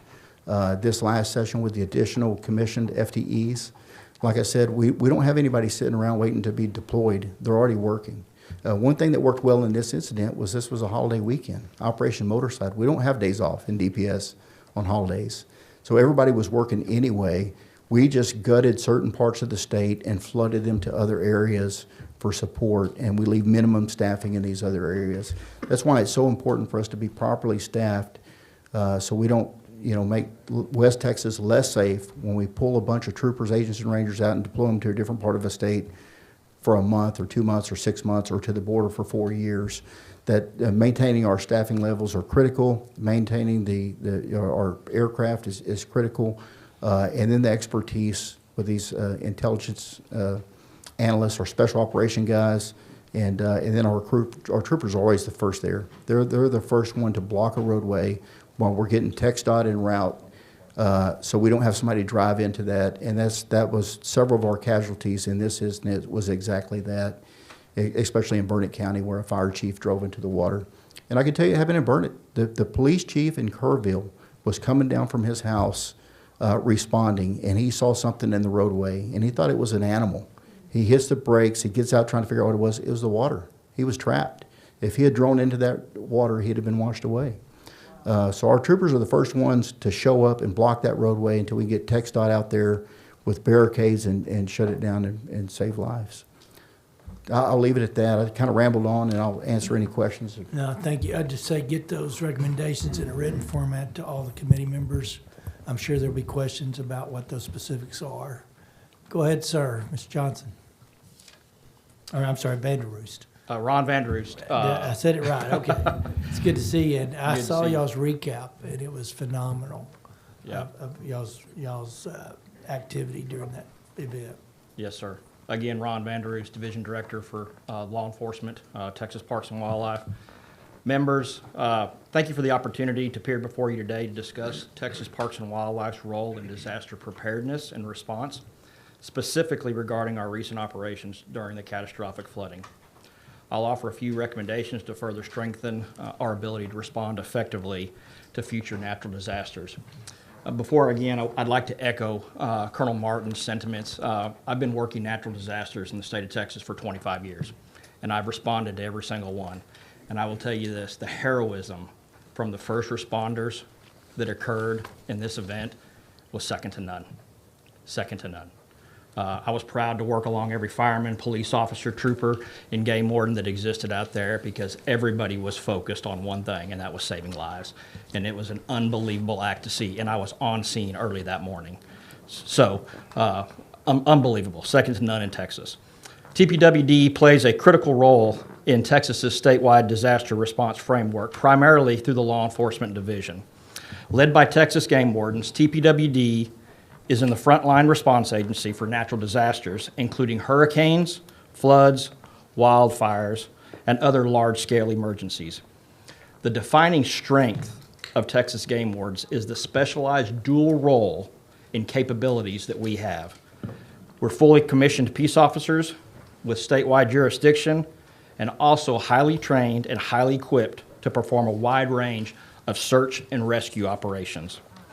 This dual function allows game wardens to operate with agility, speed, and precision in both law enforcement and life-saving capabilities, especially in rapidly evolving, high-risk environments such as flash floods. Our law enforcement division includes over 500 Texas game wardens strategically deployed across the state and trained in all hazard responses. These highly capable personnel are equipped with four-wheel drive vehicles, UTVs, a fleet of watercraft, including a number of swiftwater rescue teams and boats. We have hoist-capable helicopters, K-9 units, unmanned aerial systems, dive teams, and tactical search teams as well.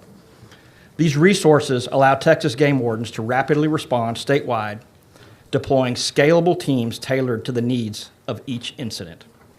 Whether enforcing evacuations, rescuing Texans in imminent danger, or supporting local and state public safety partners. Additionally, the safety of our state park visitors is one of our high priorities. Each park maintains site-specific emergency plans designed to mitigate weather-related threats, such as flash flooding. TPWD staff monitor data, alerts from the National Weather Service, the Division of Emergency Management, local river authorities, and the historical models that exist for each individual state park to follow emergency protocol plans. As Central Texas faced increasing flood threats in early July, game wardens initiated proactive measures. On July 3rd, game wardens began staffing the operations center in Austin and immediately, in coordination with TDEM, staged swiftwater teams in the anticipation of severe weather along the Guadalupe, Concho, and San Gabriel River basins. By July 4th, as flash flooding intensified, TPWD deployed robust quick reaction forces within hours and were on scene. Over 169 game wardens and 200 specialized assets were on the ground and conducting active searches in the Kerrville area. Our teams operated across the Guadalupe, Concho, Colorado, and San Gabriel River systems, responding to multiple communities impacted by water that was rising and dangerous issues that were ensuing. In total, during this response, we deployed 375 game wardens across the state to actively look and search and rescue. 475 assets, including trucks, ATVs, boats, helicopters, K-9 units, were all engaged during this process. We categorized 33 imminent life-saving events that occurred during this. That includes hoist operations and swiftwater rescue boats that have not taken action. There would definitely been loss of life. In addition, we clocked 434 evacuations that were conducted, to include a large portion of Camp Mystic. And to date, we still have ongoing assistance in many of those flood-affected communities. In parallel, our State Parks Division personnel executed safety protocols in 10 state parks, coordinating road closures, evacuations, and public safety messaging. To ensure TPWD remains a capable and agile force into the future, working disasters with the increasing flood intensities that we're seeing across Texas, there's a few recommendations we would like to consider. The first and foremost is the additional game wardens that we would need. In order us to maintain the reaction force is going to take additional game wardens to be able to sustain and maintain a response process. We're very fortunate that the legislature has us 2 hoist-capable helicopters, but as everybody knows, with an aviation unit with helicopters, it takes 3. That's one that's in maintenance, one that's going into maintenance, and one that's capable. We were very fortunate in this particular incident that we had 2 helicopters that were in serviceable status and immediately responded to the Kerrville area to begin search and rescue operations. And additionally, it takes money. These boats that are used during these search and rescue operations, these aren't ideal climates and conditions, and they get wore out and torn up and will need to be replaced. The investments would not only bolster Texas Game Warden's disaster readiness, but also enhance Texas's overall emergency response infrastructure. TPWD is proud to serve as a trusted partner in the state's disaster response system. The dedication of game wardens during these July 4th floods reflects the commitment to public safety, resilience, and service. As always, we appreciate the continued support of the legislature, and game wardens stand by to assist for the next natural disaster. Thank you for your time. Happy to answer any questions. Thank you, sir. All right, Carl. Good afternoon. Chairman Perry, Chairman King, members of the committees. For the record, my name is Carl Johnson. I serve as the Chief Engineer for Texas Department of Transportation. Thank you for the opportunity to address these 2 committees about TxDOT's emergency operations and flood response. Members, you should have a copy of the presentation I'll be speaking from this afternoon. With the chair's permission, I'd like to begin. Okay. Thank you very much. Connie, Corona? Oh, okay, wait a minute. Do what? Oh, I'm sorry. I thought we were having technical difficulties. One second.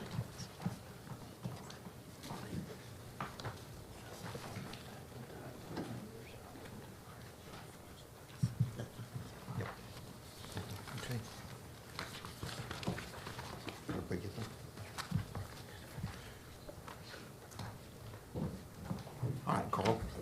I think everybody's.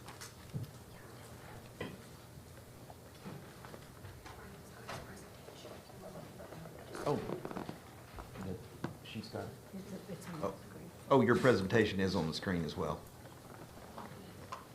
All right. Ready? Oh, I'm ready when you are. Yes, sir, thank you. I'll begin on slide number 2. TxDOT plays a critical support role in disaster relief before, during, and after floods. Our operations involve assessing road conditions, clearing debris, repairing damaged infrastructure, providing detour information to the public, and providing emergency communications through dynamic message signs and media. TxDOT's #1 priority is enhancing public safety. To address this goal, we must prepare and maintain infrastructure before, during, and after flood events. On slide 3, I highlight some of TxDOT's operations before and during floods.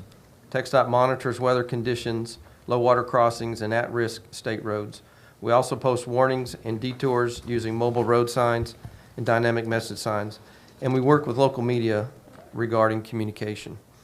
TxDOT is part of the State Operations Center and works closely with relevant state agencies, including Texas Division of Emergency Management and the Federal Emergency Management Agency, as well as with local governments through TxDOT district operations.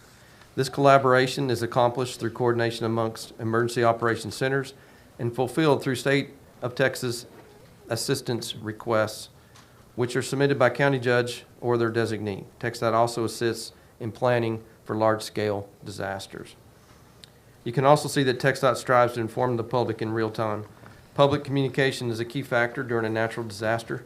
TxDOT uses drivetexas.org to provide close to real-time, accurate, and up-to-date travel-related information, including state road closures and water-covered roadways. Slide 4 highlights TxDOT's recovery operations, where staff inspect roadways, bridges, culverts, and other assets to assess damages.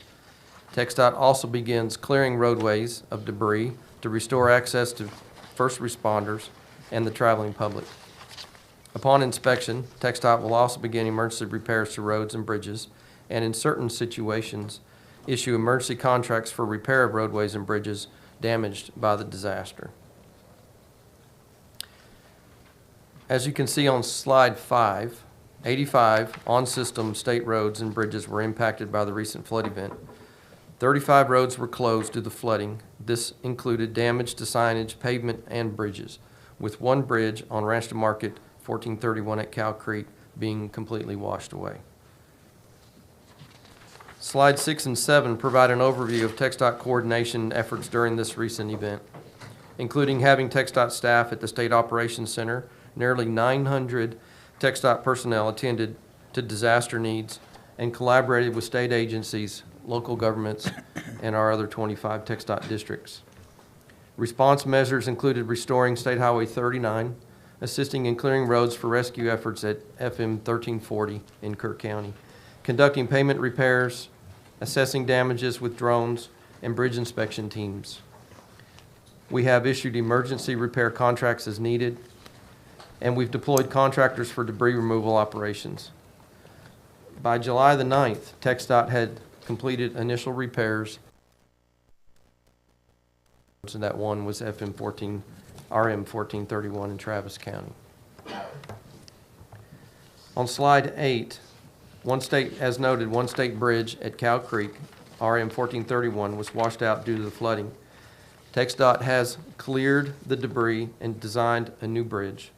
Reconstruction began this past Monday and is expected to be completed within 60 days.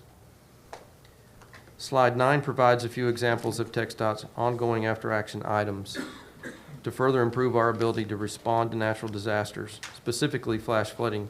We are assessing future priorities for capital improvements to protect and preserve vulnerable infrastructure like low water crossings, bridges, and roads susceptible to increased stormwater impacts.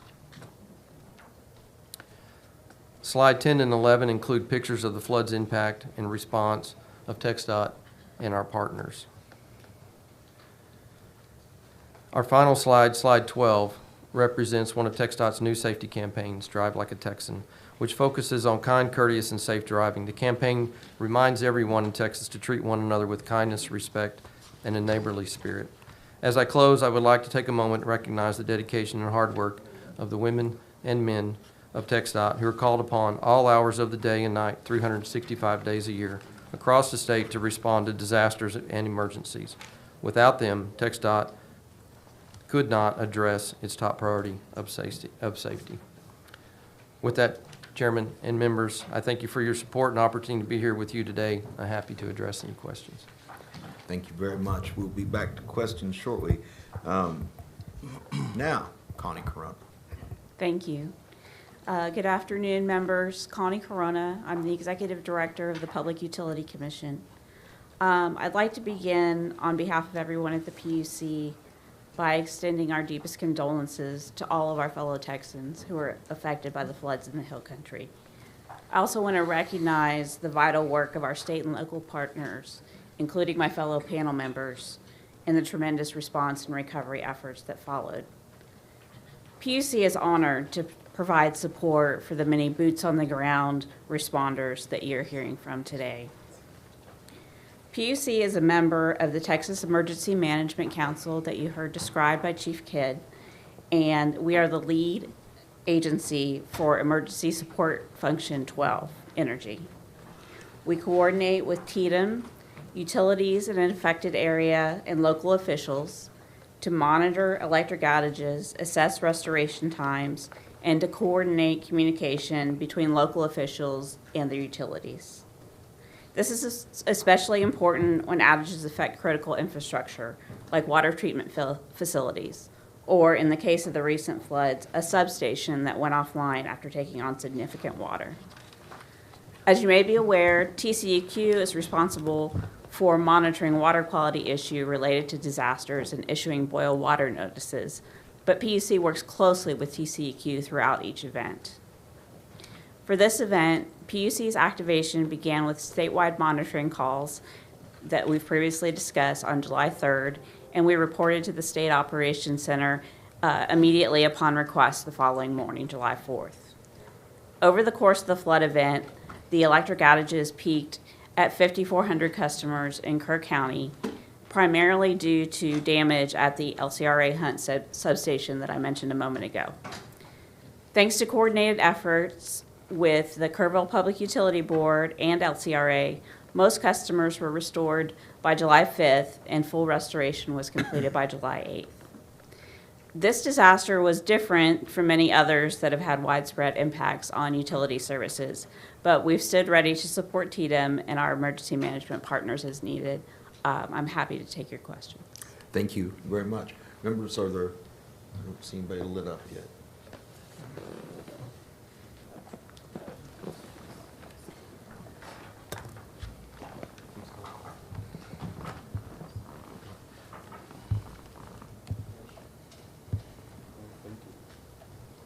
Senator Flores. Thank you very much. I guess I'm on my chair right now, Yes, so sir. you are. Well, then I need to recognize someone else instead of myself. Well, you're in the chair, but I think we'll move to Representative Johnson. That'll work. Thank you, Chairman King.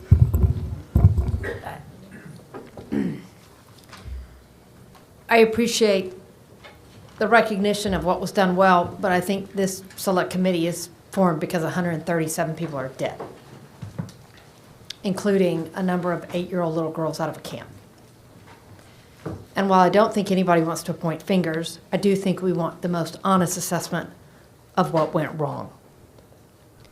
And so I appreciate, Mr. Johnson, the recognition of what you do to close roads, but I'd like to know why the chief of police drove into a road of water without the proper state agency having done their job in that area.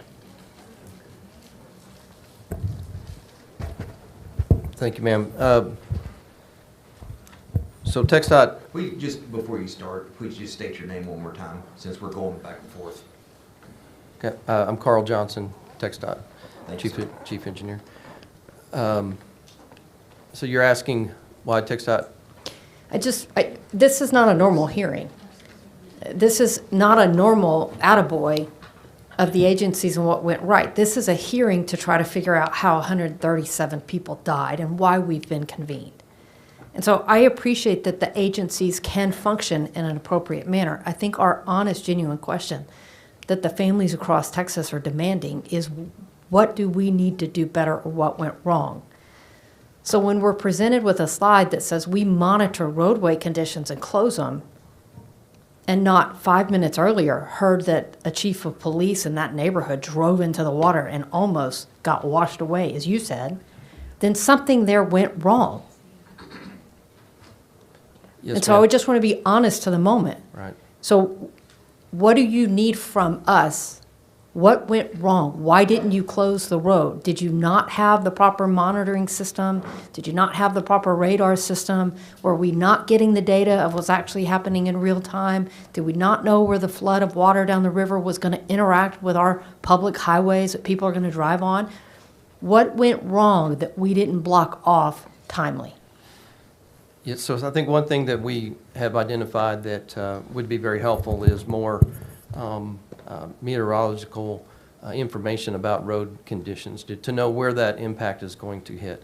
And we're continuing to assess all the low water crossings and try to come up with ways to identify and understand where that water's going to be, when it's going to be there, so that we could try to get teams out in front of that. It's a constant assessment of looking back on what we did, what we didn't do, and then just trying to do better on the next event. Do we have the proper flood gauges or rain gauges in the areas that we know and anticipate water's going to flow out of this area, and it's going to hit these tributaries or rivers or creeks, and it's ultimately going to end up here? Can you, as the Department of Transportation, tell us that you have the proper monitoring equipment in these floodplains that we know are prone to flash flooding, that we're not waiting on somebody in the weather to make a prediction of what might happen tomorrow, but do we have the real-time data that says, boy, you guys underestimated, we're actually getting this flow, we're actually at this peak, and do we have the data along that route to give the proper warning so that you can get to a camp to get a bunch of little girls out of it? Right. So we try to use some data that's out there that we don't own, that are on stream beds and stream crossings. We do have some high water warning systems on a few places in the state where we have a sensor in the creek right there at the structure where the vehicle would drive across, and then we do have some lights that go off if that water gets to a certain level. I don't have it widespread statewide. That is a program that we are looking to expand and try to make our footprint bigger, trying to utilize stream gauges that are out there that others have provided is something that we try to do and are looking into more so that we can do what you're asking. I think your point is very valid, and that is something that we are working on, yes. I hope you can give us the most genuine and honest assessment of where you need what clearly we did not have in this moment from any of these agencies. I appreciate the recognition of what you guys acknowledge of what may have gone right after the fact, but our responsibility is to ask the tough questions and ask you guys to do the self-reflection and evaluation to tell us what is not currently available that needs to be available to save people's lives in the future. Absolutely. Happy to be a part of that discussion. Thank you. The chair recognizes Senator Menendez. Thank you, Mr. Chairman. Mr. Johnson,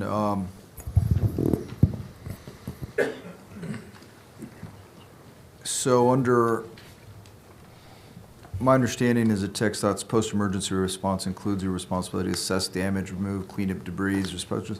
So on the bridge that was washed out and you're getting it repaired, one of the questions is obviously you had funds to get it under construction right away.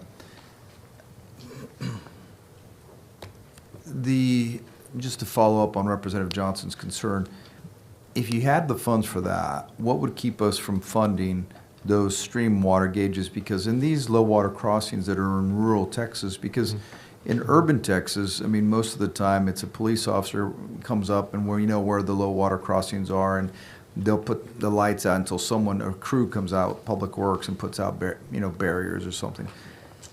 What's the cost? Do you know what the cost is for these stream gauges that can operate independently with some barriers that can come down on their own? And so the cost varies. $10,000 to $20,000 is a setup, and that would be a setup would be either just lights that blink or a gate that might come down. We have a couple of automatic gates, but we're looking at $10,000 to $20,000 a piece is what we think one of those setups would cost. Now, that does not include design cost, it does not include management of contract, that would be just the So apparatus itself. What would be total cost? Approximate range? $30,000. $30,000? Yes, sir, approximately. How many of these low water crossings do you think you have in this flood alley that we've talked about? Well, so we have over 1,300 statewide, almost 1,400 Right. statewide. In the Central Texas region, which would be 4 of our districts, we have approximately 420. So I believe I do have that number. So in the 4 districts of the Austin District, Brownwood District, San Angelo, and San Antonio District, we're at 420 low water crossings. Now, if I was to say in this, if I Of the were to say- 420, how many would you consider rural? I would say majority of them are rural. So 400 of them? Yes, sir. Because you said San Antonio. I didn't think San Antonio, I wouldn't consider that You're right, rural. yes, sir. So I have 80 in San Antonio alone. So we subtract 80 from the 420, so, okay, let's just start with that, get round numbers, 340 times 30,000. So we're looking at about 10.2 million? Yes, sir, 10 to 12 million is what. Okay, to get them all covered. How much is the reconstruction of that bridge gonna cost y'all? $4 million, I believe, is our estimate currently. Are there any safety funds that TxDOT has in order to, I would assume you have a safety fund for vehicular safety, to improve safety for Texans, that sort of thing? We have a category for safety, yes, sir, that's correct. Are there funds in that? Yes, sir. We have maintenance funds, and we also have category safety funds as well. Yes, sir. Do you have that a number on hand, or is that something you could get back with us? I could get back to you with All that, right, sir. let us know, because I think we just need to do everything we can to prevent the loss of life. I appreciate your testimony today, and thank you for answering my questions. Thank you, Mr. Chairman. Yes, sir. Chair recognizes Representative Martinez. Thank you, Mr. Chairman. I'm going to direct my questions to Mr. Johnson as well. And, Senator Perry mentioned something earlier about the best mitigation plan is prevention. And I'm going to follow up on what my esteemed colleague, Representative Johnson, touched on as well. You had mentioned that TxDOT works on assessing situations with transportation before, during, and after the risks on state roads. And then you also mentioned that it evaluates future projects to address stormwater impact. Then you also said you're working on ways to identify and understand what will impact the next event. Well, let me share a situation with you and a couple scenarios. 2018 in the Rio Grande Valley, we had a major flooding event. People couldn't get on or off the expressway. All the frontage roads are flooded. Had an auto pedestrian, a gentleman hit by a car. The ambulance couldn't get to him because there was no way for that ambulance to get up on the expressway. We had to get a high-profile vehicle in order to make contact with the gentleman and transport him to the hospital. Within a year, 2019, another major event in flooding in the Rio Grande Valley. All the frontage roads, once again, were flooded. Nobody could get on, nobody could get off. How do you evacuate, especially in emergency? You can't. 2020, Hurricane Hannah. Once again, nobody could evacuate. All the frontage roads were flooded. Businesses along the frontage roads were closed, and many people lost their businesses. Many people lost their homes. Now, as recent as 4 months ago, March 2025, another major flooding event in the Rio Grande Valley, all along the frontage roads. Once again, nobody could get on or off. Nobody could evacuate. Many people lost their vehicles. Some were swept away. Luckily, there wasn't any loss of life. It's been 8 years, and this hasn't been addressed. And I'm wondering why. You come up and you talk about doing your assessment before, during, and after, but how come this hasn't been addressed?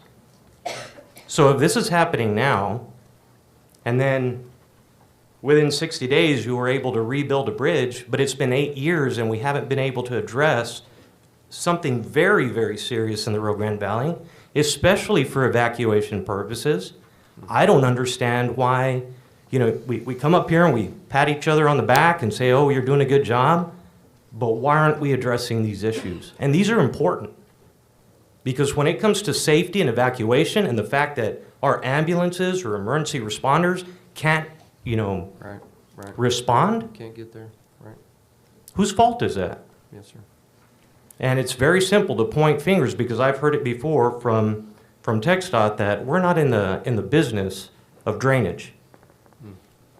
Well, everybody's in the business of safety. So who does it fall on?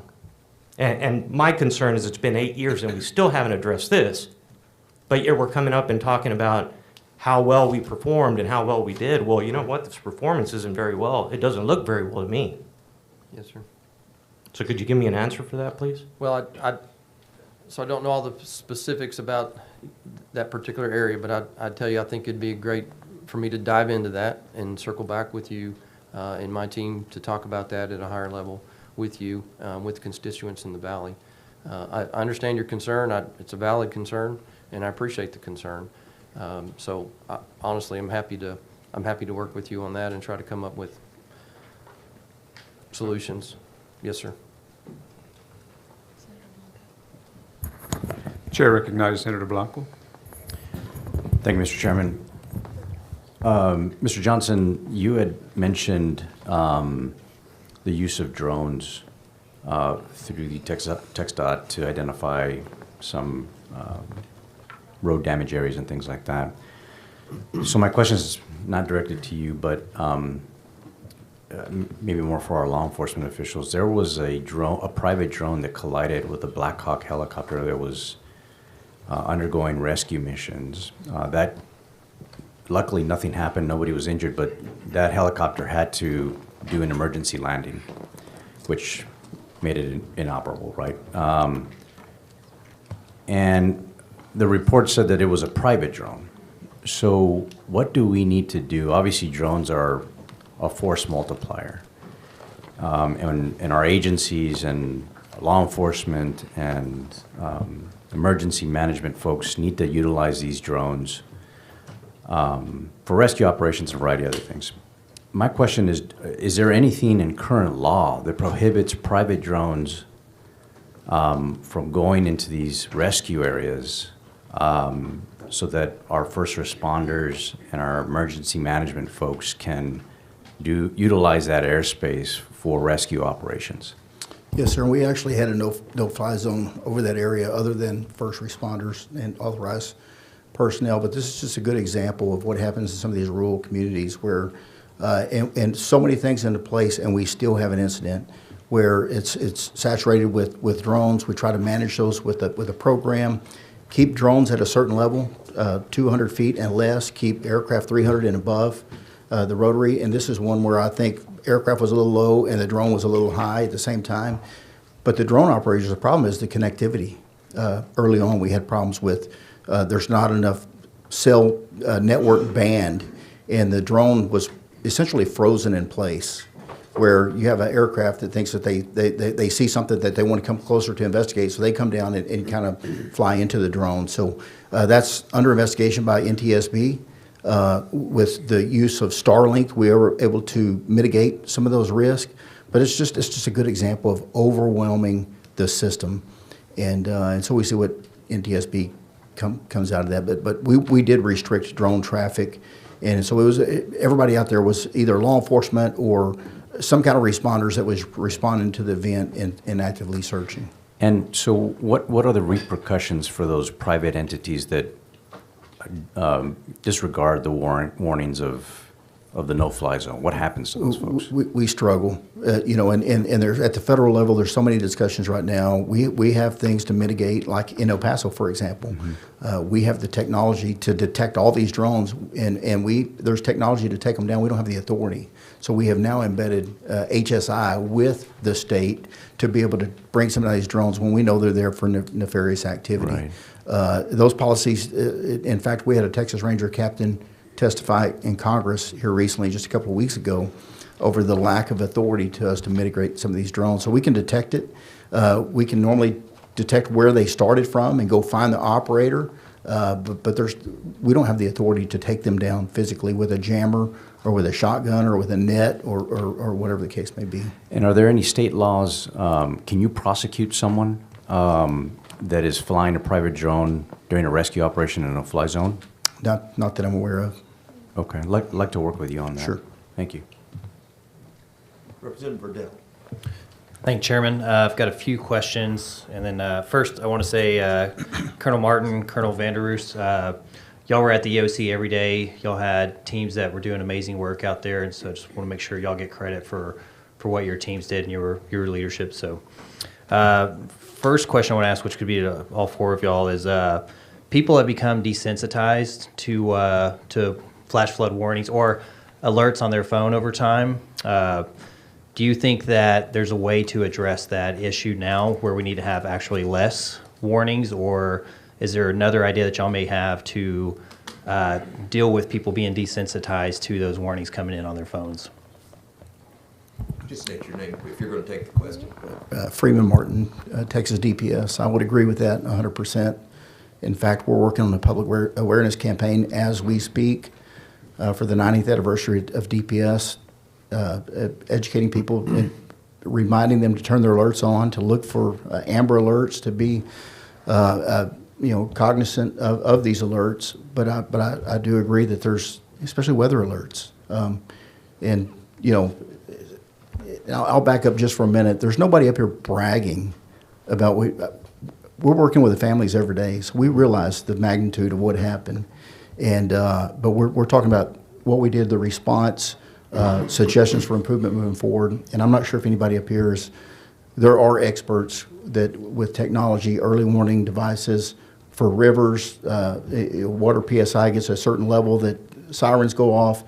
That's not us. And in defense of TxDOT, as far as the flooding, normally DPS or our local law enforcement are the first responders to identify. We know what the low water crossings are. We get heavy rains. Troopers go out and they know to look to close this area. This was nothing I've ever seen before. And talking to the police chief, I'm not sure where he lives, a private road. He lives up on a mountain. And he was coming down the mountain, and it was up. He's never seen anything like this in his life. So that was early morning, 3 o'clock in the morning. I don't think there's any way that TxDOT would have known about that to close the road, and they were all flooded. So I know that morning when I got to Kerrville, Texas DPS had roads blocked everywhere.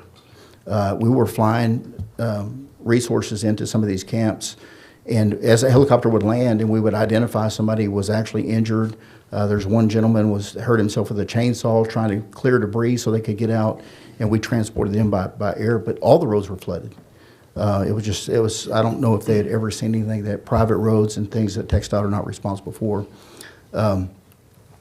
But in answer to your question, I'm sorry, I rambled on for a minute. Yeah, no, it's all right. It was in regards to, are we sending too many warnings out on the phones? Because if we're in a restaurant, you see people, if an Amber Alert, first thing people do is try to mute their phone and turn it upside down. So I would agree with that. And being in charge of pushing those alerts, when the locals push that to DPS, and we work with other agencies to push that out, sometimes I'm hesitant, and you always want to look at what information do you have, and if there was a way we could regionalize that to the area affected, but many times you don't know. If a kid's abducted and they're in a vehicle and 2 hours have passed by, you look at the radius of where they could have traveled in 2 hours. Yeah. It's a large area, and the decision's made to push that out, and we normally do that in response to a local request, but there are a lot, and I think people are sensitized. I have friends that turn those off. Yes, mine's going off when we're in a restaurant, and theirs do not because they have them silent. So yeah. I don't know what the answer to that is, but I agree with you. I appreciate it. The next question is, on July 4th, going into that next July 5th, I was out there till probably about 3, trying to talk to first responders. And one of the things that came up, we had some city PD from different areas that were there, and they had, I won't say the name of the radio, but they had a radio that has a touchpad on it, and they weren't able to communicate with that. Did y'all have any comms issues inside of your agency because of that? No cell service or whatnot out there? We did early on. Our troopers with the newer radio, we were able to mitigate that pretty quick with, we have the newer radios that have the technology, and we had to build a plug-in to be able to communicate with the Sheriff's Department. Like I said, I believe they just recently went to a new system. So in a very short period of time, we were able to mitigate that. There's so many different systems out there, as Chief Kidd was talking about, and some of those, the lower end radios are not compatible. Yeah. So we deployed some comms teams with some trailers, some radios, to mesh those systems, and some of them we just have to issue radios. Did some of the cell services companies that came in, did they help y'all with that? They too? did. Okay. Absolutely. FirstNet. Yes, sir. Showing up. Yes, sir. I appreciate it. Next question, sir, is for you, TxDOT. I was in a meeting recently where they had mentioned that TxDOT has played a lesser role in road closures during flooding, flash flood. Is that true, and is that because that y'all have less staff now? They said that what it's come down to now is more local officials have been more involved in road closures than TxDOT. I would say our goal is to be as responsive as we can. Yes, sir. And to work with all locals to be responsive. We stand ready to help anybody. And I don't think there's any staffing issues here. Okay. We have emergency trailers ready to go in every one of our maintenance yards in every county in the state. We have a great emergency management person that usually, in this case, in this circumstance,